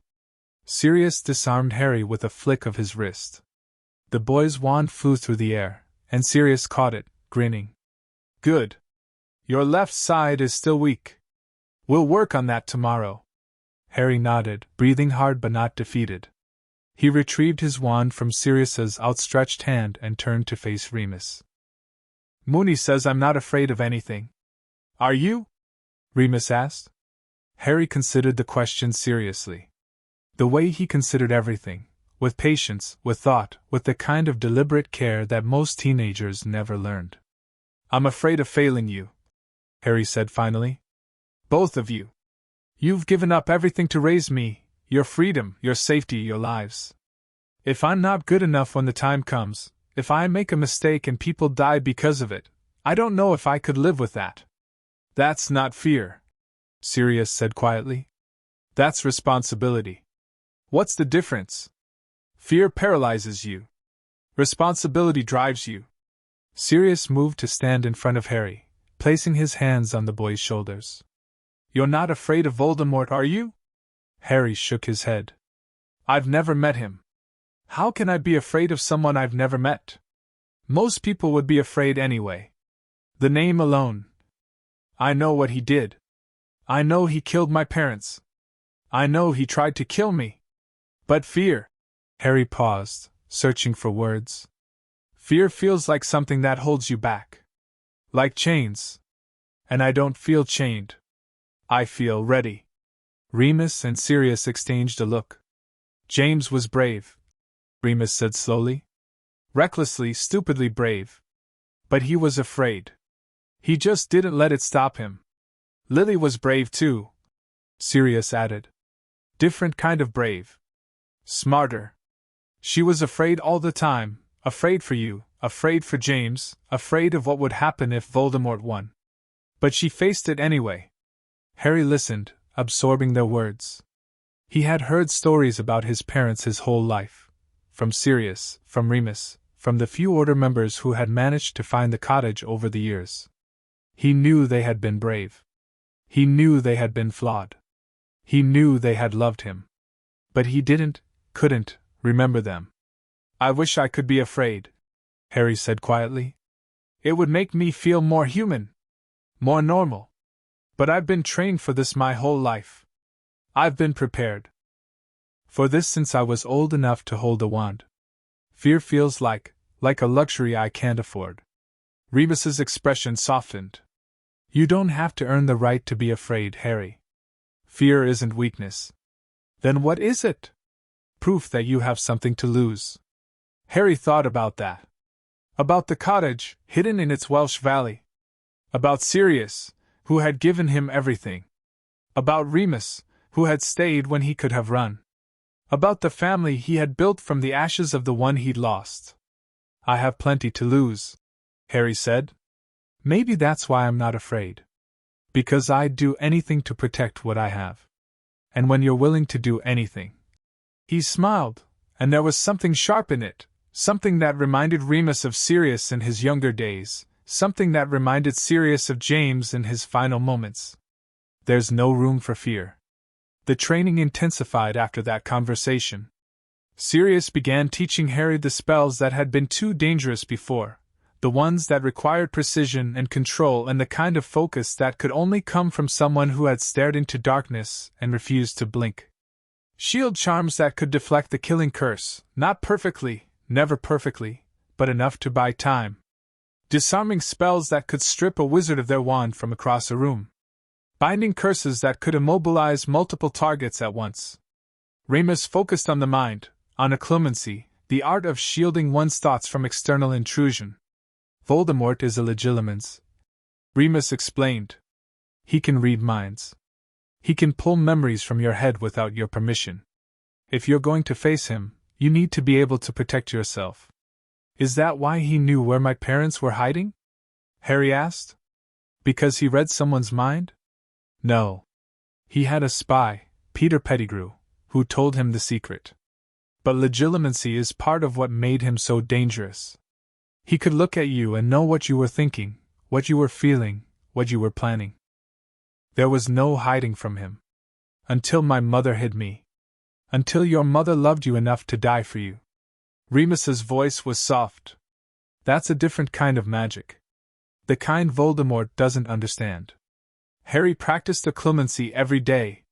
He learned to empty his mind, to push emotions into boxes, to build walls between his thoughts and anyone who might try to breach them. It was hard, harder than any spell he'd learned, because Harry felt things deeply. Love. Anger. Grief. Joy. They surged through him like tides, impossible to stop, impossible to contain. But he learned. He learned to quiet the storm. To create stillness. To become, in the space between heartbeats, invisible to those who would try to see inside him. Your mother was a natural occlumenz, Remus told him one afternoon, after a particularly grueling session. She could shield her thoughts without even trying. It was part of why she was so good at potions. She could clear her mind completely, focused entirely on the task at hand. My father wasn't? Your father was terrible at it. Remus smiled at the memory. He wore his heart on his sleeve.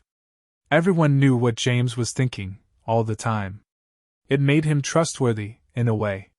People knew he wasn't hiding anything. Which one is better? Neither. Both. Remus leaned back in his chair, his amber eyes thoughtful. Your father's openness made him a great friend. Your mother's control made her a great strategist. You have elements of both, you just need to learn when to use each. Harry nodded, filing the advice away. He was good at that, at learning, at adapting, at becoming whatever the situation required. It was one of the things that made him such a formidable duelist. He could read an opponent in seconds, identify their weaknesses, adjust his strategy on the fly. Sirius called it Marauder instinct. Remus called it survival. Harry just called it necessary. By 16, Harry could duel both Sirius and Remus at once and hold his own for nearly an hour. The training sessions had become legendary in the small world of the cottage, fast, brutal, exhausting. Harry's spellwork was precise, his footwork flawless, his reflexes almost supernatural. He could cast nonverbally now, his wand moving in complex patterns without a single word passing his lips. He could disappear into the shadows like a ghost, his footsteps silent, his presence undetectable. He's better than we were at his age, Sirius said one night, watching Harry sleep. The boy was curled up in his bed, Canis the stuffed dog still tucked under his arm, the only remnant of his childhood that he refused to give up. Better than James? Remus asked. Sirius was quiet for a moment. James was brilliant. Natural talent. But Harry works for it. Every day. Every hour. He doesn't rely on instinct the way James did. He studies. He practices. He pushes himself past every limit. That's not just training. That's obsession. No. Sirius shook his head. That's love. He's not doing this because he wants to be powerful. He's doing this because he wants to protect us. To protect everyone who can't protect themselves. Remus looked at Harry's sleeping face, at the peaceful expression, so different from the sharp intensity he wore during training. He's carrying too much, Remus said quietly. A boy his age shouldn't have to bear the weight of the world. The world put that weight on him the night Voldemort tried to kill him. Sirius's voice was hard. We're just helping him learn to carry it. The summer before Harry's 17th birthday, something changed. He woke one morning and knew, without knowing how he knew, that he was ready. Not ready to fight Voldemort. Not ready to face the darkness that was gathering beyond the hills. But ready to leave the cottage. Ready to stop hiding. Ready to become the person he had been training to be for 15 years. I want to go to Hogwarts, Harry said at breakfast. Sirius dropped his fork. Remus stopped mid-sip of his tea. Harry, I know it's dangerous. I know I'll be recognized. I know people will stare and whisper and try to use me for their own purposes. But I'm not afraid of any of that. Harry's green eyes were steady. I'm 17 in a few months. I can't stay hidden forever. And I want, he hesitated. I want to be around people my own age. I want to make friends. I want to learn things I can't learn here. What can't you learn here? Sirius asked, his voice carefully neutral. Magic, sure. I've learned plenty of magic. But I haven't learned how to be a normal wizard. How to navigate the world. How to talk to people who don't know about the war, who don't care about Voldemort, who just want to pass their exams and play Quidditch and hang out in Hogsmeade on weekends. Remus set down his teacup. You think Hogwarts can give you that? I think it's a start. Harry leaned forward. I'm not saying I want to go tomorrow. I know Dumbledore is still looking for us. Moony told me about the letters he's been sending. And I know there are Death Eaters who'd love to get their hands on me. But I'm tired of hiding, Moony. I'm tired of looking at the same walls every day. I'm tired of training for a war that hasn't started yet while the world moves on without me. Sirius and Remus exchanged a look. He's not wrong, Remus said finally. Of course he's not wrong. He's never wrong. Sirius ran a hand through his hair, a gesture of frustration Harry knew well. But Hogwarts, Dumbledore, the Ministry. I can handle Dumbledore. Harry's voice was calm. I've read my grandmother's diary. I know what he is, what he's capable of. I won't let him manipulate me. You don't know that. You've never met him. I know that he left me with the Dursleys. Harry's jaw tightened. In the original plan. Before you and Moony took me away. He wanted to send me to people who would have hated me, who would have made me feel small and worthless, because he thought it would make me easier to control. Sirius's face went pale. How do you know about the Dursleys? Tonks told me. She said Andromeda mentioned it once, that Dumbledore had made arrangements to send me to Lily's Muggle sister. That you and Moony broke those arrangements when you took me. You're not supposed to know that. I'm supposed to know the truth. Harry stood up, pushing back his chair. I'm 17, almost. I'm not a child anymore. I've been training for war since I was 7 years old. I've read every book in this cottage twice. I've dueled both of you to a standstill more times than I can count. And I'm tired of being protected from things I'm ready to face. The kitchen was silent. Outside, a bird sang. The kettle hissed softly on the stove. The sun streamed through the window, catching the dust motes dancing in the air. Okay, Sirius said finally. Harry blinked. Okay? Okay. You want to go to Hogwarts? We'll find a way to make it happen. Sirius's gray eyes were bright, with pride, with fear, with something that looked like hope. But we're not sending you alone. Remus and I will be nearby. And if anyone tries to hurt you, you'll burn the world down. I know. Harry smiled, a real smile, wide and bright and full of joy. That's what family does. Remus stood up and pulled Harry into a hug. We're proud of you. He murmured into Harry's hair. So proud. And your parents would be too. Harry hugged him back, holding on tight. Thanks, Moony. Don't thank me yet. We still have to figure out how to get you into Hogwarts without Dumbledore having a heart attack. Sirius snorted. I'd pay to see that.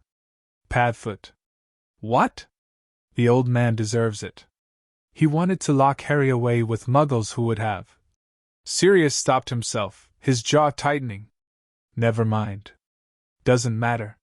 What matters is Harry's right. It's time to stop hiding. Harry pulled back from Remus, looking between the two men who had raised him.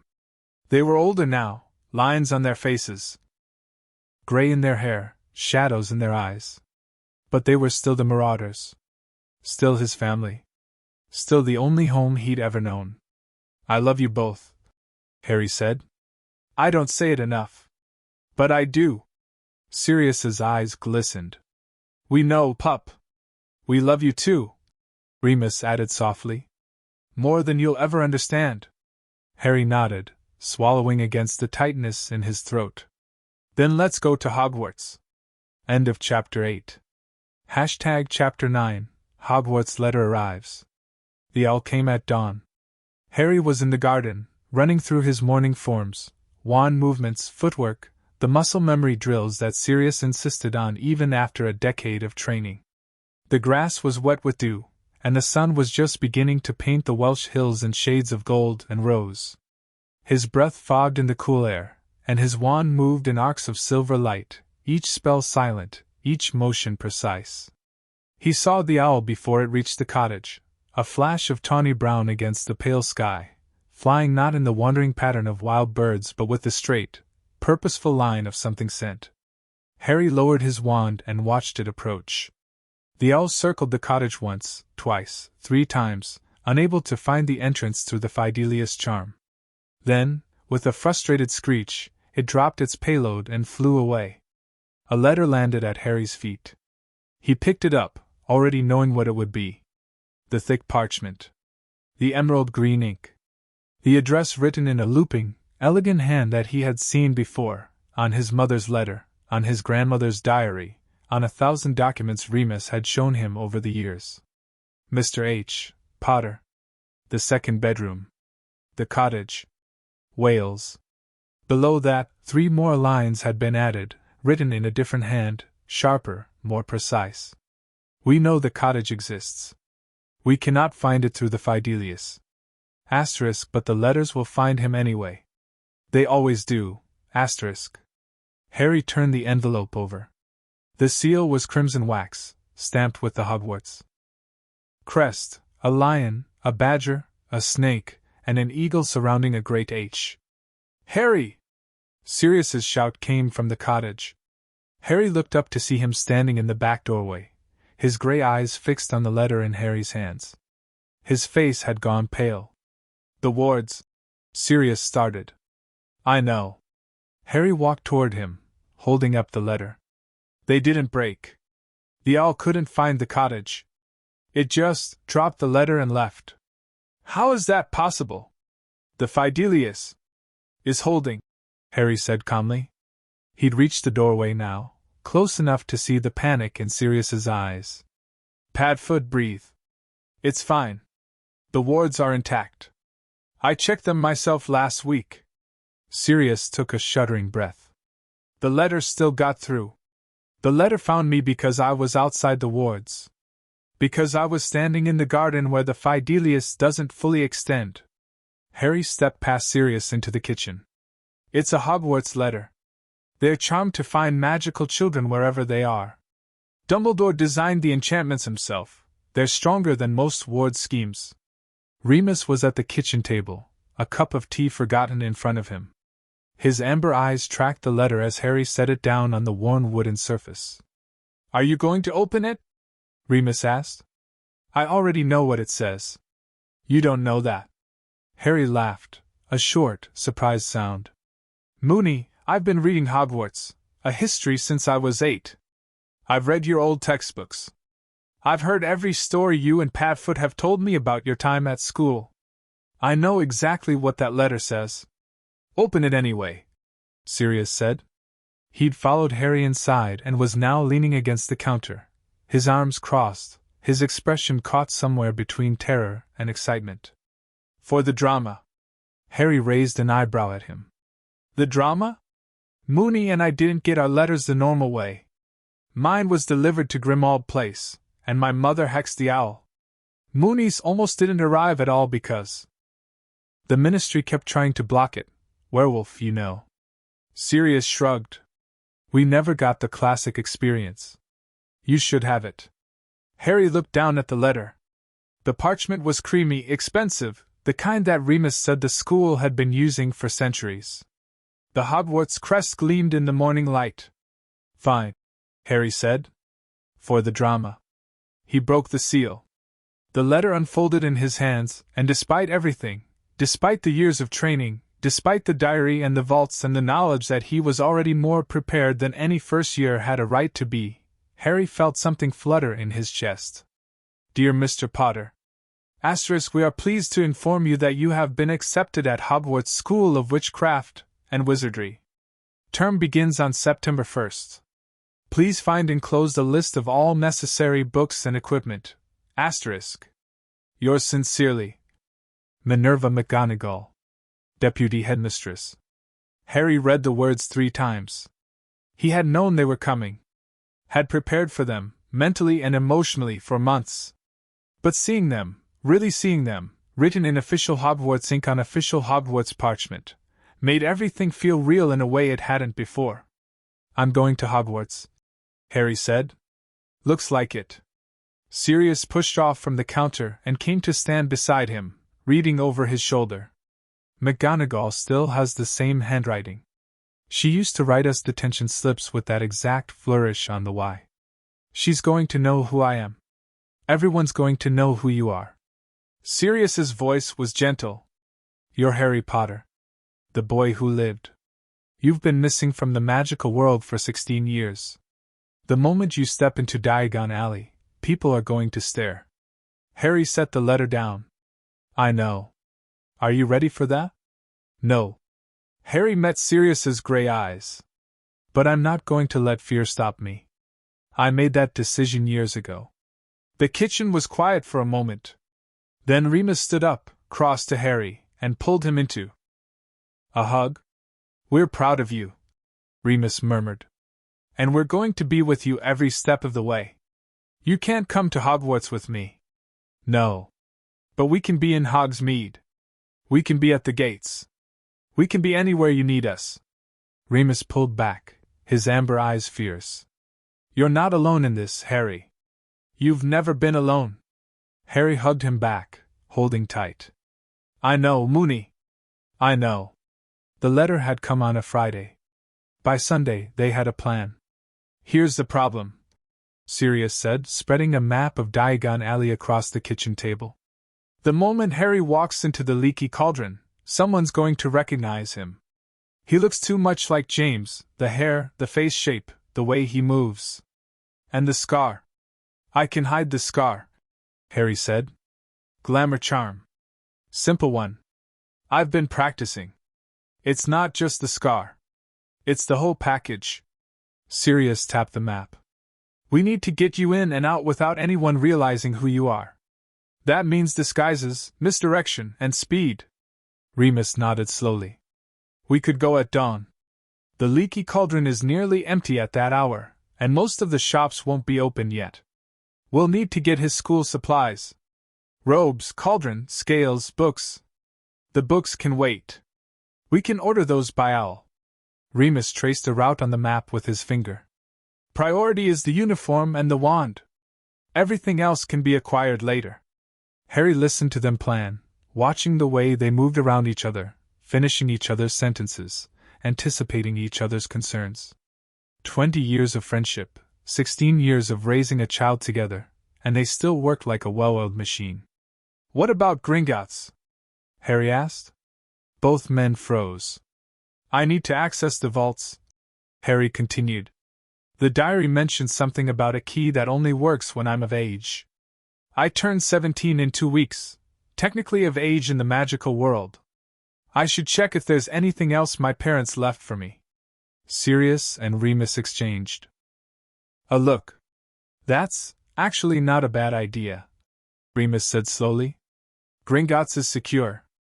The goblins won't betray your identity. They don't care about wizarding politics.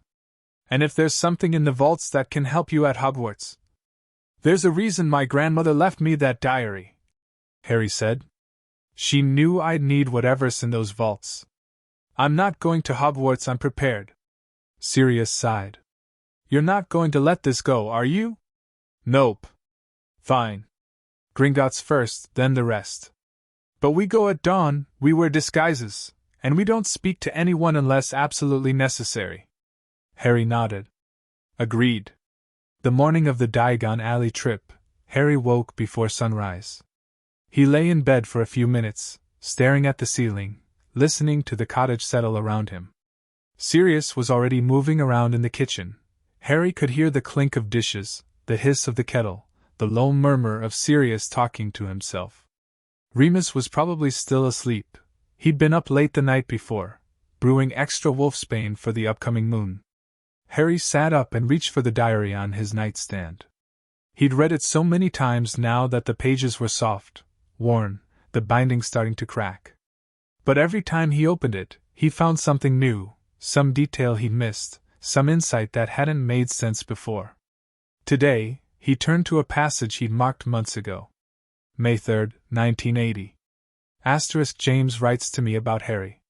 He says the boy is already showing signs of magic. His rattle floated yesterday, and Lily nearly cried with joy. James is terrified and thrilled and utterly in love with this child, in a way I never expected from him. I remember when James was born. Fleamon held him and wept, actually wept, and I understood for the first time what it meant to bring a life into this world. Not just the continuation of a bloodline, but the continuation of hope. Harry is hope. Not because of what he'll do, but because of who he is. Because he exists. Because despite the darkness gathering on the horizon, there is still a future worth fighting for. I'm dying. I can feel it more every day. But I'm not afraid, because I know Harry will carry on. He'll carry all of us, the Potters, the Evanses, everyone who loved him and everyone who died for him. He'll carry us into the future, and he won't let us be forgotten. Harry closed the diary and pressed it to his chest. I won't, he whispered. I promise. An hour later, Harry stood in the back garden, waiting for Sirius and Remus to finish their final preparations. The sun was just beginning to crest the hills, painting the world in shades of gold and amber. The air smelled of grass and dew in the faint, sweet scent of the wildflowers that grew along the cottage's edges. Sirius emerged first, dressed in Muggle clothes, jeans, a leather jacket, his hair pulled back in a messy knot. He looked younger like this, less like the wanted man he was and more like the troublemaker Harry had heard stories about. Ready? Sirius asked. Harry nodded. He was wearing similar clothes, jeans, a dark hoodie, trainers. His scar was hidden under a glamour that made his forehead look smooth and unmarked. His hair had been charmed a shade darker, almost brown, and his eyes had been shifted from green to gray. You look like me, Sirius said, studying him. That's the point. People will see the Black family resemblance, and assume I'm a cousin or something. Clever. Sirius grinned. Mooney's idea? Mooney's idea. Remus joined them a moment later, looking tired but alert. He was dressed in a worn cardigan and trousers, his graying hair neat for once. A scarf was wrapped around his neck, hiding the worst of his scars. Let's go, Remus said. We want to reach Diagon Alley before the crowds. They apparat to a quiet alley behind the leaky cauldron, arriving in a swirl of magic that left Harry's stomach lurching.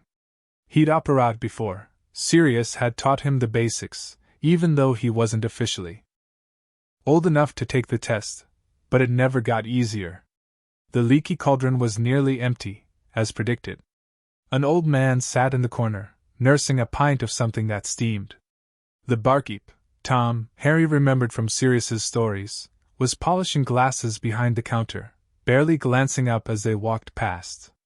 This way, Sirius murmured, leading them through the back door into the small courtyard where the entrance to Diagon Alley was hidden. Remus tapped the bricks in the familiar pattern. The walls shuddered, then folded inward, revealing the cobblestone street beyond. Harry stepped through. And stopped. He had read about Diagon Alley. He had seen pictures in books, heard descriptions from Sirius and Remus, studied maps until he knew every shop and cross street by heart. But nothing had prepared him for the reality of it. The street curved away from him, lined with shops that leaned toward each other like old friends sharing secrets. The cobblestones gleamed in the morning light, wet from an overnight rain. Lanterns swayed overhead, their flames flickering despite the absence of wind. And everywhere, was magic. The apothecary with its bubbling cauldrons. The bookshop with windows full of spinning tomes. The menagerie where owls hooted and cats mewed and something that looked like a purple puffball squeaked from a cage near the door. And at the end of the street, gleaming white marble that seemed to glow with its own inner light, Gringotts. "It's real," Harry whispered. "It's real," Sirius agreed, his voice soft. "Welcome to the magical world, pup." Finally. They didn't linger.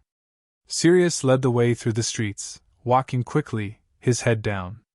Remus stayed close to Harry's side, his hand resting casually on the wand in his pocket. Harry kept his eyes forward, fighting the urge to stare at everything, at the witches and wizards already beginning to appear on the streets, at the children dragging their parents toward the toy shop, at the old man in purple robes who tipped his hat as they passed. Gringotts was cooler inside than Harry had expected. The air was dry, almost dusty, and the light from the chandeliers cast strange shadows across the marble floor.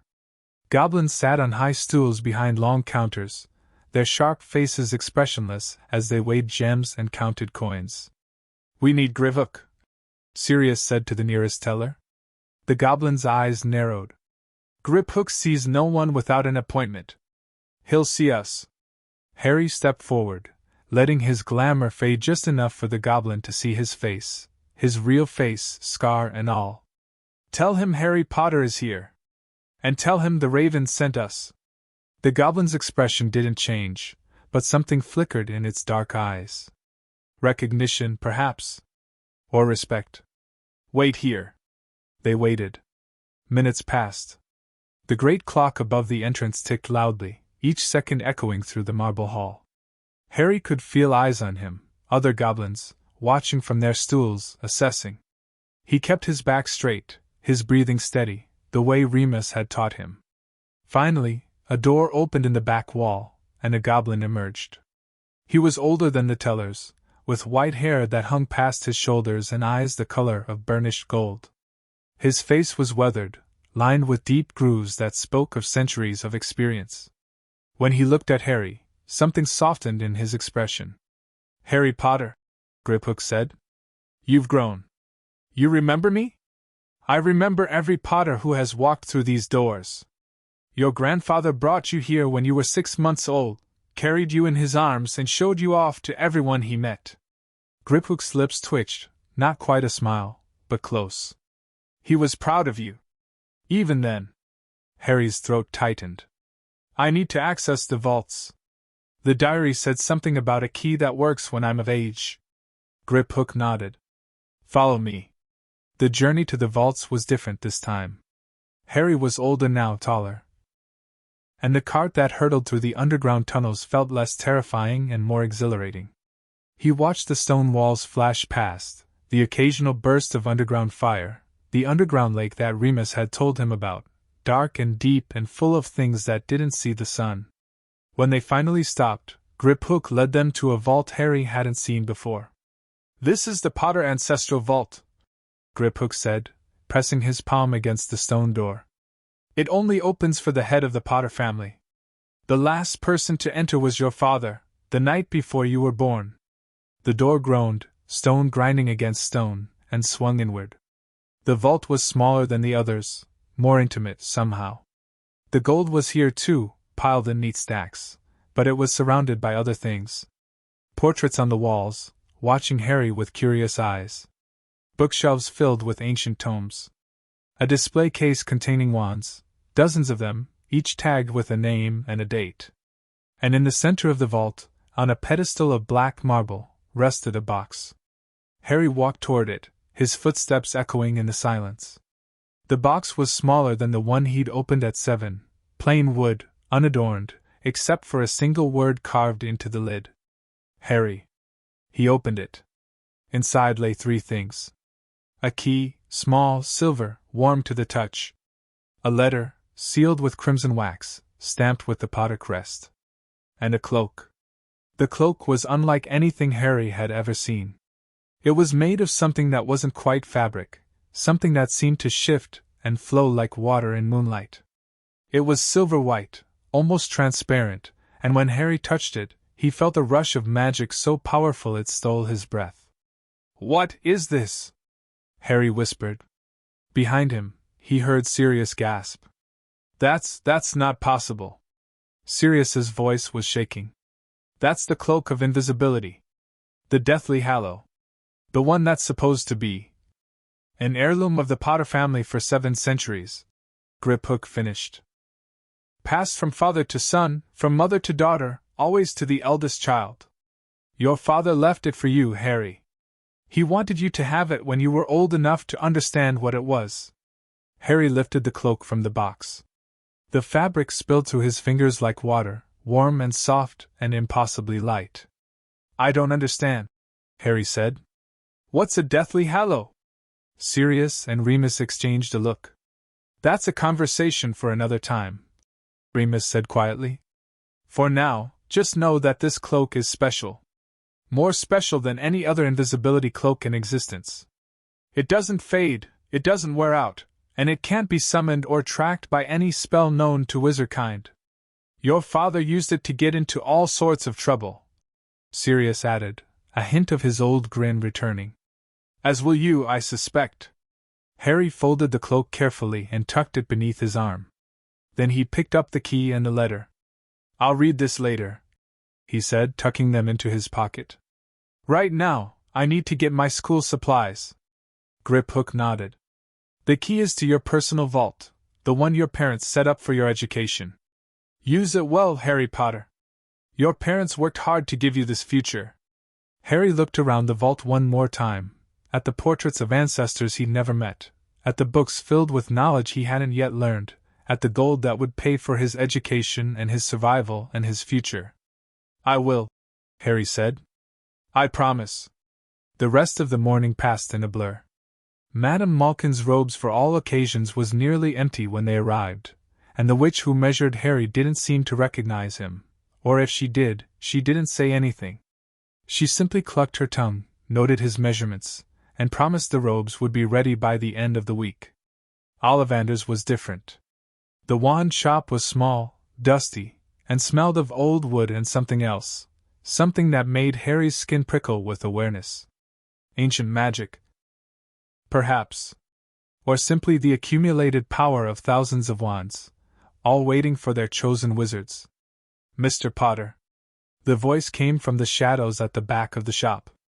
An old man emerged, pale, silver-haired, with eyes that seemed to see far more than they should. "I wondered when you'd arrive." Ollivander moved closer, studying Harry with an intensity that made him want to step back. "You have your father's hair. And your mother's eyes." "Yes. I remember when they came here, each of them. James for his wand. Lily for hers. And now you." Harry held out his hand. "I need a wand, sir." Ollivander smiled, a thin, knowing expression. "Indeed you do. Let's see, which wand will choose you, I wonder?" The next hour was a blur of wand boxes and shattered glass and magic that surged and faded and surged again. Wands that sparked. Wands that wilted. Wands that shot flames across the room and made the shelves rattle and caused Ollivander to mutter under his breath. And then, "Perhaps." Ollivander climbed a ladder and pulled a box from the highest shelf. The wood was dark, almost black, and when he opened it, Harry felt something click into place in his chest. "Holly," Ollivander said. 11 inches. "And the core?" He paused, his pale eyes fixed on Harry. "Phoenix feather. It's curious, Mr. Potter. The phoenix that gave this feather gave only one other. And that wand belongs to the wizard who gave you that scar. Harry's hand moved unconsciously to his forehead. Voldemort, Harry said. Tom Riddle, Ollivander corrected. Yes. His wand and yours are brothers. Twin cores. It's an unusual connection, dangerous, perhaps, but also potent. Harry took the wand. Magic exploded through him, warm, bright, fierce. Light streamed from the tip, filling the shop with gold. The shelves stopped rattling. The dust stopped dancing. Everything went still. Well, Ollivander said softly. Well. It seems we've found your match, Mr. Potter. Harry held the wand up to the light. Thank you, he said. I'll take it. Outside, the sun had risen fully over Diagon Alley. The streets were crowded now, families with children, witches with shopping baskets, wizards reading newspapers on park benches. Harry stood in the middle of it all, his wand in his pocket, his cloak in his bag, his letter in his hand. I'm going to Hogwarts, Harry said again. Sirius put a hand on his shoulder. Yes, you are. Everything's about to change. Yes, it is. Harry looked up at his godfather, at the man who had given up everything to raise him, to protect him, to love him. Then he looked at Remus, at the man who had stayed despite the wolf, despite the fear, despite everything. Thank you, Harry said. Both of you. For everything. Sirius pulled him into a hug. Don't thank us yet, pup. The hard part hasn't even started. Harry hugged him back, held him tight. I know, Harry whispered. But I'm ready. Behind them, the door to the leaky cauldron swung open, and a group of Hogwarts students spilled out into the alley, laughing, talking, alive. The youngest of them couldn't have been more than 11, clutching a new wand and a list of supplies and a future full of possibilities. Harry watched them go. And for the first time in 16 years, he let himself believe that he could have that too. Friends. Adventures. A life beyond the cottage and the training and the war that was waiting for him. Come on, Remus said, his voice gentle. Let's go home. We have a lot to prepare before September 1st. Harry nodded. He took one last look at Diagon Alley, at the magic and the wonder and the world that was finally opening its doors to him. Then he turned and followed his family home. End of Chapter 9. Chapter 10, Return to the Wizarding World. September 1st arrived like a thunderclap. Harry had been awake since 4 a.m, lying in his bed and staring at the ceiling, his mind racing through everything that could go wrong. The disguises.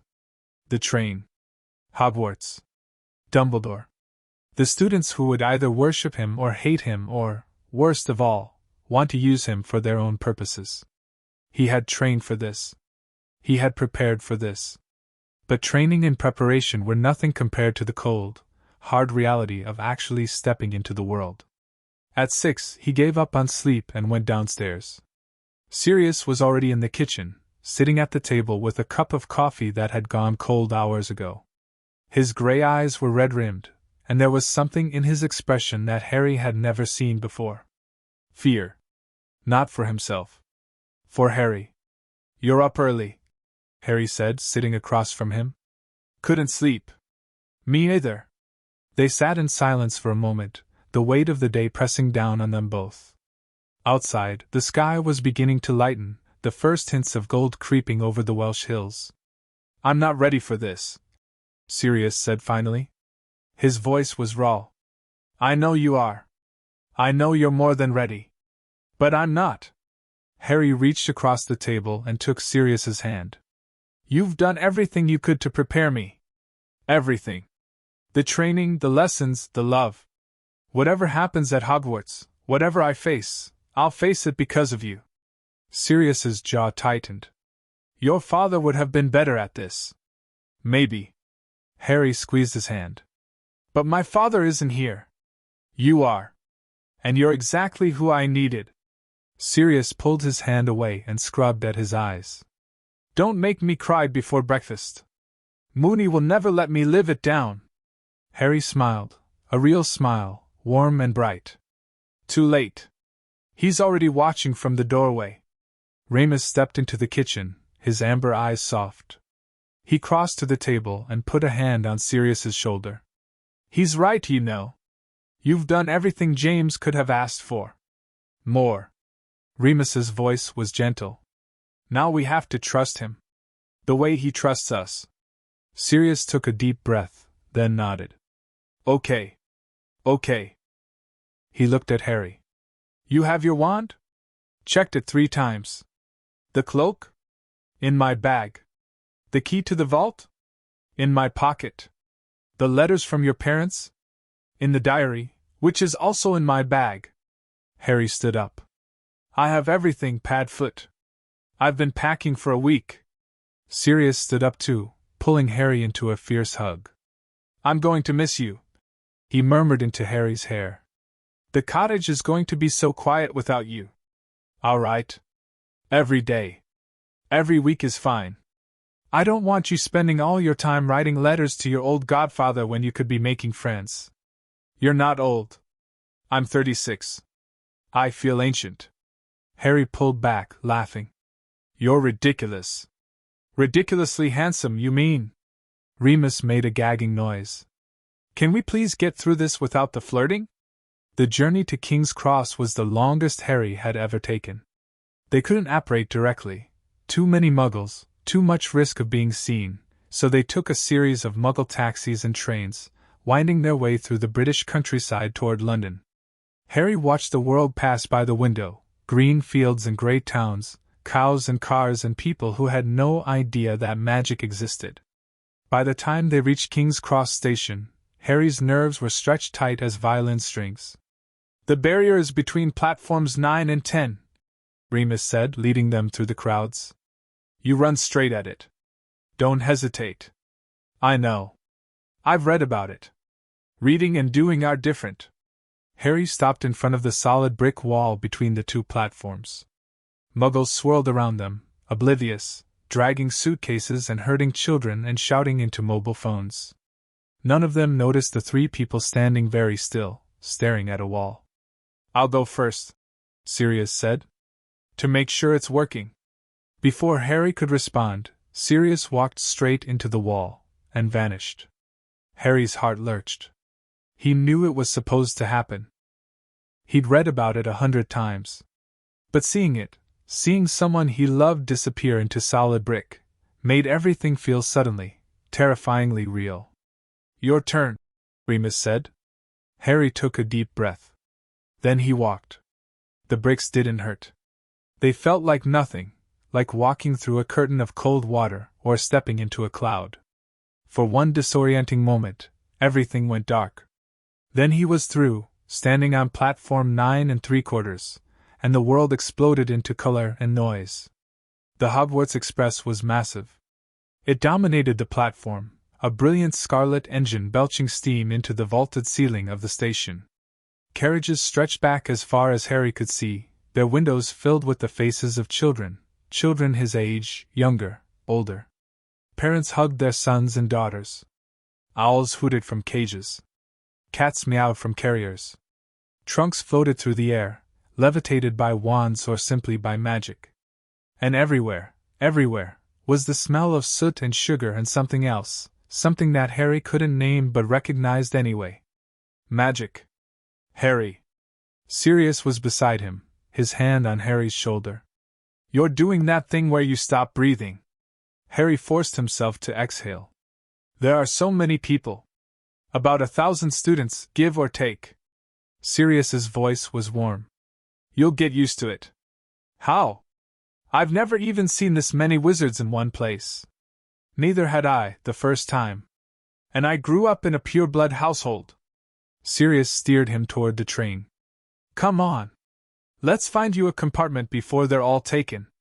Remus caught up with them as they reached the train's open door. He was carrying Harry's trunk, shrunken, for now, to fit in his pocket, and his face was carefully neutral. The platform is secure, Remus said quietly.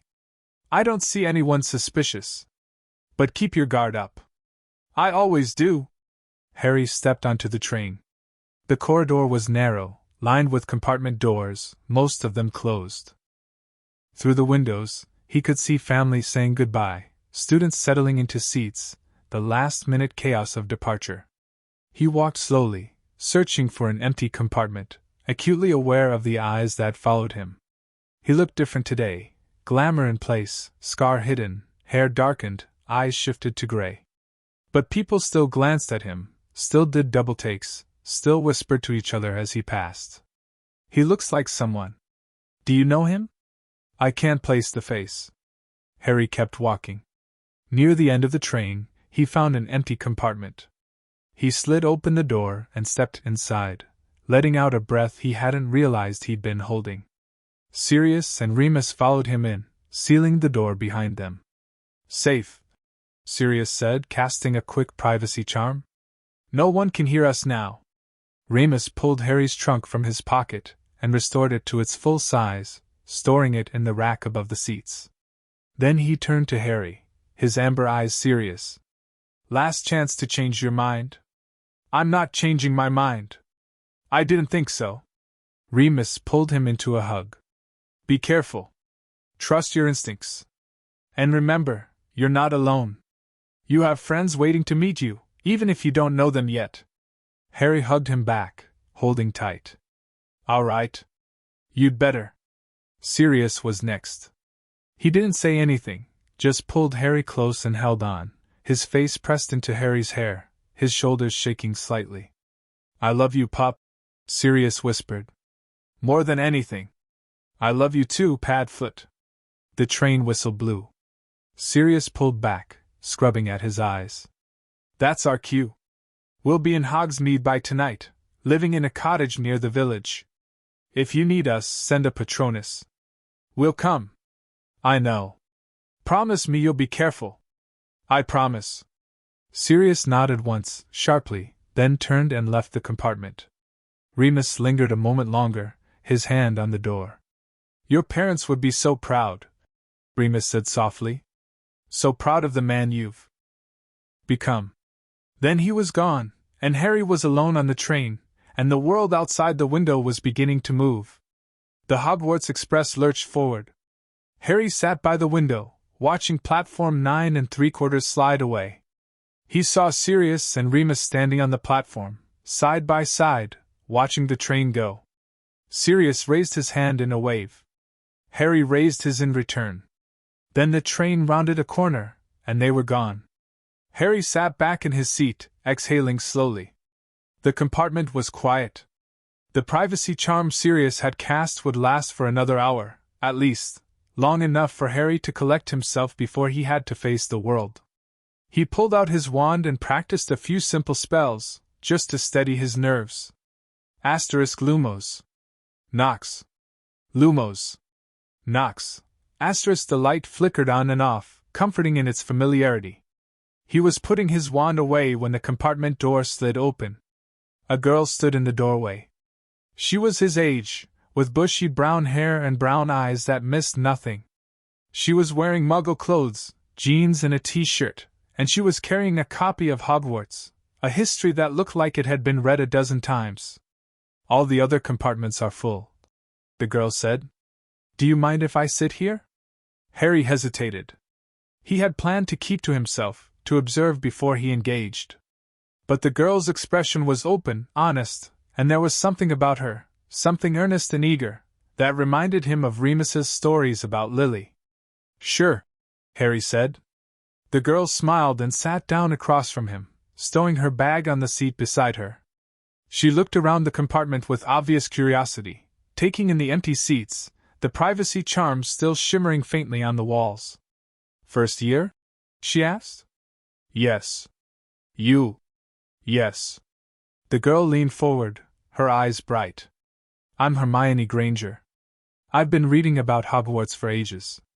I've memorized all the textbooks already, well, almost all of them. I still have a few chapters left on advanced potion making. But I'm hoping to finish before we arrive. Harry blinked. You memorized the textbooks? Most of them. Hermione's cheeks flushed. Is that weird? A little, Harry admitted. Then he smiled. I like it. Hermione's flush deepened, but she looked pleased. What about you? What's your name? Harry hesitated. He could give a fake name. He could keep his glamour in place and pretend to be someone else, someone ordinary, someone who wasn't the boy who lived. But Hermione Granger had been nothing but kind to him. And lying to her, starting their friendship with a lie, felt wrong. My name is Harry, he said. Harry Potter. Hermione stared at him. For a long moment she didn't say anything.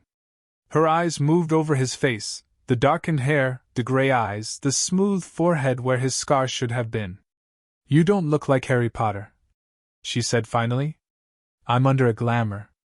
Harry reached up and released the spell. His hair lightened to its natural black. His eyes shifted from gray to green. The scar on his forehead, thin, lightning-shaped, pale against his skin, became visible. Hermione's mouth fell open. You're actually. She stopped, took a breath, and started again. You're really Harry Potter. The Harry Potter. The one and only. Harry let the glamour settle back into place. Please don't tell anyone. I'm trying to keep a low profile. A low profile? Hermione repeated. The most famous wizard in Britain is trying to keep a low profile. Famous for something I don't remember doing when I was a baby. Harry's voice was dry. Trust me, I'd rather be known for something I actually accomplished. Hermione was quiet for a moment. Then she nodded, her expression thoughtful. I understand, she said. My parents are dentists. Muggles. They don't really get the whole magic thing, but they try. And when I got my Hogwarts letter, everyone at my school started treating me differently, like I was strange, or special, or both. I hated it. It's a lot, Harry agreed. The staring. The whispering. The expectations. Yes. Hermione met his eyes. So I won't tell anyone. I promise. Thank you. They sat in silence for a moment, the train rattling beneath them. Outside, the city had given way to countryside, green fields and rolling hills, dotted with sheep and the occasional village. Can I ask you something? Hermione said. You can ask. I might not answer. Fair enough. She tucked a strand of hair behind her ear. Where have you been? Everyone knows you survived, but no one knows where you went. The papers say you're living with relatives, but I'm not. Harry's voice was careful. I've been living with my godfather. And his partner. Your godfather? But I thought Sirius Black was innocent. Harry's jaw tightened. He was framed. The real traitor is still out there. Hermione's eyes widened. How do you know? Because I've lived with him for 16 years. Because he's the one who raised me. Because he loved my parents, and he loves me, and he would never. He stopped, took a breath. Sorry. I shouldn't have. No. Hermione shook her head. I'm glad you told me. It must be hard, keeping all of that inside. It is. Harry looked out the window. But I'm used to it. The compartment doors slid open again. A boy stood in the doorway, gangly, nervous, with sandy hair and a face that looked like it belonged to someone who had spent a lot of time apologizing for things that weren't his fault. He was wearing robes that were slightly too big for him, and he was carrying a toad. Has anyone seen a toad? The boy asked. Neville's lost one. It's Trevor.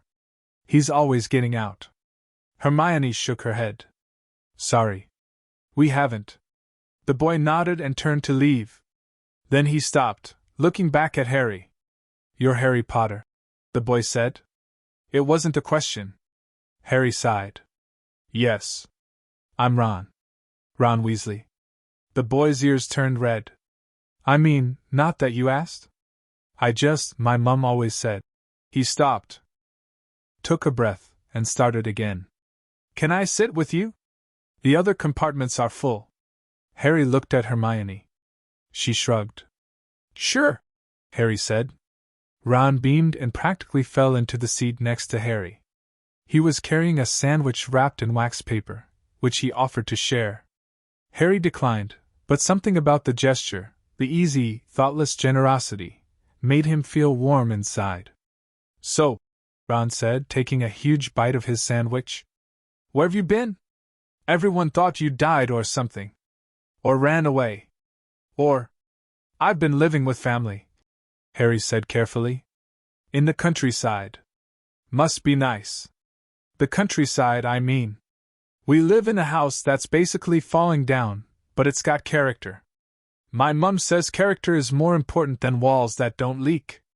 My cottage leaks," Harry offered. "Only when it rains, though."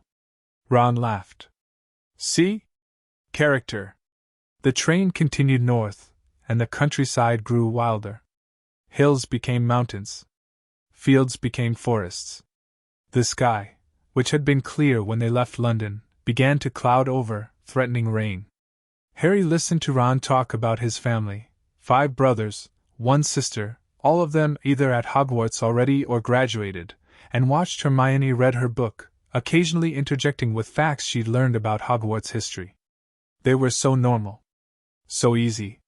So completely unlike the whispered conversations and calculated glances Harry had braced himself for. Maybe this would work. Maybe he could be just another student. Just Harry. The compartment door slid open for the 3rd time.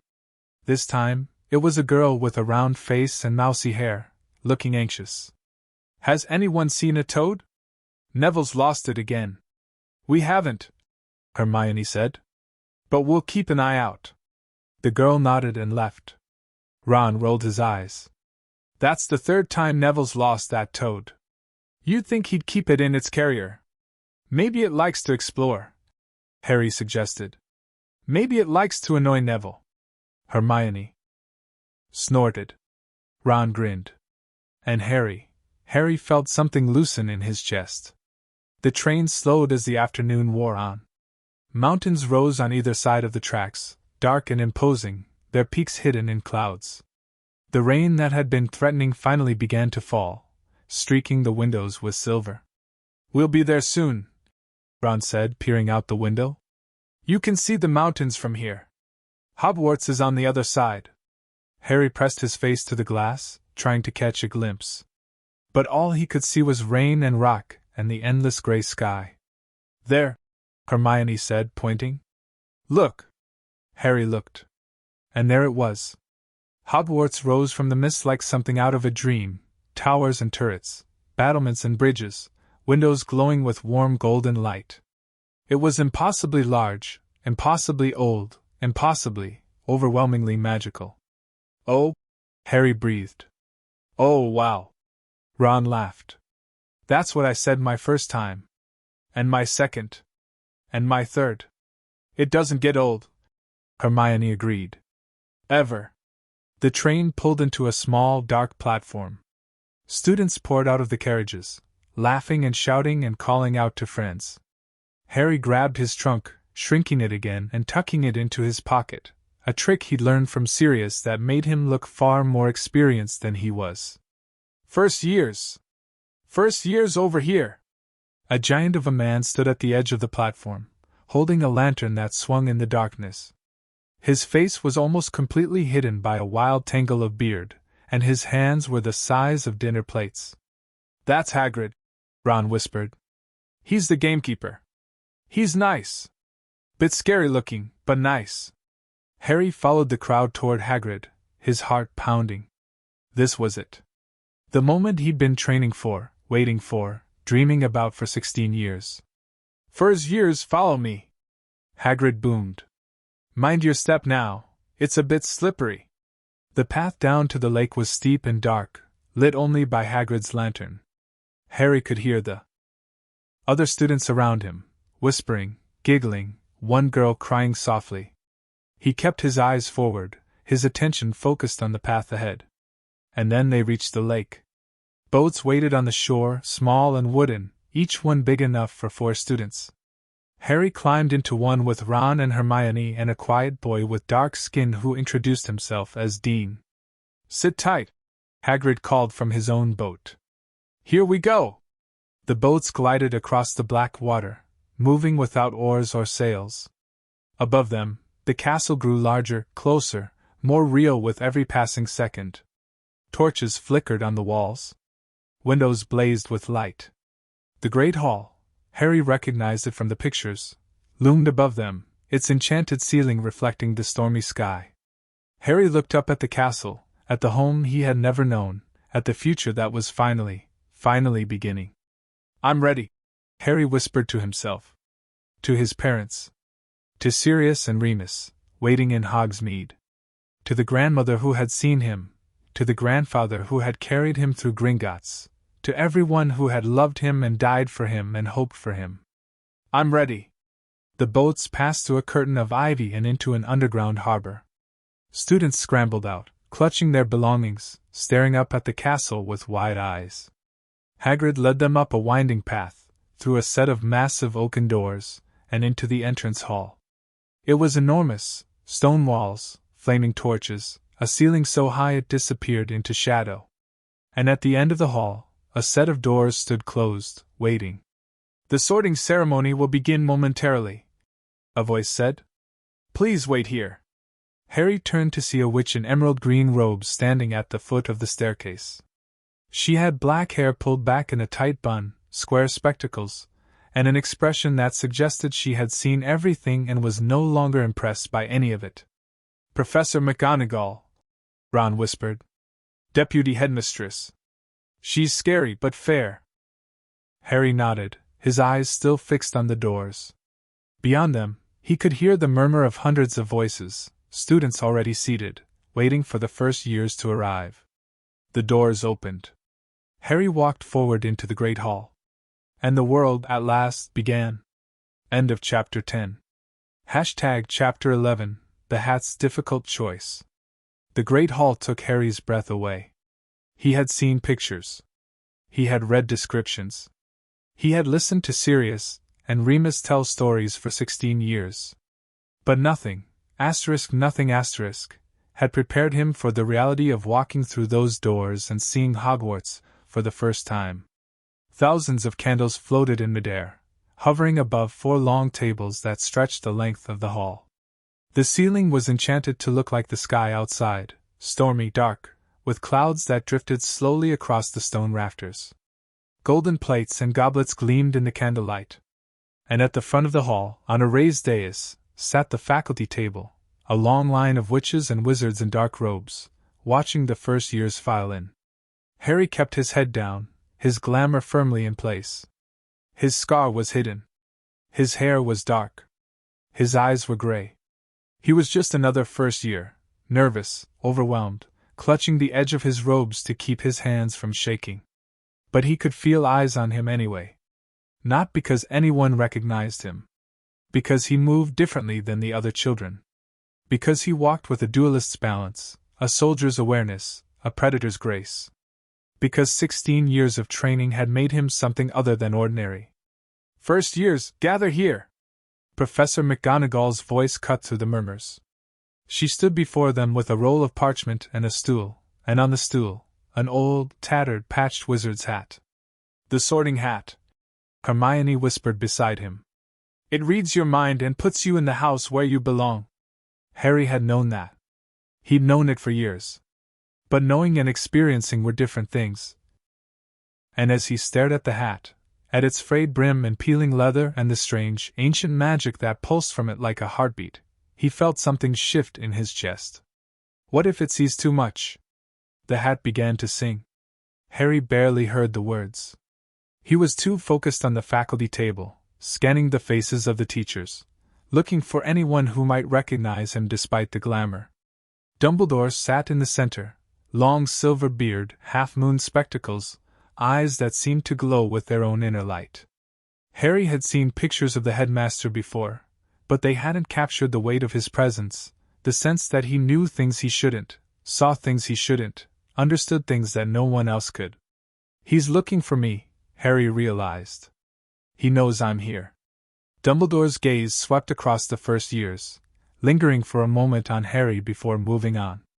Harry forced himself not to flinch. Asterisk, he doesn't recognize me. The glamour is holding. Asterisk. The hat finished its song. The hall erupted in applause. When I call your name, McGonagall said, you will come forward, sit on the stool, and place the hat on your head. She unrolled the parchment. Abbot Hannah. A blonde girl with pink cheeks stumbled forward, sat down, and placed the hat on her head. It twitched for a moment, then shouted, Hufflepuff! The table on the far right exploded in cheers. The sorting continued. Names were called. Students were sorted. Harry watched each one, noting the way they walked, the way they sat, the way their faces changed when the hat made its decision. Some were nervous. Some were confident. One boy, Zacharias Smith, looked absolutely terrified until the hat yelled, Hufflepuff! And he practically ran to the table. Granger, Hermione! Hermione walked toward the stool with her back straight and her chin high. She sat down, placed the hat on her head, and waited. And waited. And waited. The hat seemed to be having a conversation with her, its brim twitching, its folds creasing, and Harry could see Hermione's lips moving, arguing with something. Then the hat shouted, Gryffindor! Hermione's face broke into a grin. She hopped off the stool and practically ran to the table where red and gold banners hung. Longbottom, Neville! The boy who had lost the toad, Neville, shuffled forward, his face pale. He sat down, and the hat barely touched his head before shouting, Gryffindor! Neville looked so relieved that Harry almost laughed. Malfoy, Draco! A boy with white blonde hair and a sneer that looked like it had been practiced for years sauntered forward. The hat barely grazed his head before shouting, Slytherin! Draco smirked and walked to the table where silver and green banners hung, sliding into a seat next to two large boys who looked like bodyguards. That's Lucius Malfoy's son, Harry thought. Sirius told me about his father. Death Eater. Got away with the Imperious Defense. He filed the information away. Potter, Harry. The hall went silent. Harry felt every eye turned toward him, students, teachers, even the ghosts who hovered near the ceiling. His heart pounded in his chest, but his face remained calm, his breathing steady. He walked forward, his footsteps echoing in the quiet. They don't see me. They see the name. They see the legend. They don't see me. He sat on the stool. McGonagall placed the hat on his head. And then, Hello, Harry Potter. The voice spoke inside his mind. Not aloud, not in a way anyone else could hear. It was ancient and dry and amused, like the whisper of old parchment or the rustle of dead leaves. Hello, Harry thought back. You've been expecting me. I've been expecting something like you. The Potters always do. And the Blacks. The hat paused, its folds shifting against Harry's forehead. There it is. The question I've been waiting to answer. What question? Where do you belong, Harry Potter? Harry felt the hat probe at his mind, not invasively, but curiously. Like fingers running over the spines of books in a library. It touched his memories, his thoughts, his dreams. It saw the training and the diary, and the cottage in Wales. It saw Sirius's love and Remus's sacrifice, and the weight of a legacy that stretched back centuries. You have courage, the hat said. Enough for Gryffindor. Your father had it. Your mother had it. All the Potters had it. I know. You have loyalty. Enough for Hufflepuff. You would die for the people you love. You would kill for them too, though you haven't admitted that to yourself yet. Harry's jaw tightened. You have intelligence. Enough for Ravenclaw. You've read more books than most seventh years. You understand magic in ways that would surprise your professors. But you also have ambition. The hat's voice grew softer, more thoughtful. The kind of ambition that believes in something bigger than yourself. The kind of ambition that would reshape the world if given the chance. That's Slytherin's domain, Harry. That's the Black family's gift, and their curse. I'm not like them. Asterisk, you're not. But you could be. Asterisk, the hat paused. Asterisk, you could be any of them. That's the problem. That's why I'm taking so long. Asterisk. Harry thought about his grandmother's diary. About the visions she'd had, the choices she'd made, the legacy she'd left behind. He thought about Sirius, who had walked away from his family's darkness to become something better. He thought about his parents, who had died protecting a world that had never fully accepted them. I want to be like my father, Harry thought. Asterisk, but I also want to survive. I want to be ready for what's coming. I want to protect the people I love. Asterisk. Then you need more than courage, the hat said. Asterisk, you need cunning. You need resourcefulness. You need the ability to see the world as it is, not as you wish it to be. Asterisk. That sounds like Slytherin. It sounds like survival. The hat fell silent. The hall was still waiting. Harry could feel the weight of their stares, the tension in the air. He knew they were wondering why it was taking so long. He knew some of them were whispering. You could be great, Harry, the hat said finally. Asterisk, great in ways that would terrify you. Great in ways that would save the world. But greatness requires choice. It requires sacrifice. It requires knowing who you are and who you refuse to become. Asterisk. Then tell me where I belong. Asterisk, I can't. That's not my job. Asterisk, the hat's voice was almost gentle. Asterisk, I don't decide who you are, Harry Potter. I only show you who you could be. The choice, the real choice, is yours. Asterisk. Harry closed his eyes. He thought about the cottage. About Sirius, who had chosen love over blood. About Remus, who had chosen family over fear. About his parents, who had chosen death over surrender. He thought about the diary. About his grandmother, who had chosen to prepare for a future she would never see.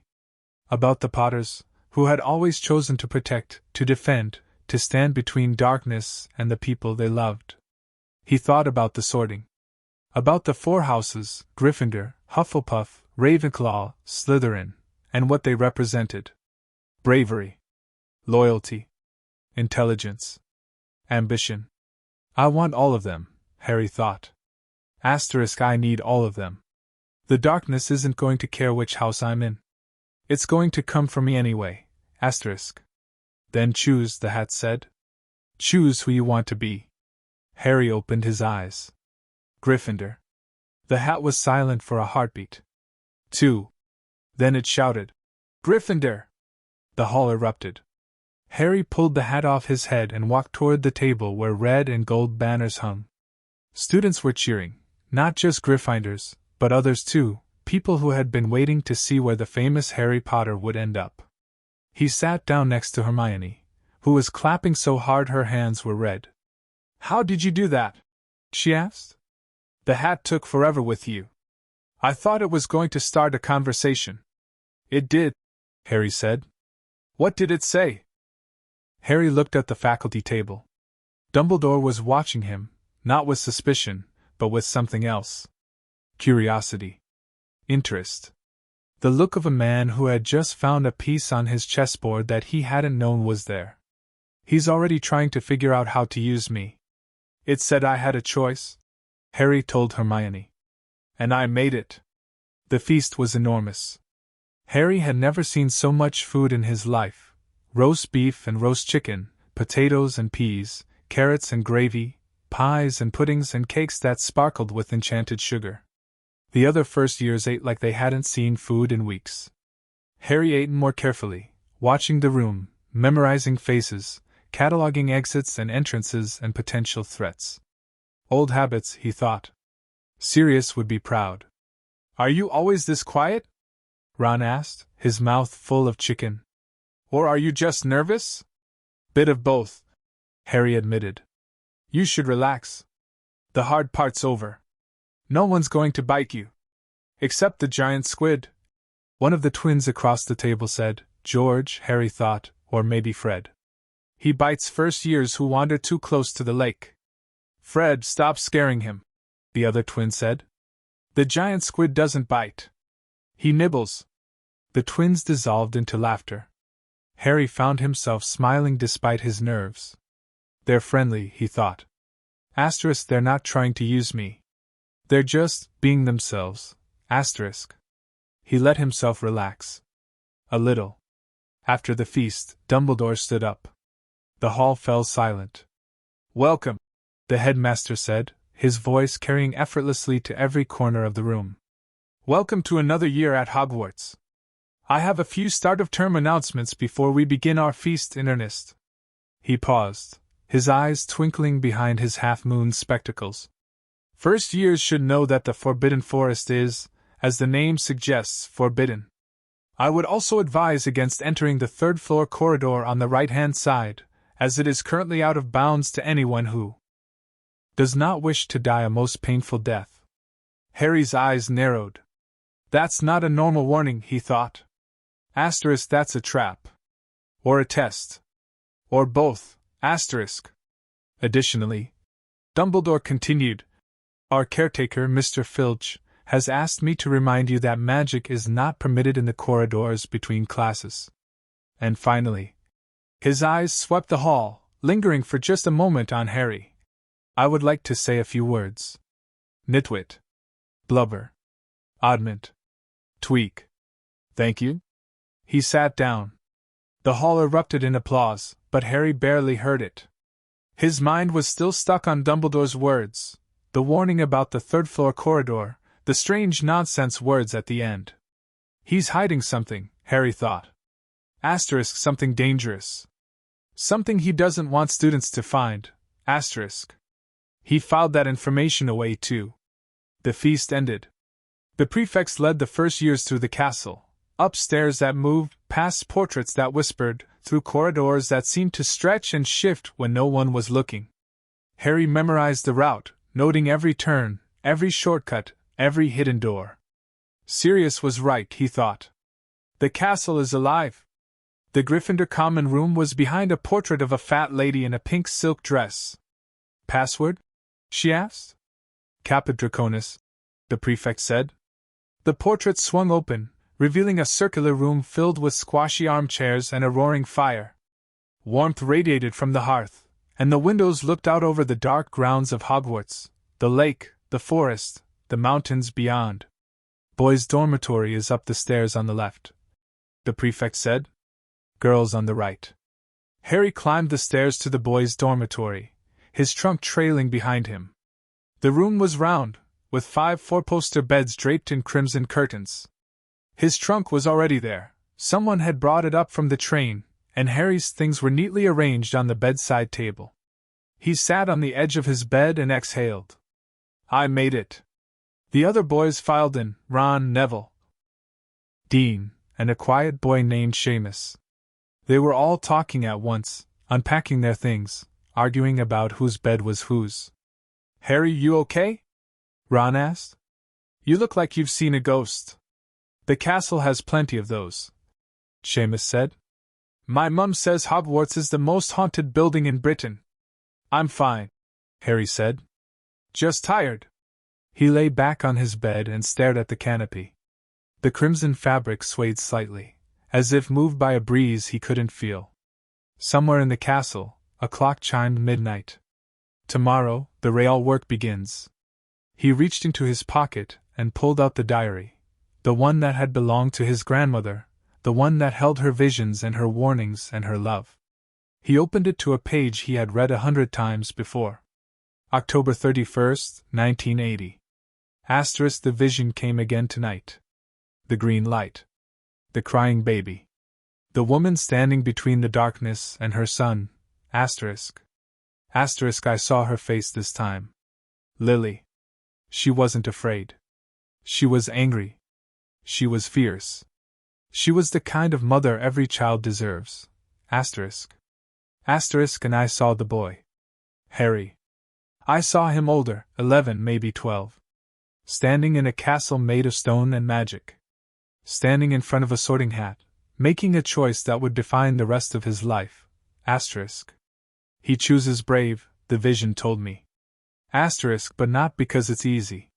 Because it's right. Asterisk. Because the world needs brave people. Harry closed the diary and pressed it to his chest. The world needs brave people, he thought. And I intend to be one of them. He fell asleep to the sound of rain on the windows and the soft breathing of boys who had no idea that the person sleeping beside them was already training for a war they didn't know was coming. The next morning, Harry woke before dawn. He dressed quietly, careful not to wake the others, and slipped out of the dormitory. The common room was empty, the fire had burned down to embers, and the only light came from the gray sky pressing against the windows. Harry stood in front of the portrait hole and waited. At 6 o'clock precisely, the fat lady swung open. "Early bird, aren't you?" she said. "Early worm gets eaten," Harry replied. "I prefer to be the bird." He stepped out into the corridor and began to explore. The castle was different in the early morning, quieter, softer, the shadows longer, and the echoes stranger. Harry walked without a map, trusting his instincts, memorizing the layout as he went. He found the great hall empty, the house elves already setting out breakfast. He found the library closed, but he noted the location. He found the third-floor corridor that Dumbledore had warned them about. The door was locked. Wards shimmered around it, powerful ones, the kind that could kill an intruder. Definitely hiding something, Harry thought. Asterisk, something dangerous. Something I need to know about. Asterisk. He didn't try to open the door. He simply noted its location, the pattern of the wards, the way the magic pulsed like a heartbeat. Then he turned and walked away. Breakfast was loud. The great hall buzzed with conversation, students catching up after the summer, first years comparing schedules, older students complaining about classes.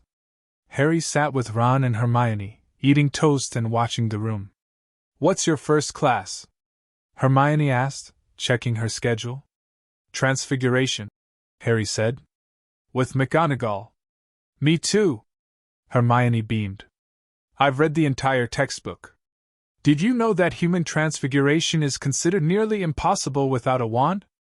But McGonagall is an animagus, so she can do it." "Hermione," Ron said. "It's 7 in the morning. So maybe wait until after we've had coffee to talk about homework?" "I don't drink coffee." "Then wait until after I've had coffee." Harry let their bickering wash over him, his eyes still scanning the room. Dumbledore was at the faculty table, speaking quietly with Professor Snape, a man with greasy black hair, a hooked nose, and eyes that seemed to burn with barely contained hatred. Snape's gaze moved across the hall, scanning the Gryffindor table, and stopped on Harry. For a moment their eyes met. Harry felt something cold slither down his spine, not fear, but recognition. This man hated him. Not because of anything Harry had done, but because of something Harry represented. "He looks at me and sees my father," Harry realized. "And he hated my father." Harry didn't look away. He held Snape's gaze calm and steady, until the professor's eyes narrowed and he turned back to Dumbledore. "That was weird," Ron said, noticing the exchange. "What was that about?" "I don't know," Harry said. "But I intend to find out." The first day of classes was interesting. Transfiguration was exactly as challenging as Hermione had promised. McGonagall was strict, demanding, and utterly brilliant. She turned her desk into a pig and back again in the space of a breath, and Harry found himself genuinely impressed. "Transfiguration is one of the most complex and dangerous branches of magic," McGonagall said, her Scottish accent sharp. "Anyone messing about in my class will leave and not come back." Harry took careful notes. He already knew most of the theory. Remus had taught him years ago, but he listened anyway, noting the differences between Remus's methods and McGonagall's. Potions was worse. Snape swept into the dungeon classroom like a bat, his black robes billowing behind him. He didn't introduce himself. He didn't smile. He simply stood at the front of the room and stared at them. "There will be no foolish wand-waving in this class," Snape said, his voice soft and dangerous. "No silly incantations. I can teach you how to bottle fame, brew glory, even put a stopper in death, if you aren't as magically incompetent as the majority of this class. His eyes found Harry. Potter, Snape said. Our new celebrity. Tell me, what would I get if I added powdered root of asphodel to an infusion of wormwood? Harry knew the answer. Remus had drilled potions theory into him for years.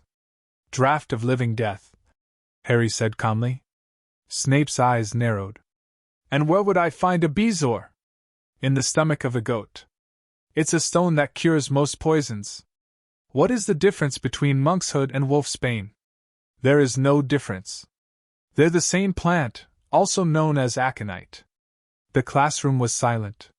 Snape stared at Harry. Harry stared back.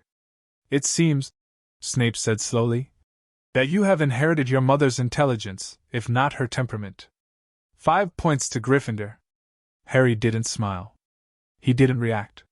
He simply nodded and returned his attention to his cauldron. But inside, he was thinking, he tested me. He wanted me to fail. He's going to keep testing me until I do. I won't give him the satisfaction. The first week passed in a blur. Harry attended classes, took notes, and stayed awake during History of Magic by sheer force of will. He explored the castle at night, using the invisibility cloak Sirius had given him. The one that was more than just a cloak, the one that was a deathly halo, the one that made him invisible to everyone and everything. He found the Mirror of Eris on the third night. It was hidden in an abandoned classroom, covered in a sheet, but Harry recognized the magic before he even uncovered it. He'd read about this mirror, the one that showed the deepest, most desperate desire of your heart. He pulled the sheet away and looked. His parents stood behind him.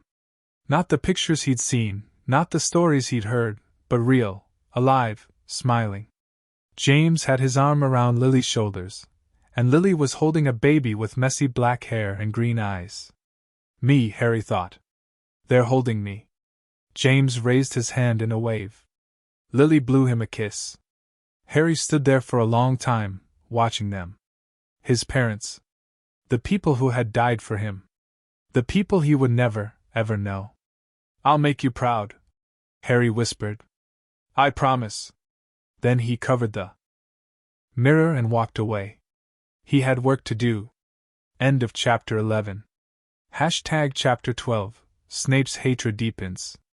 The potions classroom smelled like despair. Harry had noticed it on the first day, the acrid tang of old ingredients, the underlying mustiness of the dungeon walls, and something else, something sharper. Hatred. It clung to Severus Snape like cheap cologne, radiating from him in waves that washed over the Gryffindor side of the classroom every time he turned his back. By the second week of term, Harry had learned to anticipate Snape's attacks. They came without warning, always aimed at him, always designed to humiliate. A sudden question about an obscure potion ingredient. A sneering comment about his parentage disguised as a remark about his technique. A deduction of points for something another student had done, blamed on Harry because Snape's black eyes missed nothing and forgave even less. Potter, Snape said on Monday morning, gliding through the rows of cauldrons. Your potion is the wrong shade of blue. Did you add the beetle eyes before or after stirring counterclockwise? Harry kept his voice neutral. After, Professor. The instructions said. The instructions are for people who need instructions. Snape stopped beside Harry's cauldron, peering into the simmering liquid. You apparently need more than instructions. You need a basic understanding of potion making that should have been taught to you before you ever set foot in this classroom.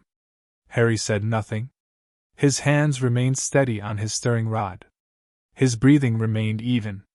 Beside him, Hermione was practically vibrating with indignation.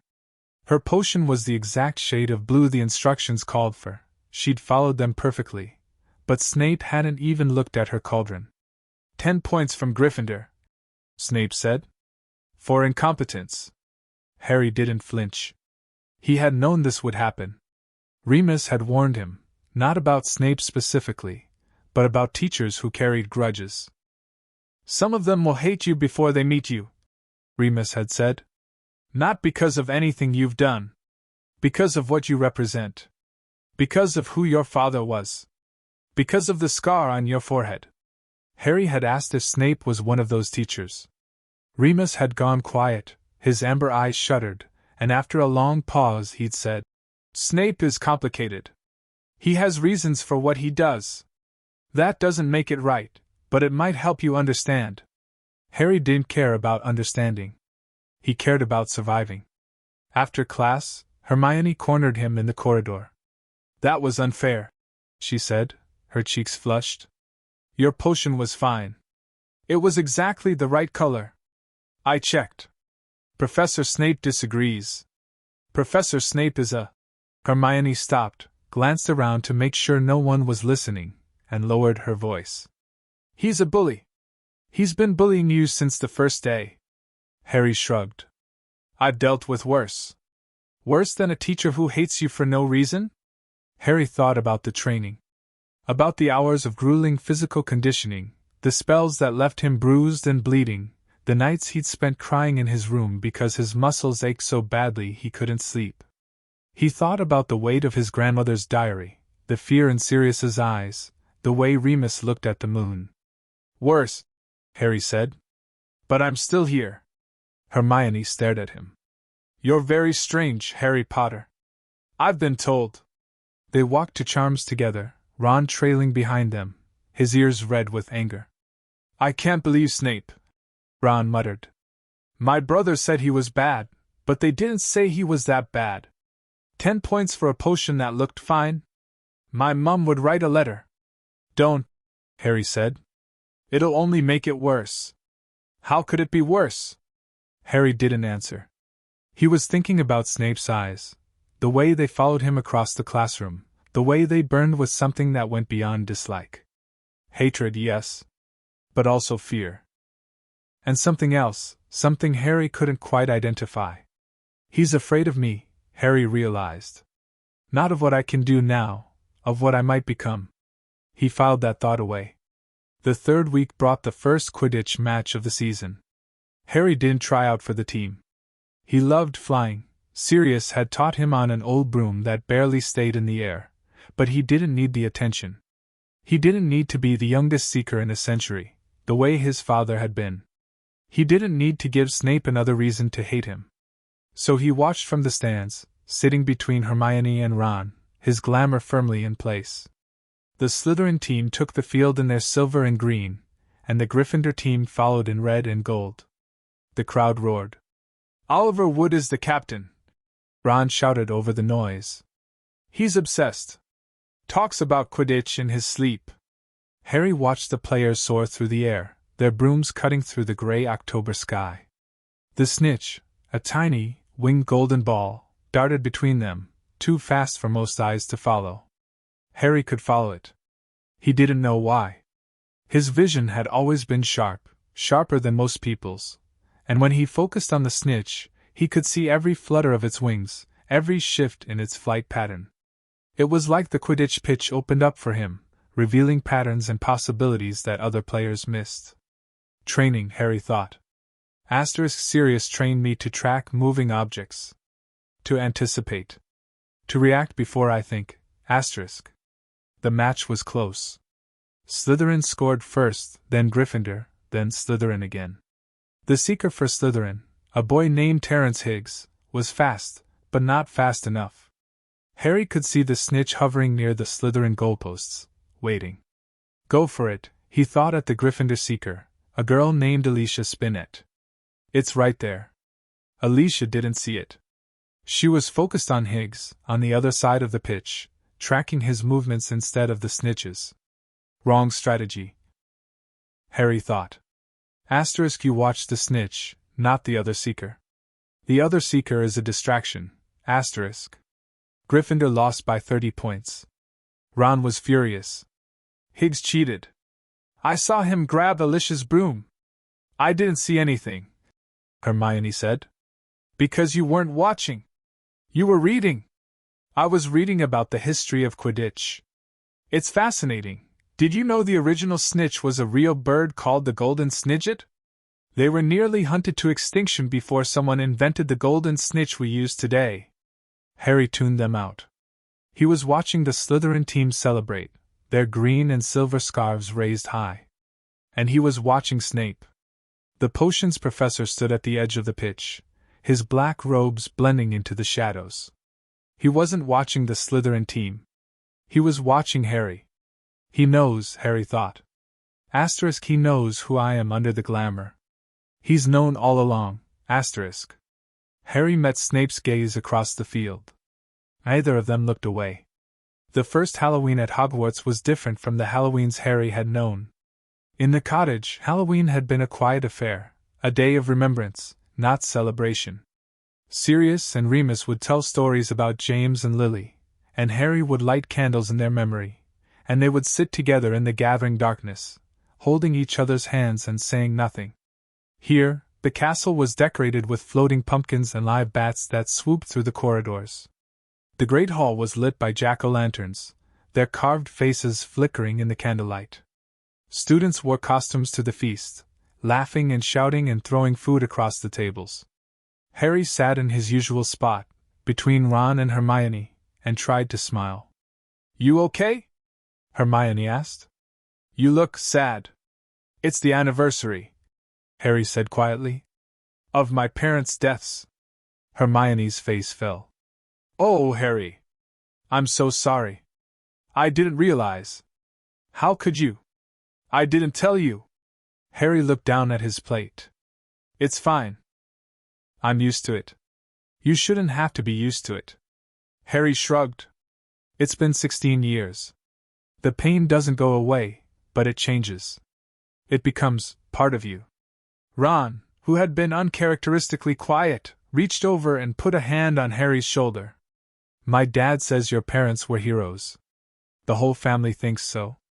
"Heroes," Harry repeated. "They were just people. People who loved me. People who died for me." He looked up at the enchanted ceiling, at the stars glittering in the darkness. "I wish I'd known them." The feast continued around them, but Harry barely tasted his food. He was thinking about the Mirror of East, hidden in its abandoned classroom. He was thinking about the way his parents had looked, real, alive, smiling. "I could go back," he thought. Asterisk, I could look again. Just for a few minutes, asterisk. He didn't. Instead, he ate his pumpkin pie and laughed at Ron's terrible jokes and let Hermione tell him about the history of Halloween in the wizarding world. And when the feast was over, he walked back to the Gryffindor common room with his friends, his arm around Ron's shoulders, his heart heavy but not broken. "I'm not alone," Harry thought. Asterisk, I have people who care about me. People who see me, not the scar, not the legend. Me, asterisk. That's what my parents would have wanted. November brought rain. It fell in sheets, pounding against the castle windows, turning the grounds into a muddy swamp. Harry loved it. The rain reminded him of Wales, of the cottage, of the nights he'd spent listening to the storm while Sirius read him stories and Remus made hot chocolate. But the rain also meant something else. The full moon was coming. Harry had been tracking it secretly, marking the days on his calendar, noting the way the castle changed as the moon waxed. Shadows grew longer. The temperature dropped. And Remus, wherever he was, began to fade. He's in Hogsmeade, Harry thought. Asterisk with Sirius. They're together. They're safe, asterisk. He hoped. On the night of the full moon, Harry lay in his bed and stared at the canopy. The rain had stopped, and through the window, he could see the moon, full and bright and terrible. Moony, he thought. I hope you're okay. He reached for his wand and cast a Patronus, not to send, just to see. The silver stag burst from his wand, filling the dormitory with soft light. It circled the room once, twice, then faded. I'll see you soon, Harry promised. Asterisk at Christmas. I'll come to Hogsmeade, and we'll celebrate, and you can tell me about the wolf and the moon and everything I missed. Asterisk. I miss you. I miss both of you. The moon set. The sun rose. Harry slept. Classes continued. Snape's campaign against Harry intensified. It wasn't obvious, not to most students. But Harry noticed. He noticed the way Snape's eyes followed him in the halls. He noticed the way the potions professor always seemed to be near the Gryffindor common room, always watching, always waiting. He noticed the way assignments were graded, Harry's work marked down for minor errors while Ron's was praised for the same quality.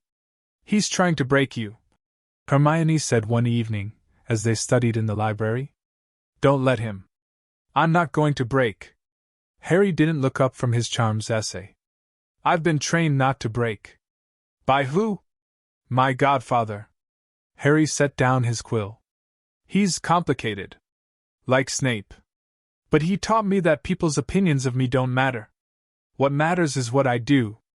Who I am." Hermione's brow furrowed. "That's very philosophical for a first year." "I'm a very philosophical first year." She laughed. Harry smiled. But he didn't tell her about Sirius. About the cottage. About the training that had made him into something other than a normal child. Those were secrets he wasn't ready to share, not yet, maybe not ever. Trust is earned, Sirius had taught him. Don't give it away for free. Harry trusted Hermione. He trusted Ron. But trust and truth were different things, and the truth about his life, about the Marauders, about the training, about the war that was coming, was too heavy to lay on 11-year-old shoulders. They'll find out eventually, Harry thought. Asterisk when the time is right. When they're ready. Asterisk. Asterisk until then, I'll protect them. The way my parents protected me. Asterisk. December arrived, cold and bright. Snow fell on Hogwarts, blanketing the grounds in white. The lake froze solid. The forest glittered with frost. And Harry counted the days until Christmas, when he would leave the castle and reunite with Sirius and Remus. "You're going to Hogsmeade?" Ron asked, jealous. "I wish I could come. My mum always sends treats." "I'll bring you back something," Harry promised. The last week of term brought a surprise. Snape assigned a detention to Harry. "For what?" Harry asked, keeping his voice neutral. "For breathing," Snape said. "My classroom, tonight 8 o'clock. Do not be late." Harry didn't argue. He didn't plead. He simply nodded and walked away, his fists clenched at his sides. Ron was furious. "He can't give you detention for no reason." "He just did. That's against the rules." "Since when does Snape care about rules?" The detention was pointless, scrubbing cauldrons without magic, the same task Snape had assigned to hundreds of students before him. Harry worked in silence, his hands moving methodically, his mind elsewhere. Snape watched him from his desk, grading papers, his quill scratching against parchment. "You're quiet," Snape said eventually. "I have nothing to say." "Unusual for a Potter." "Your father never shut up." Harry's hands kept moving. "My father is dead." Silence. Then Snape stood and walked toward Harry, his footsteps echoing in the empty classroom. He stopped a few feet away, close enough that Harry could smell the potion's ingredients on his robes, wormwood and asphodel and something darker. "You look like him," Snape said. "The way you move. The way you hold yourself. It's almost as if he's standing here instead of you." Harry looked up, meeting Snape's black eyes. "I wouldn't know. I never met him." "No." Snape's voice was soft, almost sad. "You didn't." They stared at each other for a long moment. Then Snape turned and walked back to his desk. "You may go," he said. "The detention is over." Harry set down his scrub brush and walked to the door. He paused with his hand on the handle. "Professor," Harry said. Snape looked up. "I know you hated my father," Harry said. "I know you have reasons. But I'm not my father. I'm not James. I'm Harry. And I would appreciate it if you treated me like myself, not like a ghost." He left before Snape could respond.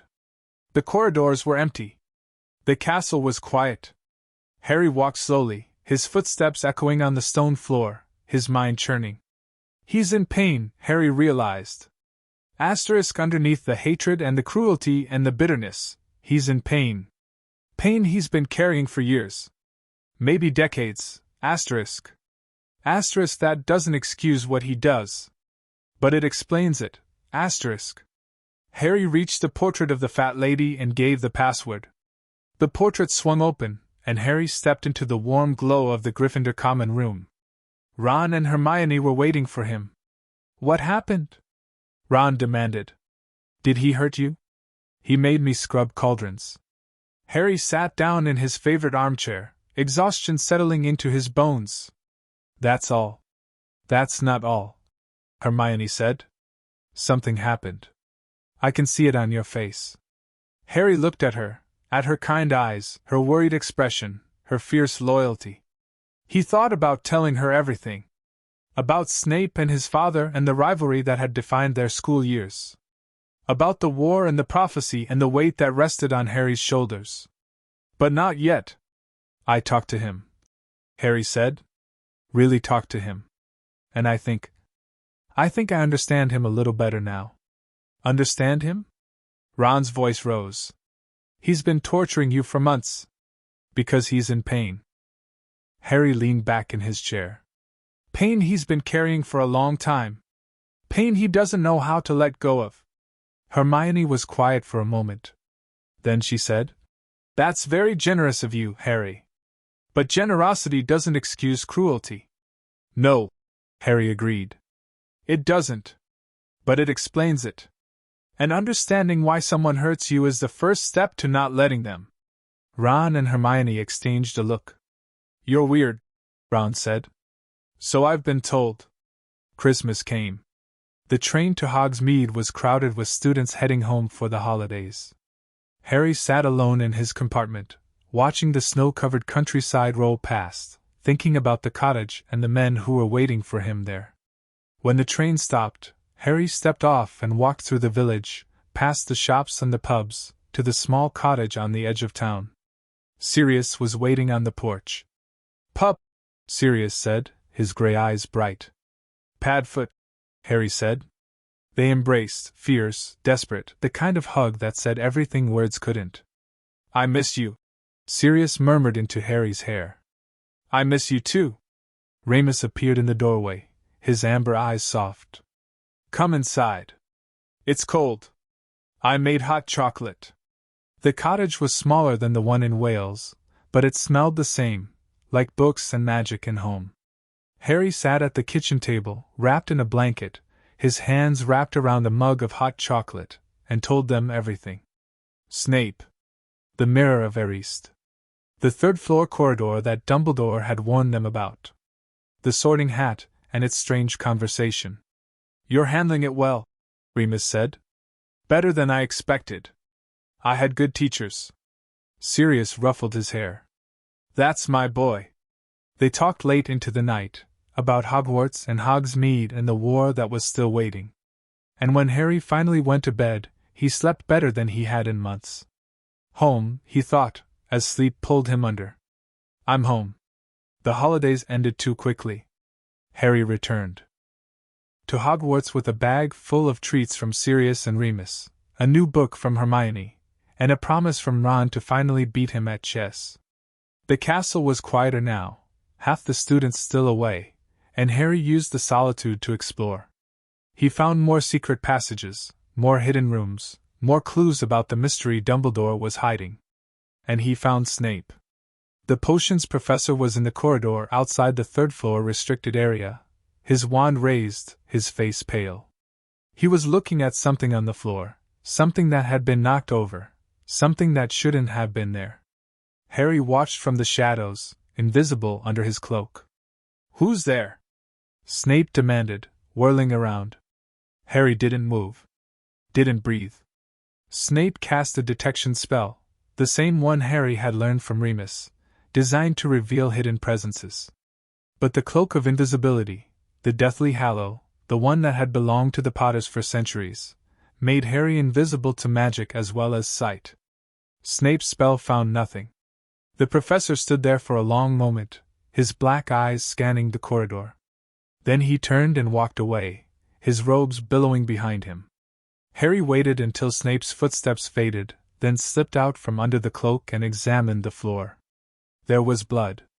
Not much, just a few drops, near the door to the restricted corridor. But it was fresh, still wet, and it hadn't been there yesterday. Someone was here, Harry thought. Someone tried to get through the door. Someone got hurt. Someone Snape is protecting. Harry looked at the door, at the wards that shimmered around it, at the magic that pulsed like a heartbeat. What are you hiding, Dumbledore? And why is Snape willing to bleed for it? Harry didn't have answers. But he intended to find them. End of chapter 12. Thank you.